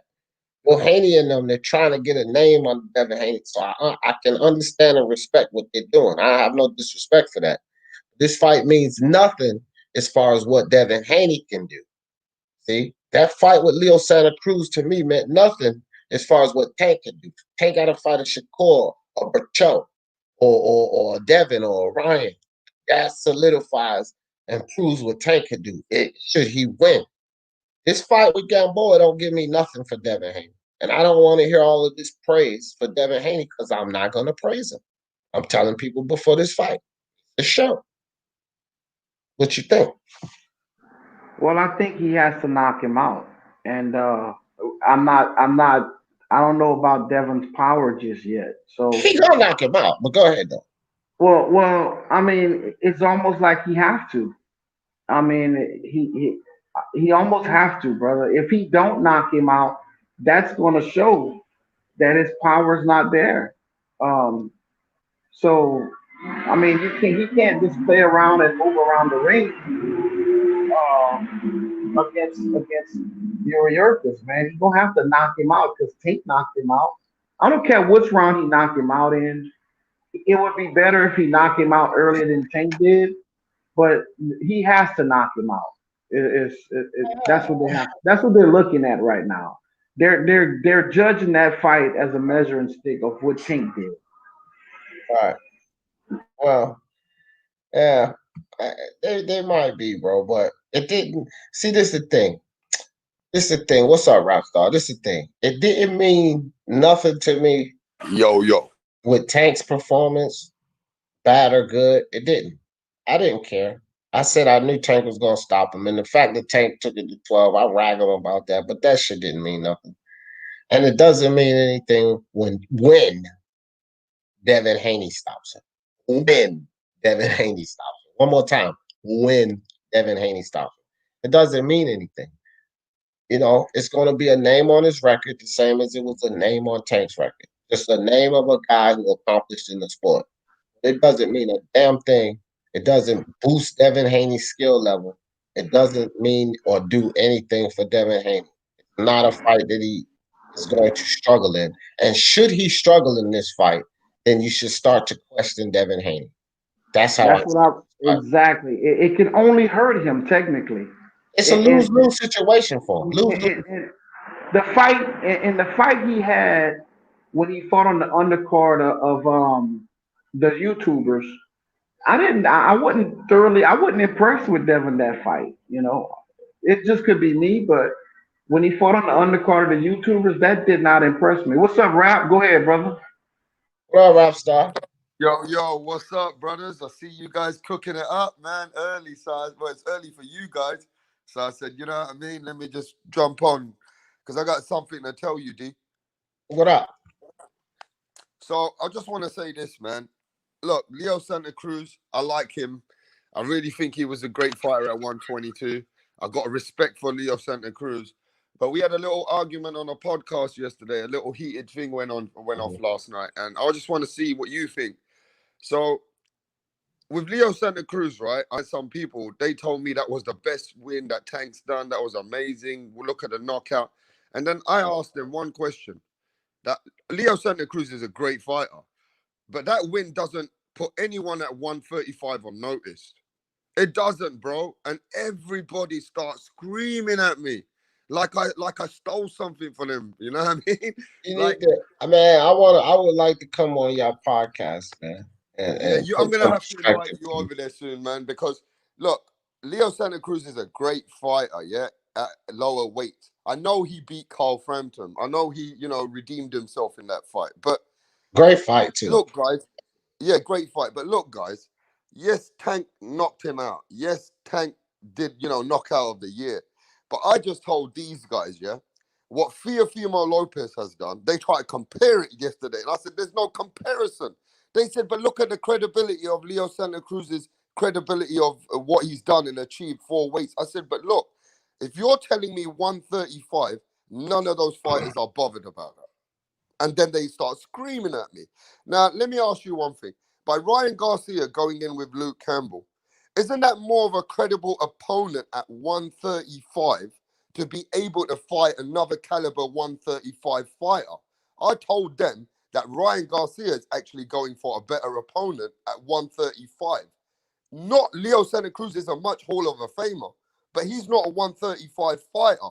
But if Luke Campbell does a statement, if Ryan Garcia makes a statement on Luke Campbell, he's got a better win at 135. So it shows that he belongs there. And sorry, go on, D. See, here's the problem with that. And I understand why they got upset. It's so much that play part when you talk about these fighters and if they're a better fighter. And this is where the pound for pound list comes in, right? That's why you devise these pound for pound lists, and I have to redo mine. But I just had Leo Santa Cruz at 8 on mine. Luke Campbell's nowhere to be found. So that's why first and foremost they devise a pound for pound list. And you got to kind of be careful of the statements you make. And when you do make them, you kind of break them down. That's why I always do. That's why I always do it, right?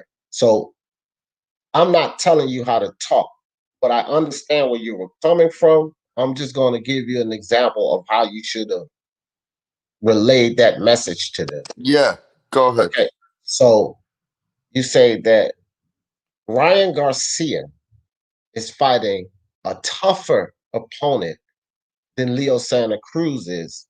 I mean, than Tank is in Leo Santa Cruz. And then you say, I'm not saying that Luke Campbell at all is better than Leo Santa Cruz, because Leo Santa Cruz has proven much more. He's a 4-division champion, and then you give Leo Santa Cruz his accolades. But then you go back to the fact of Luke Campbell is a tougher opponent because he's a bigger guy, he's a stronger guy. He can also box. He's an Olympic medalist. And because of the size difference, he's a tougher opponent, but not a better fighter. That way you don't offend them, but you still relay the message that you was trying to relay to them. You feel me? Yeah, you're right, man. So some Mexicans friends I've got, they don't want to hear it. Some You people gotta don't want to hear praise, it. you gotta give the praise within the fact, right, while you're tearing them down. Because you know you're gonna have to tear them down. But then that's why you say, I'm not saying that he's better, but and then you praise Leo Santa Cruz, but you say, but you just gotta understand that he's bigger, and then you give, you know what I mean? And then they can kind of accept it better. But when you said that he's fighting a better opponent, it just fucking blew their mind. How the fuck can you say Luke Campbell's Yeah. better? He ain't no fucking 4-time champ. He never won a fucking belt. No, that's fucking bullshit. Because he's not a better fighter to anybody. Well, let me if you ask you a go question though, directly in D, the before I competition. go. Yeah. Did Tank put anyone at 135 on notice with that win? No. Thank you. That's why I said, bro, I would like to be on your podcast one day, because you know what I mean? Like, something like, people don't want to accept the truth. And the truth is, some of the people that from your podcast was listening to me that day when I said I had nothing against Leo Santa Cruz, and it's a deep part. I just said it again today. It was a part of me that wanted him to win so that we could shut this guy up, right? But the fact is that I knew he wasn't going to win. I knew Tank, it was an inevitable knockout.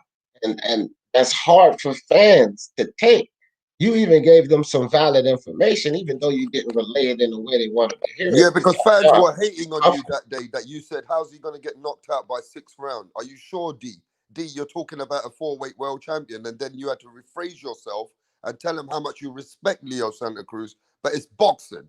And it exactly happened how you said it, D. It's just Look, boxing, man. I'm gonna say this before you leave, Rap. Look, I see exactly what you're saying, because these young guys, it's time for them to fight, bro. It's time for them to fight some tougher competition. And Luke Campbell is a dog, man. I mean, I don't know if a whole lot of people know about Luke Campbell, but that's a step up fight for Ryan, bro. I want Ryan to win that fight, but I can see him losing that fight. And that's what we want to, and that's kind of what we want. We want to see these guys fight somebody that can give them a challenge that they could possibly lose. And Luke Campbell and Ryan Garcia, bro, that's a big fight to me personally. If Ryan can beat this guy, I mean, Ryan's ready for whoever right now. To me, if he beat Luke Campbell, he's ready for whoever right now. So can I ask you something else then? Would you say that if Tank Davis fought against Luke Campbell or Ryan Garcia, I'm just asking you, and he beat them, would you not say that he belongs in the 135? Because he's solid. Yeah, he's solid. If he beats either one of those guys, he's solid. That's the fight. That's the first fight. That would be the first fight in Tank's career that we would say this guy could beat him. That's the thing. He's never been in a questionable fight. I never had any doubt he was going to beat Pedraza, especially when the weigh-in came. I always talk shit about Pedraza, but then I always go back to the weigh-in, And I don't argue that because I seen Pedraza, he was trained in the way. And I said, Tank gonna knock this motherfucker out. And before the weigh-in, I said, Tank gonna knock him out. So it was never any question. I don't think anybody had a question in Gamboa or Leo Santa Cruz. Those are his 3 best fights. Everybody else was a wash. Everybody knew Tank was gonna knock those guys out. And my thing is this, fam. You got to get in a questionable fight, a fight of attrition, a fight to test your will, to push you to the limit. You got to get into that kind of fight. And Tank in 25 fights has never been in that situation, ever. Hey, D, I'm going to email you something. The podcast was saying that Tank is ready for Devin Haney and Teofimo Lopez now. No. He's not. With that win, they said that he's put them on notice. And I think that's not true. Well, yeah, definitely give me the email. And I'll come on there with you. But definitely he has that win doesn't justify him. It doesn't. Does it? Not even a little bit. Not even a little bit. D just a said more valid win. Get a lot of hate for that. I don't care. I don't care about that. A more valid win would be a young Shakur Stevenson at 130 or Miguel Berchelt at 130 because Leo Santa Cruz simply beat. I know that he's a 4-division champion, but the credit comes from 26, 22, and 18. When he got the vacant title versus Miguel Flores at 130, it was a mediocre fight. I mean, let's be honest about it. It didn't shine. It was a mediocre fight. Definitely one-sided, but it wasn't the Leo Santa Cruz we were accustomed to seeing. His work rate slowed, and he didn't beat him as convincingly as he did at guys in the lower weight. And so when you look at the Tank Davis fight and the results of it, he really didn't have a chance. Miguel Berchelt is built for 135, and he's fighting at 130. Miguel Berchelt can fight at 135 right now, but he's fighting at 130. So Tank beating a guy like that's going to come to you. It's not going to be afraid to absorb some of your punches. That's a problem, and that's a statement. Fighting a guy that's as skilled as Shakur Stevenson, although he's young and still have more to prove, that kid is highly skilled. And Tank, it'll be hard for Tank to hit him, right?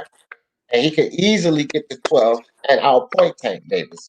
And I don't think that's a fight that they would rob Shakur Stevenson in because Bob's going to have his hands knee deep into that, right? So that would prove something. Or you could go to 135 and fight Ryan, Kevin, or Teofimo. That would prove something. But until you do that, Tank Davis, I'm sorry, Leo Santa Cruz, as great as he was at the lower weights, that is not a litmus test to say that you're ready for these other guys. But so you say Santa Cruz's win helps Tank at a 130 fighter? No, it doesn't even help him at 130? Nope. Wow, you're going to get a lot of hate. I can't say that when he's already achieved a higher weight. See? And they got to be honest with themselves about it. You're talking about a 135-pound champion that came down to fight a newly found, 135-pound champion. Leo's success is not of that. The only respect that went into that fight was Leo Santa Cruz for basically climbing 2 weight classes to fight this monster in Tank Davis. He gets no credit for that, right? But the fact that I'm giving him no credit for that because it was a foregone conclusion. I wasn't trying to offend anyone. It was a show. This was inevitable for Leo Santa Cruz to get knocked out. And all of those fans that's on that podcast, the first thing I'm going to tell them is you guys gave him a chance. A lot of you guys picked him to win. Their argument is that Leo Santa Cruz has never been knocked out, and that's why they think Tank is Superman. I don't care. Tank has never failed to knock a guy out coming up from 126 when he was fighting at 130. So neither of them have ever failed. Leo never got knocked out. Tank never failed to knock somebody out coming from that weight. That was the reality of it. So it was the chin against the power. Which one won? The power. And I knew that it was too much power because I believe Tank has the power to hurt guys at 135. So if he can hurt guys at 135, he's going to knock anybody out at 126, which is what makes the Gary Russell fight so dangerous. Gary can get knocked the fuck out. Yeah, so basically, a lot of fans at the moment, even on American side of YouTube, they're giving Tank a lot of credit for that knockout. You better see what's going on, D. I know you make those statements, It's and I a respect you. hoax. And I'll tell you right now why they're giving you. them credit.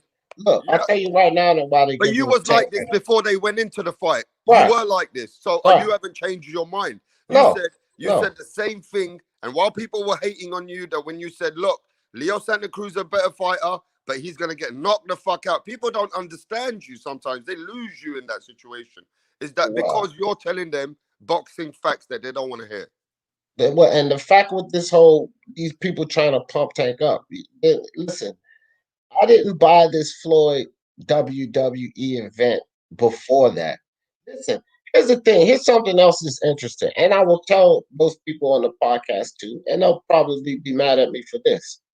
Floyd also sold you guys. You guys should have known that this is too much for my fighter. Errol Spence is my fighter. No, I'm being honest here. Errol Spence is my fighter. And when they talked about that Canelo thing, I immediately said, no, Spence is not going to beat Errol. That's my guy. So they should have separated it. Even though they got the love for Leo Santa Cruz, like I have for Errol Spence. I understand that Errol Spence climbing 2 weight classes to see Canelo at 160. He's going to get beat. They didn't want to understand or accept that about Leo Santa Cruz. Climbing 2 weight classes to beat this fucking crazy knockout puncher with skills like Tank Davis. He's going to get beat. You have to be able to separate the two. So Floyd Mayweather sold you guys. He sold you guys on the fact that your guy actually had a chance. And it brought validity to it because he's Floyd Mayweather. And he makes them feel like, well, look, see, if Floyd said he has a chance, he had a chance. And then they all bought into the fucking facade. And that's nobody's fault but their own, that you bought into this fucking show that Floyd put on. He gave you hope as well that Leo could win. He gave you this hope that Leo could win. It was false hope. And it sold, though. It sold to the Leo fans, the proud Mexicans that wanted the root for their hombre, right? I'm Hispanic too, guys. I'm not Mexican, but I'm Hispanic too. And I'm sorry. It was a show. It was a fucking show.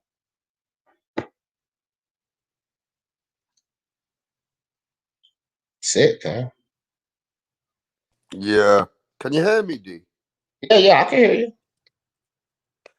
Yeah, I mean, a lot of people are just thinking a different way. They're happy with the knockout and they reckon it justifies him for the next fight, even if he moves up. I told them that that fight doesn't do him any favors or justice in trying to fight a Teofimo Lopez or a Devin Haney. And if Ryan Garcia wins in fashion against Luke Campbell, people are going to say that Ryan Garcia has got a more credible 135 win with a hard Luke Campbell. So as much as they want to praise Tank, that win doesn't do him any good if he's moving up in weight. And people hate that, D. That's definitely facts because Luke Campbell is a much more valid win at 135 than Gamboa. So he'll have a better win than Tank Davis and Devin Haney sharing the same guy that they're both going to stop. Stop your sentence. Are you saying, because you said something very credible, are you saying that Gamboa is a more credible win at a higher weight for Tank than Leo Santa Cruz? Because you're going to get hate for that too. Well, I don't care. It's just a fact. So Gamboa is a better win, isn't it?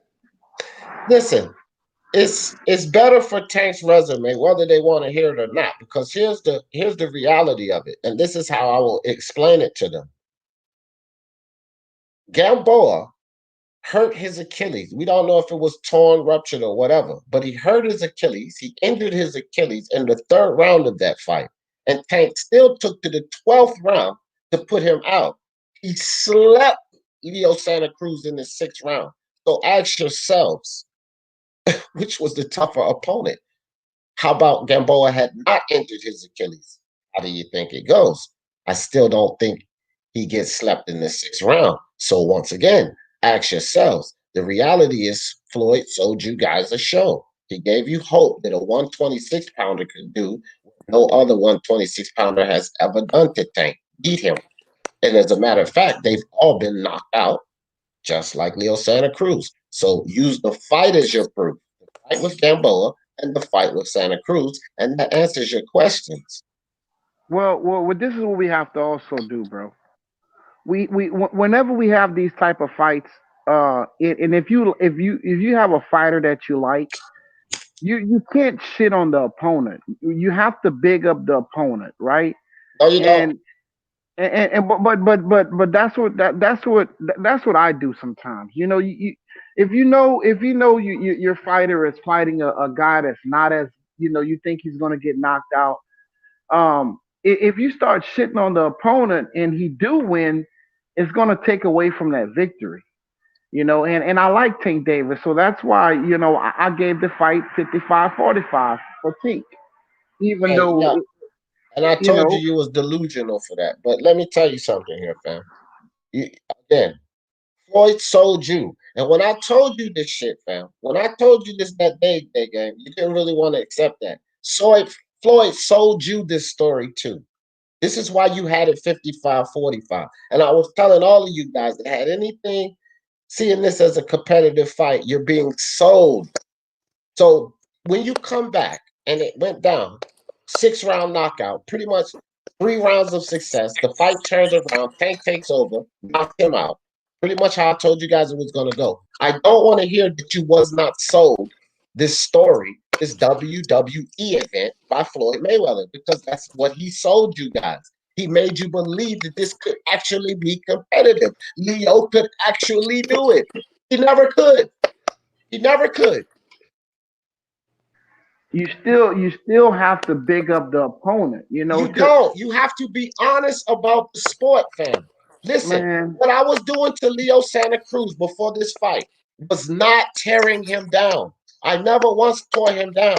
I said I wish that he would win. I did. A part of me wished that he would win. I say he is a great fighter. He's a 4-division champ. I lifted him up in the sense of what he did. But then I said the reality is he cannot beat Tank. He doesn't have a chance. That's not tearing him down, but I'm not going to lift him up to say he has a chance, because then you are lying to the people. And I was saying this exact same thing before the fight that game. When you do that, you're lying to the people to sell a fight. You're giving the people whose guy don't have a chance a false hope that he can win this fight, so that they will purchase your event and you can make money. This is what Vince McMahon does. This is what Floyd did. Whether you guys want to fucking accept it or not, he sold a fucking show. He knew it was no way in hell that Leo Santa Cruz was going to beat Floyd's boy. Not by the fucking scorecards, or if Tank just gets in there and knocks him the fuck out. Floyd was perfectly comfortable that if Leo Santa Cruz eked out a 9-3 victory, they would either call it a fucking draw or give it to Tank on a split decision, fam. So he was never going to beat him on the cards, because they would have robbed Leo fucking blind. But then Tank did what I knew he would do, because his power is too great. That's just the facts. I keep telling everyone, if I can look at these goddamn fights, right? Pick 14 out of 15 fights in one fucking weekend, damn near every method right. And I've never been in that ring like Floyd. I don't have the boxing mind that Floyd has. You fucking telling me that Floyd couldn't figure this shit out? If D. Jefferson can figure it out, Floyd had it figured out, man. He So knew Leo wasn't basically, going to win that fight. Come so on. basically, D, what you're saying to us, D, is right, is that then all this bullshit that they're making up that Tank's gonna fight a great fights next, it's all bullshit. Then what you're saying to us now is that he ain't gonna fight these great fights next, like Teofimo Lopez and Devin Haney, and they're just making No, this up to no, hoax it it's a and lie. hype it up. So he's not gonna fight these fights next, It's a is what you're lie. saying. He's not going to fight. Floyd just came out and said Ryan next, then Teofimo. I bet you your money it don't fucking happen. That way you won't even lose. It ain't fucking happening, Sam. But how Ryan can be next, and Ryan is fighting for the That's why WBC Floyd's a fucking unified. liar. Okay, he's saying these type of things to get the fans interested. Oh, Tank going after this guy, Tank going after that guy, like the Lomachenko thing he did for 3 years. He going after Lomachenko and never fucking materialized. This is what Floyd does. This is how you sell the show. You keep the show going. It's like the fucking circus. You take it from town to town and you come up with these new gimmicks in every town and you continue to make money. It's a fucking show. This is Floyd Mayweather. You Floyd Mayweather fans don't want to accept this shit. You PBC lovers don't want to accept this shit, but he's selling a show over and over and over again. I was not fooled this time. You guys got fooled. I'm sorry. I wasn't fooled this time. I knew it was another show. You didn't want to accept the fact that it was another show, but it was another fucking show. He But sold D, another Tank Davis show. he gotta fight Understand it, somebody accept it. 50-50. He gotta What? fight somebody 50-50 one day. He got He to. gotta fight Yeah, but 50-50 fight.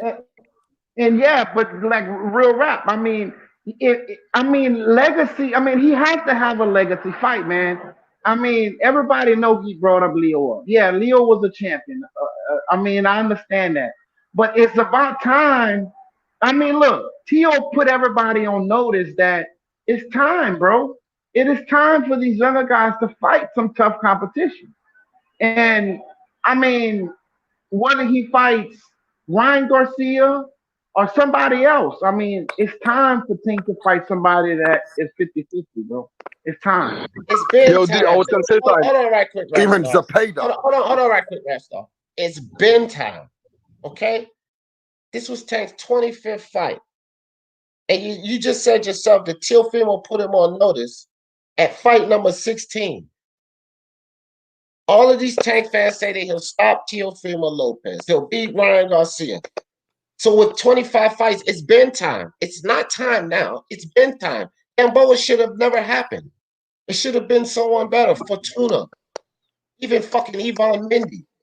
Linares or something. That's who it should have been. It shouldn't have been no fucking bullshit fight like Gamboa in the first place. And you definitely don't go back downhill and basically bring a guy moving up with a great resume, a Hall of Fame resume, as if that's a valid fight or your legacy fight or something that puts you over the top to get you into the pound for pound. Get the fuck out of here, fam. You fight a pound for pound guy in your fucking division, and that makes a statement. You talk about Teofimo Lopez, Tank Davis, legacy fight. Teofimo Lopez fights a pound for pound guy who's a solidified 135 pounder, 4 fights at 135 pounds, won a championship, won 2 championships at 135 pounds. Lomachenko. Tank Davis fights a guy with accolades as well, 4 division champion. You know what I mean? Leo Santa Cruz, potential Hall of Famer, coming up for 126. These are 2 135 pound fighters. Tank has a belt there. Call it a baby belt or what you want. These are 2 135 pound fighters, and this was their next fight, right? When Tank fans say that he could beat Teofimo, well, this is 2 135 pound fighters, and this was their fights. Lomachenko, Leo Santa Cruz. But he could beat Teofimo, and people don't want to believe Floyd sold you a fucking show. Yeah, What but the how fuck is long wrong can you with sell you this guys? show? How long can you keep selling this movie, D? What the fuck is wrong with you guys? Like, this shit is obvious. Yeah, but It's D, obvious. listen to me though. Listen, He's D. sitting here. You know, This is the thing. When he beat Gamboa, do you remember what the talks was? Are we fucking losing? We caught amnesia I here. forgot. Let me refresh you. When he beat Gamboa, it was said that he was ready for the 135 pound division. That Loma was on notice. This was the things that was said. And then he goes back down to 135 and beat a guy coming up from 126. And we're supposed to put him in the top 5 pound for pound. Guys, Floyd Mayweather just told you he could beat the Devons, the Teofimos, the Lomachenkos, because he proved this by beating ex-champion Gamboa, this guy Gamboa. He proved that when he came to 135. This was the story Floyd sold then. But now we're going to act like, oh, Floyd never said all that. Floyd never said all that. He never said he was on the level of Teofimo and Devin Haney and all of these guys. And D, can I say that quickly? now we're going to buy the Leo Santa Cruz show right after? Are you guys fucking serious? It was a fucking show. It was a scam. Period. Go ahead, Pete. Yeah, but D, but listen, that I know like he was gonna beat him. You said that. I even said it, but did he not get like the WBA title for 130? I don't Because give he's a gonna shit stay there as about well. that. It doesn't change the fact it was a show. Yes, he got the title because they knew he was going to get the title. The facts are it was still a show. Yes, he got the title and a show put on. Okay? Just like Leo Santa Cruz, with all due respect, he was going to beat Miguel Flores. Miguel Flores is not a great fighter. That's why it was easy for Leo Santa Cruz to pick up that belt. But who is Leo Santa Cruz under? Who's he under? Anybody know? BBC. Oh, so they made the route remember, Floyd had the power. They made the route for Leo to pick up this 130 belt, fighting a Miguel Flores. Very tough fight at 130. But he picks up a belt just to feed him to Tank Davis for the fucking show. You guys didn't see this? No, you're right. Actually, if you watch it, Get out of here with that, bro. Mayweather and Leonard Ellaby and all that are selling us a show. He's right. They are selling. They're selling them a show because I wasn't never buying that shit. Right? But he got to find somebody great soon. He got to get tested soon, D. He can't carry on like this. Out of here with that. They bought the show. You know, the 55-45 guys, the guys on your podcast that really thought Leo had a hope. They all bought the show. I didn't buy the show. And I'm not buying this bullshit Floyd talking about now. Tank ain't going to fucking test himself until he show me he's going to test himself. If I see him get into a fight with Ryan Garcia, that's supposed to be going over to Devin Haney, or what the WBC says. Well, we'll see. We'll see. Yeah, but listen, the undercard was good as well, so it wasn't like a waste of money. No, we're not talking about the PBC card right now. We're talking about the fact that Jermell Charlo should be the most praised guy in the PBC at this point because he's doing the most. We're talking about the fact that Floyd sold the fucking show. We're not talking about no undercard or the whole card in general because I've already praised the PBC for putting on 3 fire cards back to back. We done with that. We're talking about the facts here. I don't want to hear about the card, fam. I don't want to hear about the money. It's because we passed all of that. Yes, Tank makes money. Yes, they turned him into a star. No, we're going to move past that stuff. Yes, the PBC gave us 3 great cards. We done with all of that. We agree with all of that. Let's talk about the fact that this was a fucking show. Let's all get out here that he sold you a fucking show. Yeah, but how many more shows can he sell us like this? As long as they keep falling for it, he can keep selling it. Look how many. Look, dog, I just said it. The Gamboa fight. Man, do y'all know that I was talking shit about that fight the same way I was talking about this Leo Santa Cruz fight? This is what I'm trying to tell you guys. The show has been over for me. I was a Tank fan and I denounced him because I've been focused on Floyd's doing nothing but putting on a show. People don't want to believe it. They want to keep accepting these false accolades. When you look back and like, yeah, well, Tank, I guess he didn't. Well, yeah, he's still in the process. He could beat Teofimo and Devin Haney and he's still in the process. What fucking process? He's ready. He should have been ready. Teofimo got 9 less fights than this dude. And sitting there with all the fucking marbles. Yeah, you know what Floyd is trying to sell us now? Floyd is trying to sell us now that the fighter or that winner should be in the pound for pound. And Floyd is pushing Tank that he deserves to be in the pound for pound. So he's selling that as well. He's selling it all. Tank won't get in the pound for pound. How the fuck he gonna get in the pound for pound without fighting a fucking pound for pound fighter in your weight class? What Floyd gonna sneak him into the pound for pound? Keep fighting little pound for pound fighters? Look at how much shit everybody gave Spence when he beat Mikey Garcia. Mikey Garcia was on a lot of people pound for pound list. Oh, that don't mean shit when Spence beat that little old Mikey Garcia. So now we're going to give the same benefit to Tank Davis? I never agreed with that shit either with Spencer because Mikey came up. So, yeah, that don't put you in the pound for pound because of that. And it's the same thing here with Tank Davis. And Spence is my guy. Tank's not. But Spence is my guy, so I'm just gonna I had to keep it real on that shit, bro. You beating a guy coming up 2 weight classes. So what? He's on the pound for pound. If people give Lomachenko that benefit when he beat up Rigon Dow, no. It's he's just fighting a smaller guy. But now you want to praise Tank Davis for fighting a smaller guy. It's a double standard in this bullshit, and Floyd sold our show. That's simple. Wow. Yeah, but listen, though, if you want to go that route, though, like, what about Tio? He beat a guy that came from 126, though. He was no. Okay, look, wrong. So you came in too late because I already smashed that before you said that dumb shit. Lomachenko was an acclimated 2-belt winning champion in the 135-pound division. He proved that he belonged there. Leo Santa Cruz never even proved that he belonged at 130. He beat a fucking Miguel Flores, dude.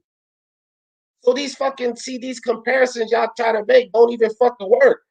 Lomachenko was acclimated to the division, 1 belt in the division, proved that he should be at the division. He beat a Linares at that division. Tank's never fought a Linares. Are you kidding me right now? Yeah, too many I narratives. no, listen. I think Tank beats Linares. To be honest, I think Tank beats He Campbell. did. Look, you I can think think all you want. He didn't test himself, P. We didn't see it. We seen it from Lomachenko. We seen Teofimo beat Lomachenko. We seen Teofimo beat Richard Coleman. We haven't seen, y'all can keep saying Tank will do this, Tank will do that.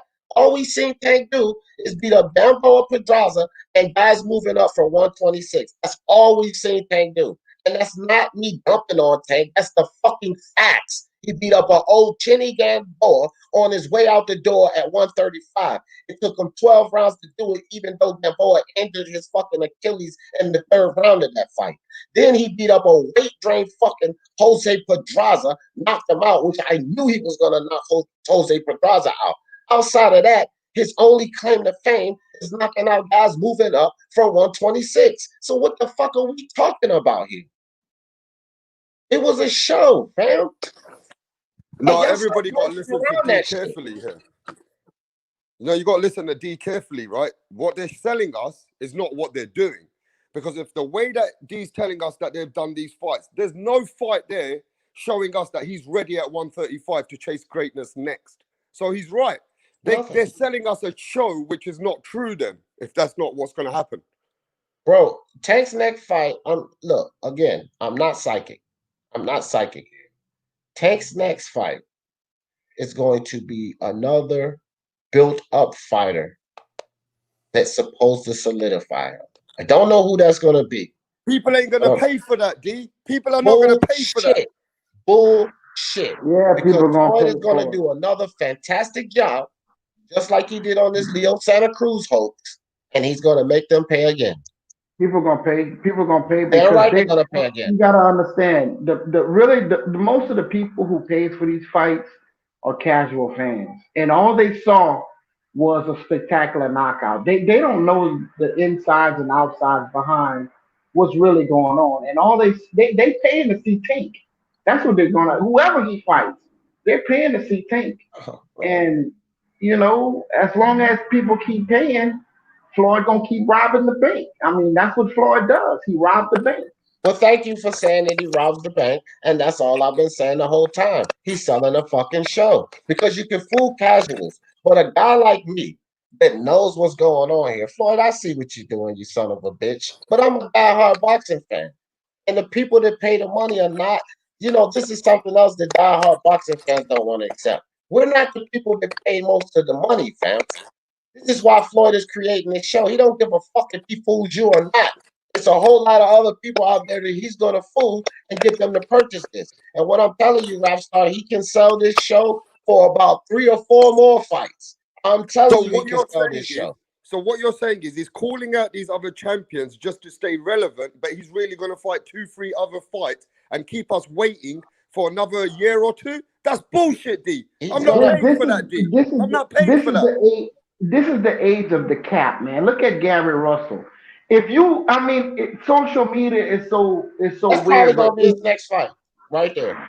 No, that's a good fight. No, that's a good fight. Again, Tank knocks Russell out. I will pick Tank to knock Russell out. Now, I will say this: it's tougher than Leo. It's gonna be a tougher task than Leo, but that game. Say what you want to say. It will be yet another fighter coming up from 126 when he's supposed to be on the level. Hold on, he's supposed to be on the level of a Evan Haney and a Teofimo Lopez. So you can say what you want about Russell this, Russell that. That's what Floyd's gonna say. Save your breath. Floyd's gonna do enough of that. He's gonna create this dream that you don't even have to argue with. Floyd's gonna have all the proof for you. He's going to have the proof for you to make this a competitive, interesting fight that the outcome is not Tank knocking Gary Russell out. That's the show. You already sold. You already sold. You done bought your ticket. I don't see Floyd putting Tank in there with Russell because Russell is a slick fighter. Floyd wouldn't put him in there against Lomachenko right now. Lomachenko is a slick fighter. It's certain type of styles that I think Floyd is going to put Tank against, and I don't see Floyd putting him in there with Russell. I just don't see it. What But about that's Ryan? ridiculous. That's a So you see him ridiculous putting him statement. in there with Ryan Garcia, but not I Gangrel. mean, Ryan Garcia, to me that's a bigger money fight.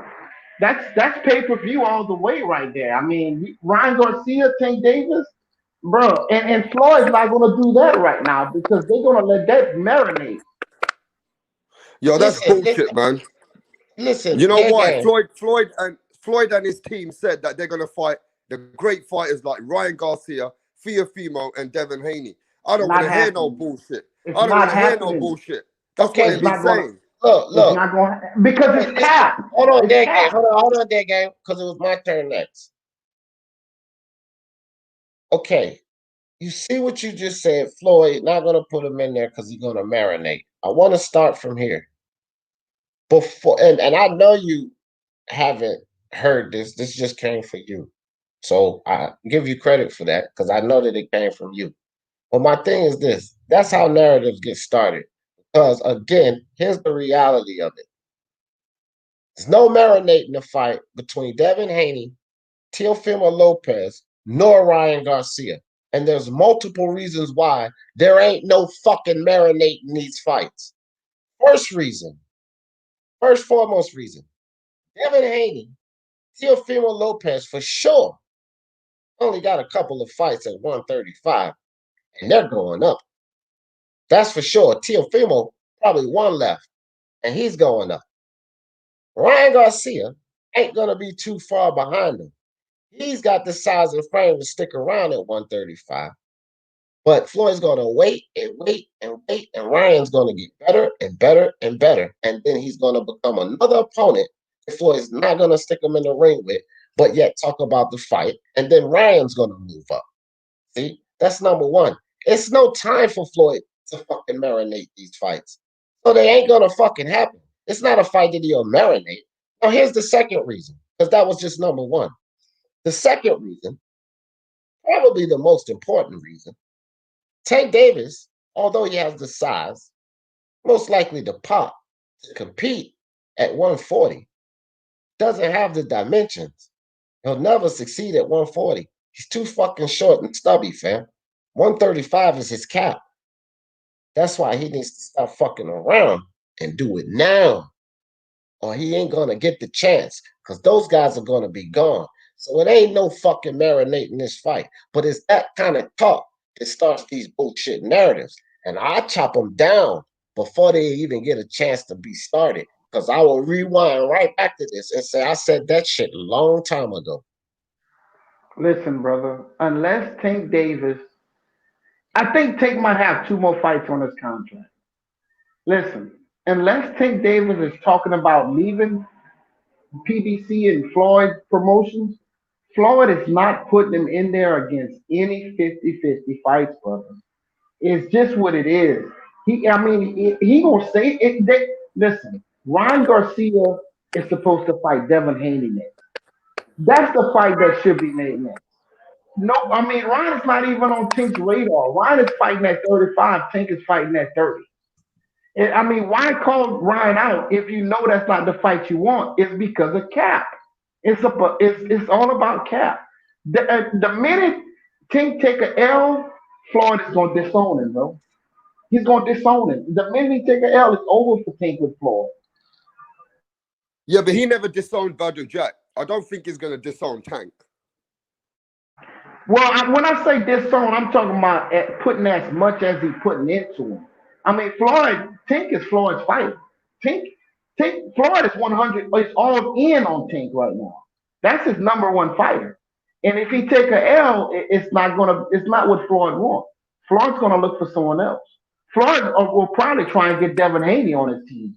Yeah, but how long can he sell us these fights on pay-per-view without being credible opponents at his own weight? How long can they do that, I'm saying?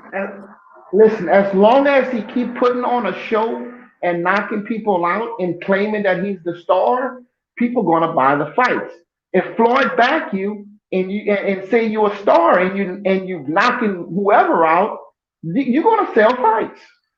So I just heard you say something really interesting. as long as he keep putting on the show. So you do agree that the Leo Santa Cruz first Tank fight was a show. Like I It's said all before, listen. It's before this entertainment, fight, bro. It's sports entertainment, bro. it was, You know. see, why is it so? You know, black people in this country, my brothers and my African American and brothers and sisters got so much fucking pride, bro. It's so hard to say, yeah, yeah, yeah. That motherfucker got me too. Yeah, yeah, yeah, yeah. I was wrong. It was a fucking show. I mean, that's just it, fam. Y'all can bounce around it all you want. Y'all can talk about the money side of it. The money side of it is why he sells the show. So you don't have to sell me on the money because I already know about the money. You don't have to tell me, yeah, Tank not doing this, this, and this, but he making pay-per-views because I already understand the angle about the money. All of that shit is irrelevant. The facts are this kid is not achieving. He's being a pay-per-view star for sure, but he's not putting himself in the record books. He's not a shoo-in for a Hall of Fame. Hell, he probably don't even make the ballot at this goddamn pace he's going. But the thing is this, he's making money then. Pay-per-views. Man, Tank's not testing himself. He's not getting better. He's not taking it to the next level. Oh, but he's making pay-per-views. How much longer are you guys going to keep buying that bullshit that he's selling? This is what I'm telling you. Floyd's selling wolf tickets, and y'all keep buying them and buying them and buying them, no matter what you try to make it out to be. No matter what you try to make these events out to be, how good it's supposed to be for boxing, he's selling you a fucking show. He's telling you that this is this guy here, and he's great. That guy's not great. He's not doing anything to say he's great. Oh, he's a great pay-per-view star, but he's not a great boxer. So don't keep selling this show that you got a great boxer getting in the ring with a real great boxer. It's a wee smaller guy. Fuck all that, man.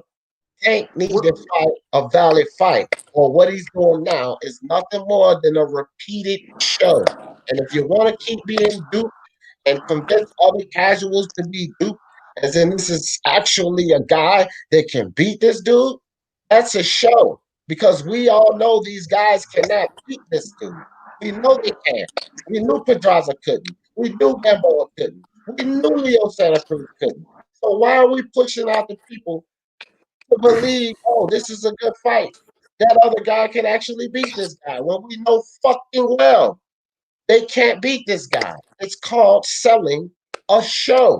So whether you guys want to accept it or not, the facts are Floyd is selling a fucking show. The outcome has been predetermined. It's known. No, Leo never had a chance to take him into deep waters. No, Leo never had a chance to stand up. No, the work rate was never going to happen because it slowed down in the fucking Flores fight, which I was telling you guys. And again, Floyd boxing mind is much greater than mine. If I knew, y'all realize he knew. Don't you get it? Yeah, he's I'm not selling it all to sitting us. up Yeah, here I want to say trying to something say that quickly. I'm stronger than Floyd. Can I Knowing what quickly say goes on something? in Can that I quickly ring. say I'm something? not even, hold up, stop it. I was never even make that claim. I know I'm not smarter than Floyd with realizing what goes on in that ring. And if I can sit up here, people say, well, how did you get that prediction? Don't you think Floyd knew it? Floyd knew 4, 5, or 6 ain't gonna take him out. He knew this the whole time, but he told you, Big Game, you Boxer, this is a 4 division champion. He actually got a chance to take him into deep waters. And no, Tank ain't really been in good conditioning, even though he never been in good conditioning his whole fucking career and still been sleeping everything coming up from 126. And y'all decided to buy that show. Come on, man. Cut it out. Yeah, but you Okay, can Cut it say out. listen, what you want, D. They're gonna listen, buy listen. the No, Gary no, no. Russell show as It well. was my turn. They're gonna buy the Let me say Gary something. Russell show as Let me say well. something quickly. Yeah, they're gonna buy the Gary Russell show. Go ahead, All right, listen. Go ahead. Let me tell you something. Let me tell you something. Yeah, like at the end of the day, you know, if you're a fan of a boxer, you're gonna buy their fight. Like for example, Fury is gonna be fighting Ajit Kabayal. People are gonna buy that fight. You know, what I mean, even the hardcore fans are gonna buy that fight. AJ is gonna be fighting Pulev. We know that AJ is gonna knock him out, but we're still gonna be buying that fight. So, you know, let's not be hypocrite around here. You know what I mean? It is what it is. Like it's just we're fanboys. You know, to certain boxers. Wait. You know what I mean? P. See? It's fact. Yeah, no. Let's not I be don't know. telling lies Sometimes, around here. You know what I mean? yeah. Stop it. I think sometimes you come up here and you want to get me excited. I'm not even gonna get excited about this one. I'm just gonna say P boxing. You idiot. I've already said that Jit Kabayel fight is nonsense. See, I'm not like you guys. I don't support bullshit just because it's a guy that I'm pushing or it's a guy that I like. You guys obviously do that shit. I'm not pushing that fucking Fury versus a Jit Kabayel fight. I'm not pushing that bullshit because it's a bullshit fight. Okay, it gives me my turn. It gives me no intrigue. Y'all think that shit is limited to a Tank versus Leo fight? If it's no intrigue, it's no intrigue. But I will say this about Ajit Kabayel versus Leo Santa Cruz. He actually has a chance to do something against Fury. I don't think he wins, but he actually is a decent boxer. Ajit Kabayel. He's a decent boxer. He's ranked number 15, 14 for a reason, Pete. Say what you want. But he's ranked. Okay, listen. It's not a plethora of fucking talent in the heavyweight division, Pete. So don't get stupid here. Like it's not a bunch of guys running around the heavyweight division that's great fighters. This is a reality. Ajit Kabayel is ranked, and like I said, not much intrigue. So I'm not saying that this guy is some good fucking fighter that Fury shouldn't beat easily. Unanimous decision. Oh my god. Ajit Kabayel, I watch all his fights. All his fights are all stinking fights. He stinks the place out. Have you watched his last fight? He's ranked. That guy Fury will knock the shit out of him. That's what I know. Ajit Kabayel is one of the shittest fighters at the top 15 in the You hear what I said? No he's shit. He's just ranked. You can pay for these rankings. He's undefeated. Yeah, he did beat Derek Chisora. Derek Chisora that wasn't even motivated without no trainer. Let's be honest. Pete, calm down. I'm not trying to validate this fight like y'all trying to validate Tank and Leo, or y'all trying to validate Devin Haney and Gamboa. I'm saying this fight is shit. So I don't even need your rant right now. Because I'm saying the Fury Kabayel fight is shit. I'm telling you that. I would rather see him fight. Yeah, but you said just now. Hold on. This is my show. You just said just now he might got a little bit of chance. You said Ajit Kabayel. God, are you joking? Let's be honest here. He's got no chance, and I'm a Fury hater as well, and I'm being honest. Okay, P. Show the fuck out, man. Ajit Kabayel is a decent boxer. This is what I said. He's ranked for a reason. It's not a plethora of talent in the heavyweight division. So when you look around the heavyweight division and what Ajit Kabayel brings to the table, compared to the heavyweight division, if you can't admit that he's a decent boxer, this is why you always get things wrong. I'm not the one who always get things wrong, Pete. I'm the one who always sits here and tell you shit, and you get it wrong. So you can challenge me all you want. The facts are, in the heavyweight landscape, he's a legit decent boxer. He's not what you guys call a bum or a tomato can. Regardless of how you try to stomp on his resume, he's not that. He's a decent boxer in the heavyweight division. Whether you want to accept that or not, you got F.A. Jaguar beating motherfuckers in the top 5. So you think you got any credibility to tell me who's a decent boxer or not? Get the fuck out of here. Wait. I just listen. F.A. Jaguar is gonna sleep Ajit Kabayel, and I can put money on that. I think he would too, but so the fuck what? Hey, let me say one thing about one thing Pete said that I disagree with. One thing. Listen, a bit more than that. No, one thing. AJ better pack his lunch, because I'm telling you, Kubrat Pulev is a monster, bro. Listen. Get the fuck out of here, man. Hold on, man. Listen. Let him talk. Kubrat Pulev is a monster. That's a 55-45 fight. Yeah, I have AJ 55. Stop it. All right. Look, just mark my words. Y'all gonna remember this, okay? Dead Game Boxing said Kubrat Pulev is a monster. That's all. Now, I'm done. Stop it. Hold on, P. I'm gonna let you rock because I know Joshua is your boy. I just gonna Dead Game Boxing. I told you, fuck everybody else. I told you that Leo Santa Cruz and Tank Davis ain't no goddamn 55-45 fight. And Dead Game Boxing said it was a 55-45 fight. Now you want D. Jefferson to say Dead Game Boxing. Remember, Dead Game, I'm going to remember. Like I remember you said that Leo Santa Cruz and Tank was 55-45. Now I'm going to tell you now, buddy, that's like an 85-15 fight. Anthony Joshua is going to knock, and I mean knock, Kubrat Pulev the fuck out. Believe it. I don't know where you getting this shot with that goddamn. Listen, man, Kubrat Pulev is over the hill, man. Anthony Joshua gonna hurt that dude, man.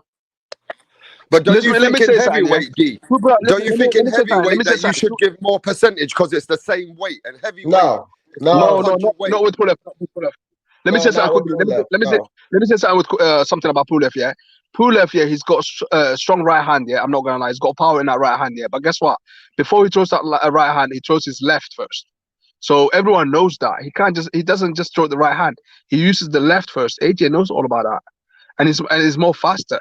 Let's not sell that fight as a good fight. It's not a good fight, to be honest. I'm a big AJ fan. That's not a good fight. I don't want that fight. I don't want to see that fight. But guess what? The IBF is pushing that fight. What can we do about it? Do you know what I mean? Hold on, Can I right quick. ask you one thing, Hold on, D? Rastar. Look. Their game. I think their game is like my man Myron Magnus. I think they say this dumb shit because they think it's for the sake of boxing. We shouldn't be trashing these fights out here because you're trashing boxing. But I don't look at it from you guys' perspective. If I'm right about that day game, I'm right. If I'm not, I'm not. But I know that that's Myron's perspective. We should pump up these fights for the sake of boxing, and I get that. But I think that also, while y'all think that's helping boxing, I think it plagues boxing because it's telling people that these are going to be good fights, competitive fights. Get them to love the sweet science. But all we're getting them to love is one-sided punishment. And then after a while, if these people come in for one-sided punishment, when they see a good technical boxing match, guys going back and forth, they get uninterested in that. So you're not being honest when you putting this bullshit out there as if it's a good fight. Now, I don't know if you really believe that it's 55-45, or it's just another situation where you're just trying to do it for the sake of boxing, like the Leo Santa Cruz and Tank shit. But it just is not that, man. Leo Do you know Santa what? Cruz, Don't have no Leo, chance to beat no fucking Joshua, no more than Leo Santa Cruz had a chance to beat Tank Davis. And I'm telling you now, I'm going to pick Joshua to knock this motherfucker out anywhere between 6 and 8 rounds. Done deal. 6 and 8, Joshua going to put him out. The Leo Santa Cruz. I'll go in between 1 to 5. He ain't gonna last 5 rounds with AJ. There's no chance in hell that he's gonna last no more than 5 rounds. Yeah. No more than 5 rounds. He's already scared. He's already scared. Go back and watch. He didn't win the first fight. Hold on, Pierre. Hold on. Go ahead, big guy. Go back and watch the style and the technique. This guy is a great boxer, bro. Yes, the Leo Santa Cruz. Yes, I did have Tank win, and yes, I don't like to shit on the opponents of people that I like. And yes, I do like AJ, but this is no cap right here. Pulev is a monster, bro. And AJ better be ready to bring it all, bro. And that's gonna be that's gonna be an entertaining fight. That's gonna be a good fight, bro. Let's just get ready to pack your popcorn, bro. Hey, that's gonna be a good fight. No. I just want to say one thing we're before not gonna say, we're not gonna sit there and say this is an entertaining fight and then try to listen. There is a difference. This is a selling tactic. Say, oh, it's an entertaining fight, it's a good fight. No. These are two different things. A good fight is a stylistically competitive matchup where whether we get a knockout or not, you see a good show. You see guys using feints, setting each other up. You know, that's a good fight.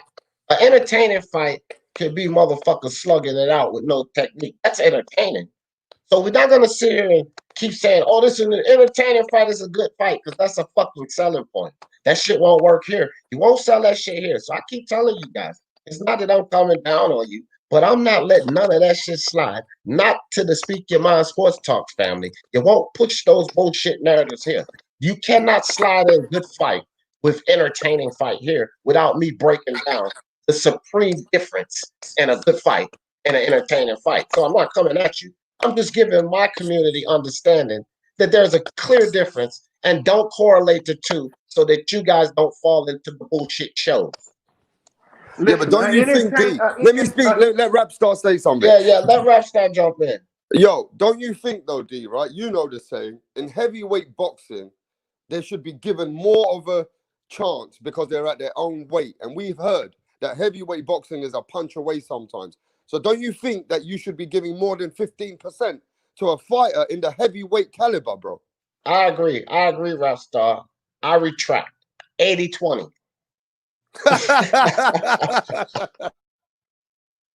Come on, D. Do better than that, brother. You gotta give more than that, D. That's a heavyweight fight, bro. Listen, I did that in the respect of you. You made me retract, and you always have that over me. I'll say 80-20. Facts are, AJ knocks this motherfucker out between 6 to 8.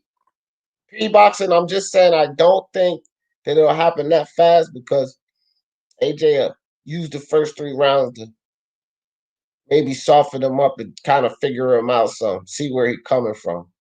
So 5, I don't think he'll get it. I say 6 to 8. But hold on, guys. IBT been sitting here. What's up, IBT? I know you got something to say about these topics. Yeah, what's up? How you guys doing? All right. Good. Salute, brother. Yeah. D, I think you're being generous with 1585, to be honest.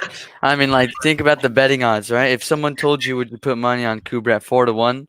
I mean, why would I put money on Kubrat? Might as well just throw it down the drain. It's just kind of weird. Right. Yeah, AJ's gonna knock that guy out between 5 to 7 rounds. It's gonna be any one of those. Yeah, but that's the same as Andy Ruiz. That's the same as Andy Ruiz. That's not only what I had said with Andy 20% Ruiz. chance. That's not what I said with Andy Ruiz. I gave Andy Ruiz a way higher chance. I thought Andy. Okay, hold on, guys. Stop cutting him off. Come on. When they initially announced Andy Ruiz as a replacement opponent, I thought that was an upgrade from Miller, just stylistically. So, like, the people calling it, like, you're trying to tell me I said 20%. No, I did not. I thought that fight would be much closer, and it was.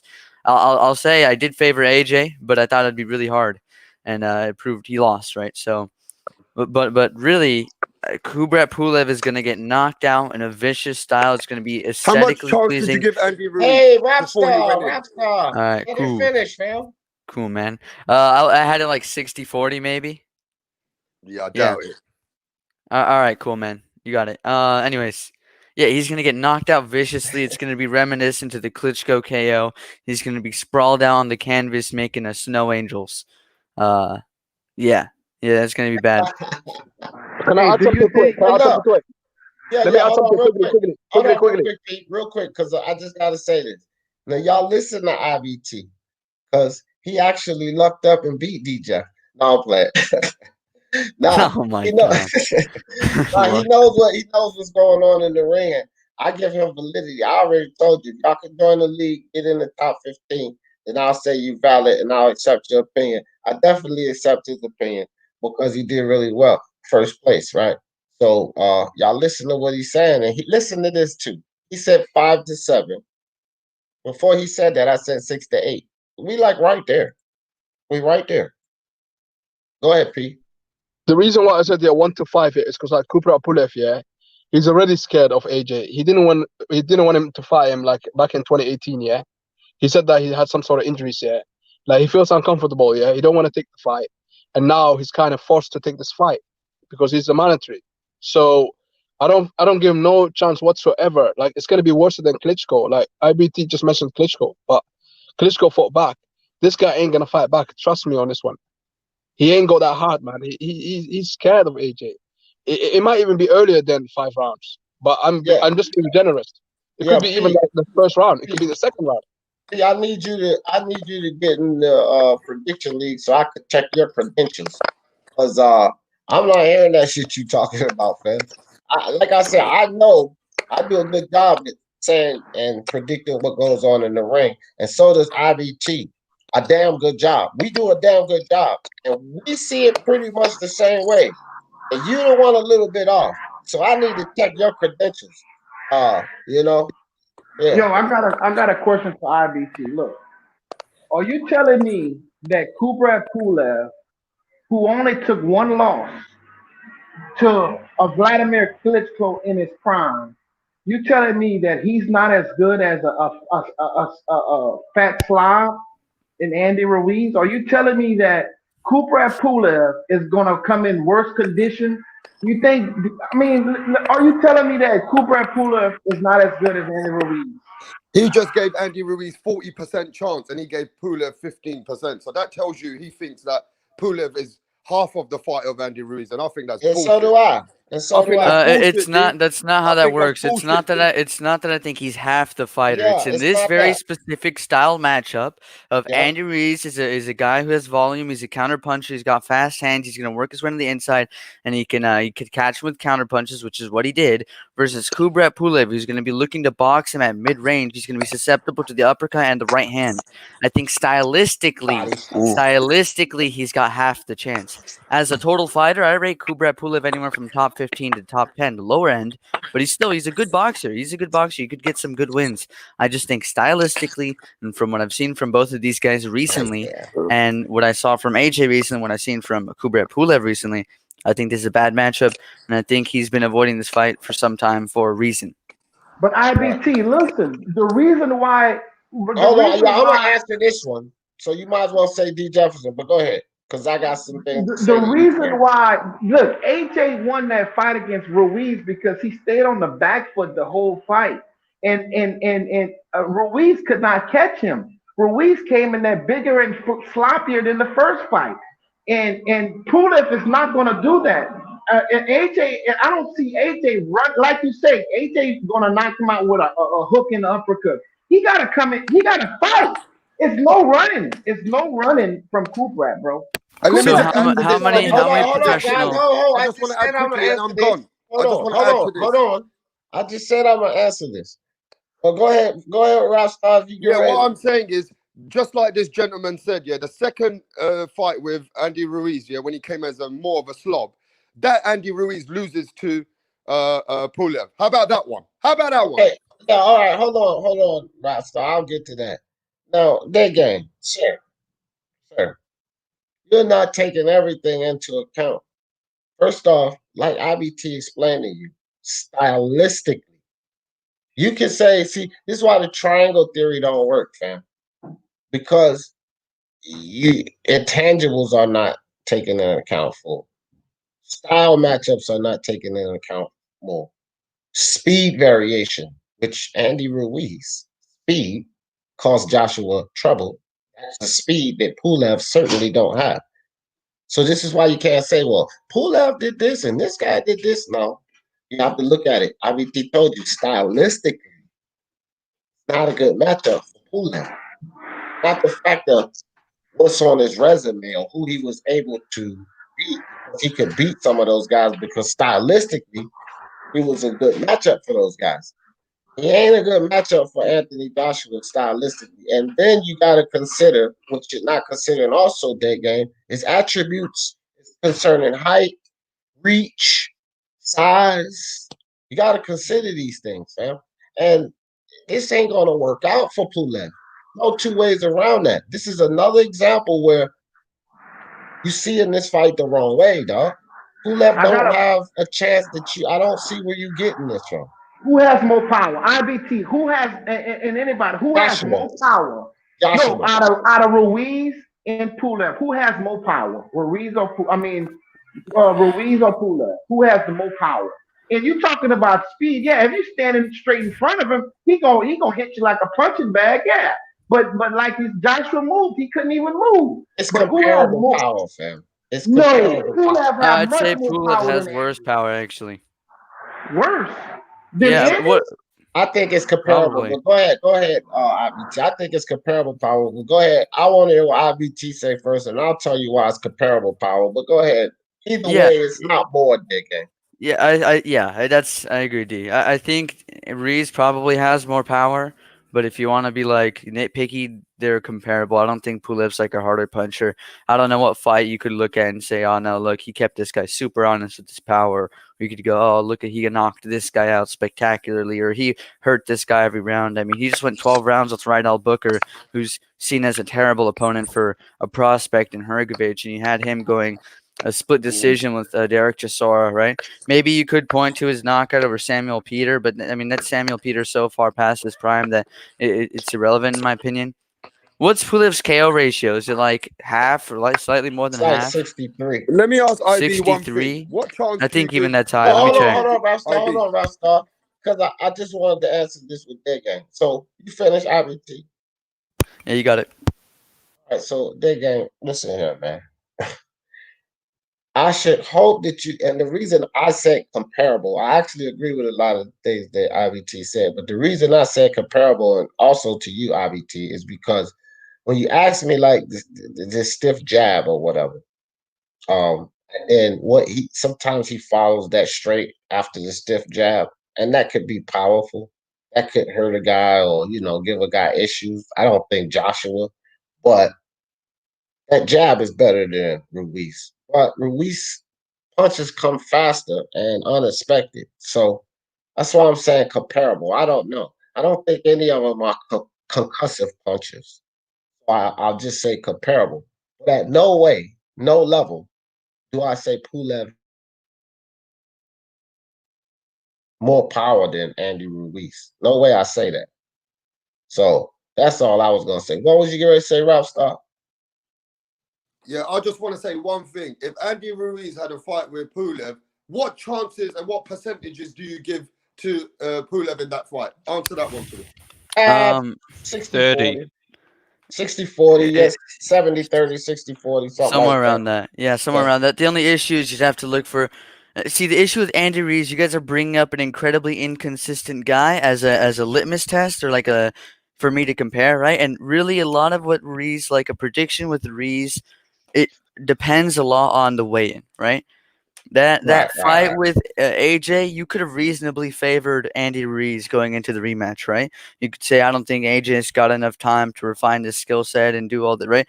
But if you see the weigh-in, you should have, changed your bets if you had him on Ruiz. Just the guy came in so out of shape that it didn't seem possible he'd win. And the excuse that they gave as for why he weighed that much, trying to hide that he didn't really train, it was terrible. They said he just had lunch, and that's why he's like 20 pounds above. It makes no sense. So to me, that's a 50-50 I would fight say for some reason. it's no, not. no, It's, no, no, no. I would say this. It's not 50-50. I would say this.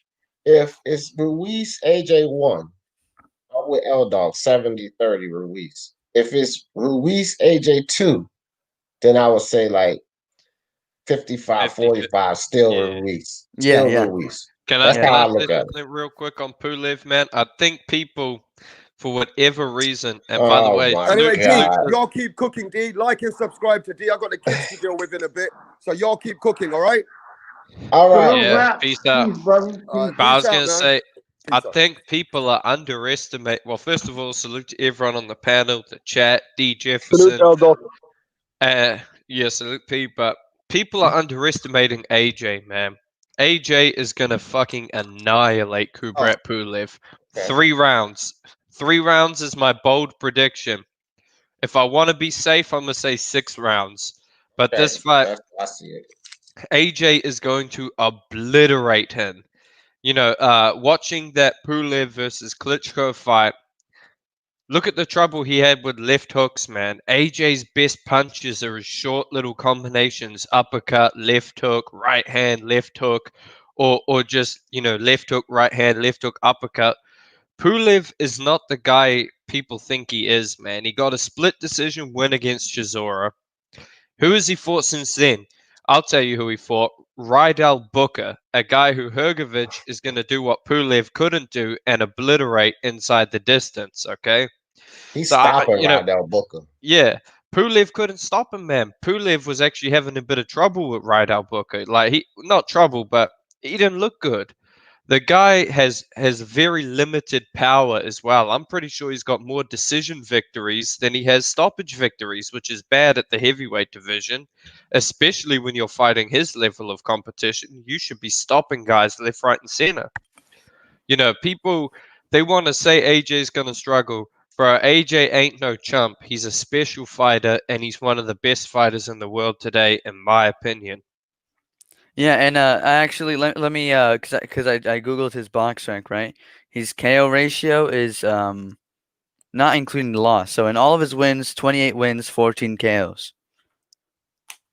So in all of his fights, the ratio is 48%. But if you want to say all his wins, it's 50%. Yeah, Yeah, but listen, box. he fought a lot of bumps, yeah, and basically he didn't even knock them out. AJ Yeah. would have knocked out these bumps. Even like Kevin Johnson, like I know that a lot of people didn't knock out Kevin Johnson, but AJ knocked Kevin Johnson out. Like AJ always finds a way to knock people out. You know Yeah, what I mean? Well, So not always, but most of the time. Yeah, Look, but look at the guys AJ hasn't knocked out. Both of them have elite level chins. Andy Ruiz and Joseph Parker, two of the best chins in the heavyweight division. But we look at some of the other guys he's knocked out, quality opponents. well, the only one who knocked Pulev out was Klitschko. I mean, Pulev have a chin also, and Pulev is a great boxer. I don't Pulev see don't what have y'all. defense. That game. Stop it. He's all right, not listen. I'm about to defensively. go, but He's listen, not defensively efficient. I'm He's about to going to go get deep. But knocked listen, out. Yeah. let me say one thing. Let me say how this fight's gonna go because I'm about to go. Yeah, this fight, yeah, Pulev is not gonna fight. Trust me, he's gonna try like running away, like covering himself. He's gonna fight similar to like Molina, and that this fight's gonna finish like quite quick. It could be like I earlier said, like it could be around 1 bar. Like I said, like about 5, but he's not gonna want to fight. Trust me. And AJ always finds a way to knock those type of fighters out that don't want to fight. You know what I mean? So yeah, this fight ain't gonna be interesting, but I'm still gonna buy the fight because I'm an AJ fan. I'm a boxing fan. But yeah, man, peace to you guys. Salute to L Dog, IBT, Dead Be Game, boxing. P. Jefferson, Salute. to the chat, to the haters, to the lovers. Peace out. Peace, Hold brother. on. Peace. Jose Yepes. I already told people. Lomachenko came out with this damn shoulder injury, and I was telling people Teofimo had injuries going into that fight. He didn't even mention them. He didn't mention his injuries going into that fight. But Lomachenko come out and cry about injuries. Yeah, I know about the surgery, but it don't surprise me. Like I said, that was some punk shit that Lomachenko team did by putting out shoulder injury reports. A lot of fighters go in the fights injured, arms fucked up. Wilder went in the fight injured. People don't give him no excuses about it, even though he had a fucking sling in the operation himself. He's supposed to fucking send flowers to Lomachenko. Jose, did you send flowers to Lomachenko? You must have been a Yes. Lomachenko flower sender, Jose Yepes. The only I one mailed who, mine off yesterday. Speedy recovery, yeah, champ. AJ. Yeah, but here's the problem that I have when boxers that I'm a fan of go in there with injuries that could prevent them from fighting the way they should fight. Someone said Wilder had a torn bicep. Listen, if you have a major injury, you shouldn't just take the bag, man. You need to call that fight off. Don't go in there and make the fans give the fans you're not what you're not as 100, bro. And I mean, no fighter is 100. Let me get that straight. But if you have a major injury, don't take the fight for the money, man, because you're doing something to your fans that's not loyal. If you have a major injury, don't take the fight, bro. I have a problem with that. The torn bicep injury was before the fight. It happened in sparring. So there's no telling if it was healed or whatever for the fight. In the end, the surgery he had after the fight wasn't about the bicep. It was about his hand. So the bicep, we don't really know if that was a factor or not in the fight. His hand surgery was the surgery he had after the fight, which I don't know how much validity it is in that when you shoot fucking 50 cows not too long after you just supposed to have had hand surgery. Come on. Those 50 cows got a whole lot of kickback. No, I understand what you're saying, Debo, and I'm not saying just Wilder. I'm talking about any boxer. If you Yeah, I'm have a just major if you have a major injury and you cover it up and you say if you say you're feeling good and all this and you know in your heart that you have an injury that's preventing you from fighting your fight, why not just don't fight the fight, man? It's like they want to take the bag whether they have an injury or not, and that's doing something to your fans, man. You're not giving us your all. well, bro, Teofimo and Lomachenko just did it. They both just had surgeries. Right, I understand, but to It's me, the I mean fight that. game, dead game. Like I Yeah, said, but that's why I said it's not exclusive. A lot of these fighters, football players, basketball players, hockey players, baseball, they play injured, fam. It's their job. If you fucking twist your ankle but you still can walk, you gonna go to work or you gonna sit home and make no money. So this is their job. This is what they do. Fuck it. Like, let's get Yeah, it but on. this is the hurt business, man. I I mean, mean, yeah, but it's their business. And with I all got due respect, it's the hurt business, but it's their business, and they say business must go on. yeah, Let I them got get in there and fight. To me, I'm disappointed in Loma. I'm accusing him of false advertisement because he said he was going to be 100% healthy, and it turns out he was injured. Listen, man, dude should have pulled out of the fight. No, he wasn't injured going into the fight. The injury, the re-injury happened during the fight. No, he was injured before the fight. He had to notify VADA of him using painkillers, like specific ones for his shoulder. Okay, so what you saying is Loma was a dumbass? Yes. Okay, well, and that's what I'm saying. I'm saying it's false advertisement. And how is it false advertisement? The playing field was even. Teofimo was hurt too. No, Yeah, but I'm but saying you can't say I'm going to be 100% and I'm going to put on a performance, and then afterwards it turns out you're injured. You're Right. trying to you're lying to your own fans and you're letting them down. Well, Right.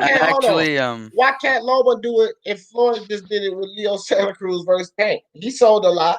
Now we're gonna get on Lomachenko. No, we're talking about an injury, Oh, man. no, If ain't you no have- more. It's about it. Floyd can look. That game no more. Make me go back to that. It was a show, fam. That's a lie. You're telling the fans that this is a competitive fight and one that means something, and it's actually not. That was a lie. A lie is a lie is a lie. It's just like L Dog said. He fooled him as a fan. Floyd fooled a bunch of fans. It's a lie. Yeah, Don't but be double standard here. we're talking about an injury, and I don't care feel, what the different lie is. That's all you breaking down is this a different But it's lie. the same It's with still any a lie, fighter. dude.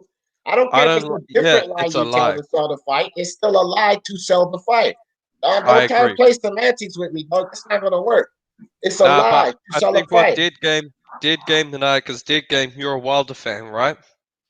100%.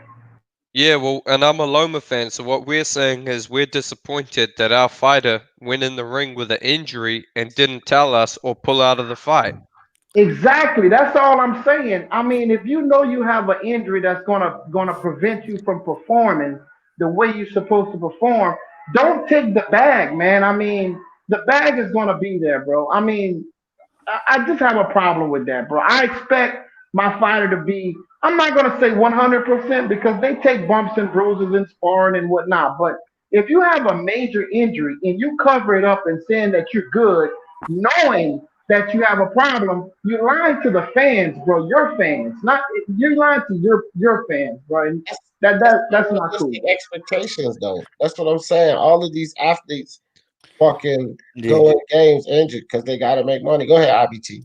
Yeah, sorry. I just wanted to jump in before we move topics. I understand what you guys mean completely. They're not actually L Dog's obviously joking. He's not gonna sue Lomachenko, but they're just saying that their fighter went into a fight with an undisclosed injury that they feel affected their performance. I know what you mean, bro. My fighter, Juan Francisco Estrada, he had a hand injury against Sorongabisai, and he still got a fat dub against him though. So he's built a little different from you guys. That was you guys a as champions are not that as was good. a fixed ass fight, Yeah, man. I mean, like 14-2. That's not a bad record for a journeyman. That's pretty good. I think Lomachenko's got a big future. IBT, if Teofimo Lopez was as stupid as Rungvisai in the rematch, Loma would have been walking away with a dub, man. Yeah, too bad he's not. Exactly, but you know, it is what it is. And I want to bring something up because there's something I've noticed 2 weekends in a row, D, with these matchroom cards. Have you noticed the poor timekeeping in these fights? When it came to the Estrada Quadras second fight, when I think it was Quadras knocked down Estrada. I saw it. It was the third round. Yeah, the third round. They ended it. Was just clock errors, L Dog. I mean, But then how come in the Kambosos Selby fight, when Kambosos actually hurt Selby, they stopped the fight with a minute left in the round? You know, this is what I'm not getting. It seems like a regular occurrence on their behalf. It's because they suffer from brain rot and they're dumb. No, I saw that they had a whole minute left. I thought they had. They messed up It with was the, you okay, know. guys. It was a I clock error. I was doing the fight. It was just a clock error. But they have alternate sources, guys. Just like when the referee's pushing the fighter away, they got a ref outside counting. They have other clocks. So it was just a television clock error. And all it had to be was readjusted on the television. It didn't fucking delay the fight or anything. They caught the clock back up and everything was okay. Not a big issue. That's what happened both times. Those situations you gave. I was coincidentally doing both of those cards, so no big deal. No Hey, big deal. before I go, I got one question for you, be in the panel. Cambodia, what do you think about him against Tio? What do you think Man, about that? Theo knocks that dude the Yeah. fuck out, man. Man, George Kambosos gonna get revenge for me. He's gonna knock Teofimo the fuck out in the Oh, 7th shut the round. fuck up, dude. Shut the Nah, fuck up. he's gonna Well, get obliterated, Kome style. Theo is stronger. Listen, he's draining, guys. Not draining, but it ain't easy for him to make 135. He's gonna be stronger, quicker, more. He's a growing kid. At 140, he's gonna be better. I'm not saying he's automatically bad, good enough to beat Josh. That's my dude. I don't know. But he's going to be better at 140. Fresher coming into the fight. That motherfucking Camboso Jr. could barely figure out how to get in on Lee Selby. What the fuck he He gonna do can't with cut the ring Teofimo? off. He Hey, can't cut the ring off. L Dog, I'm not Is, trusting any of your analysis towards Teofimo He Lopez. can't cut the ring off, bro. I'm D, talking get about this. Kambosos. D, get this. Get this. You All know the BDA show, right? right. The people on the panel would be having their analysis and talking about Teofimo can't do this, Teofimo can't do this, and I'm in the chat. Okay, I'm just in the chat, and I go, oh, that's not quite true.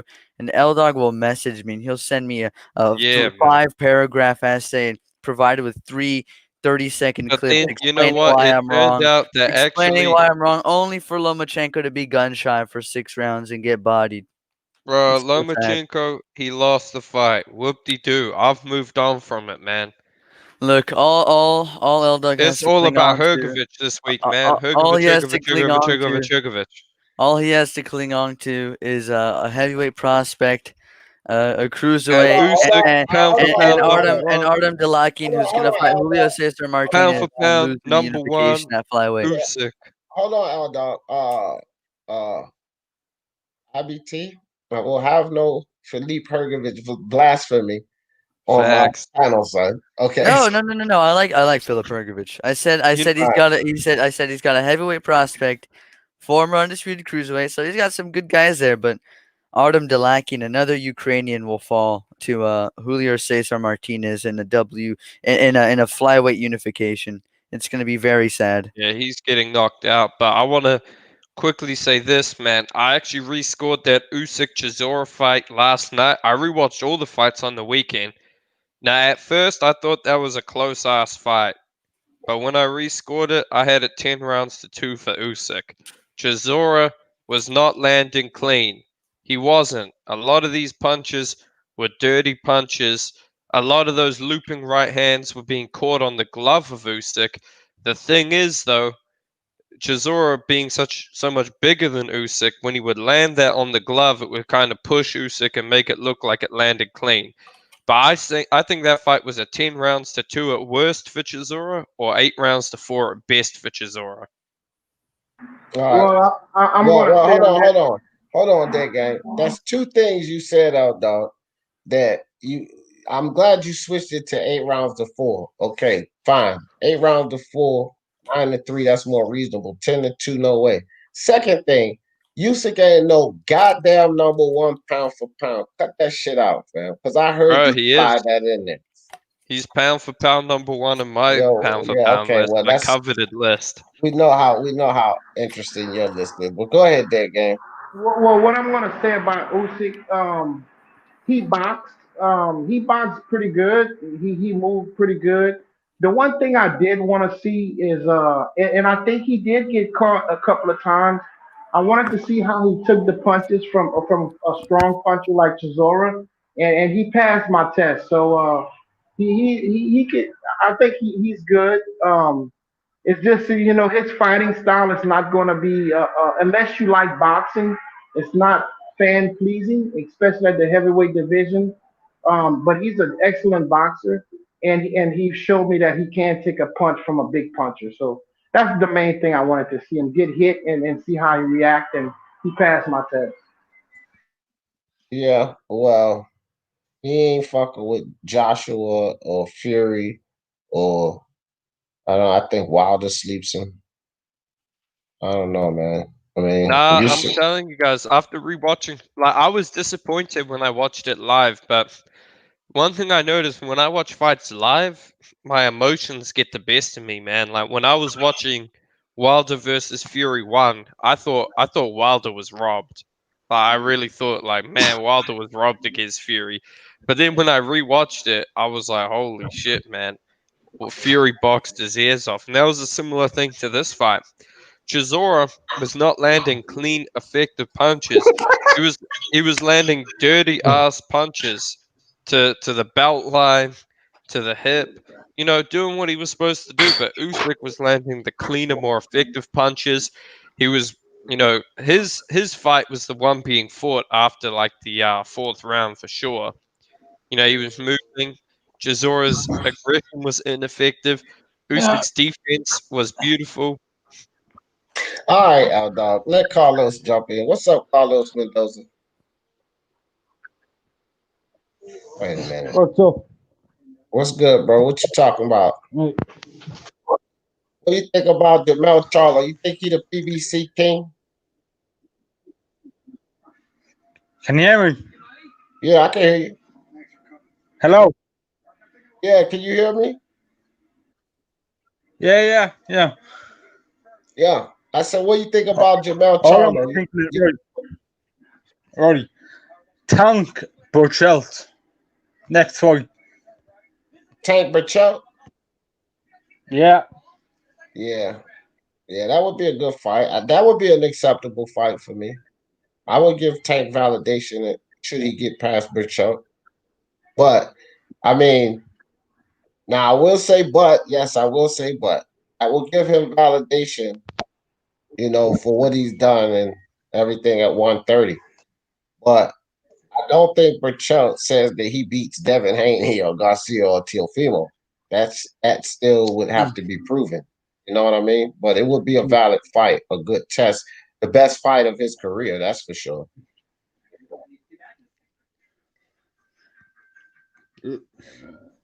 Hey guys, No look, man, pressure. good chopping it up, man. I'm blazing out, man. Y'all have a good one. Bless y'all, bro. And I'll catch y'all on the flip flop. All right, big gang. Yeah. So, yeah, Carlos, you jumped on at 5 hours and Yeah, 21. I'm going to jump off of this shit. All right, guys. What's up? Carlos, you just got up here. Give me some closing thoughts. I'm going to close it out. Give me some closing thoughts. Close now. Lopez moves up to 140. Fights the winner of Ramirez and Taylor. I like the sound of that. All right, fam. Well, you come on anytime, Carlos. You just dumped on at the end, so about to shut it down. L Dog, give me some closing thoughts, buddy. Usyk is pound for pound number one. Hrgovic is a top 10 heavyweight come this weekend. Lomachenko will be fighter of the year 2021 with wins over Bichot Valdez winner and Tank. And that's all I got to say, man. Peace out. Peace out, L Dog. Thanks for coming through, fam. IBT, give me some closing thoughts, brother. Yeah, man. Yo.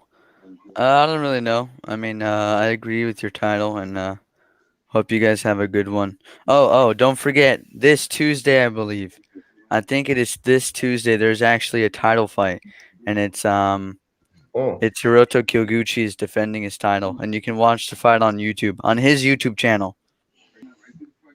All right. Sweet. Appreciate you coming through, fam. All right, guys. So I'll sum it up like this. Thanks, Jerome Benjamin. I'll say it just like this. You can't, yeah. All right, peace out, man.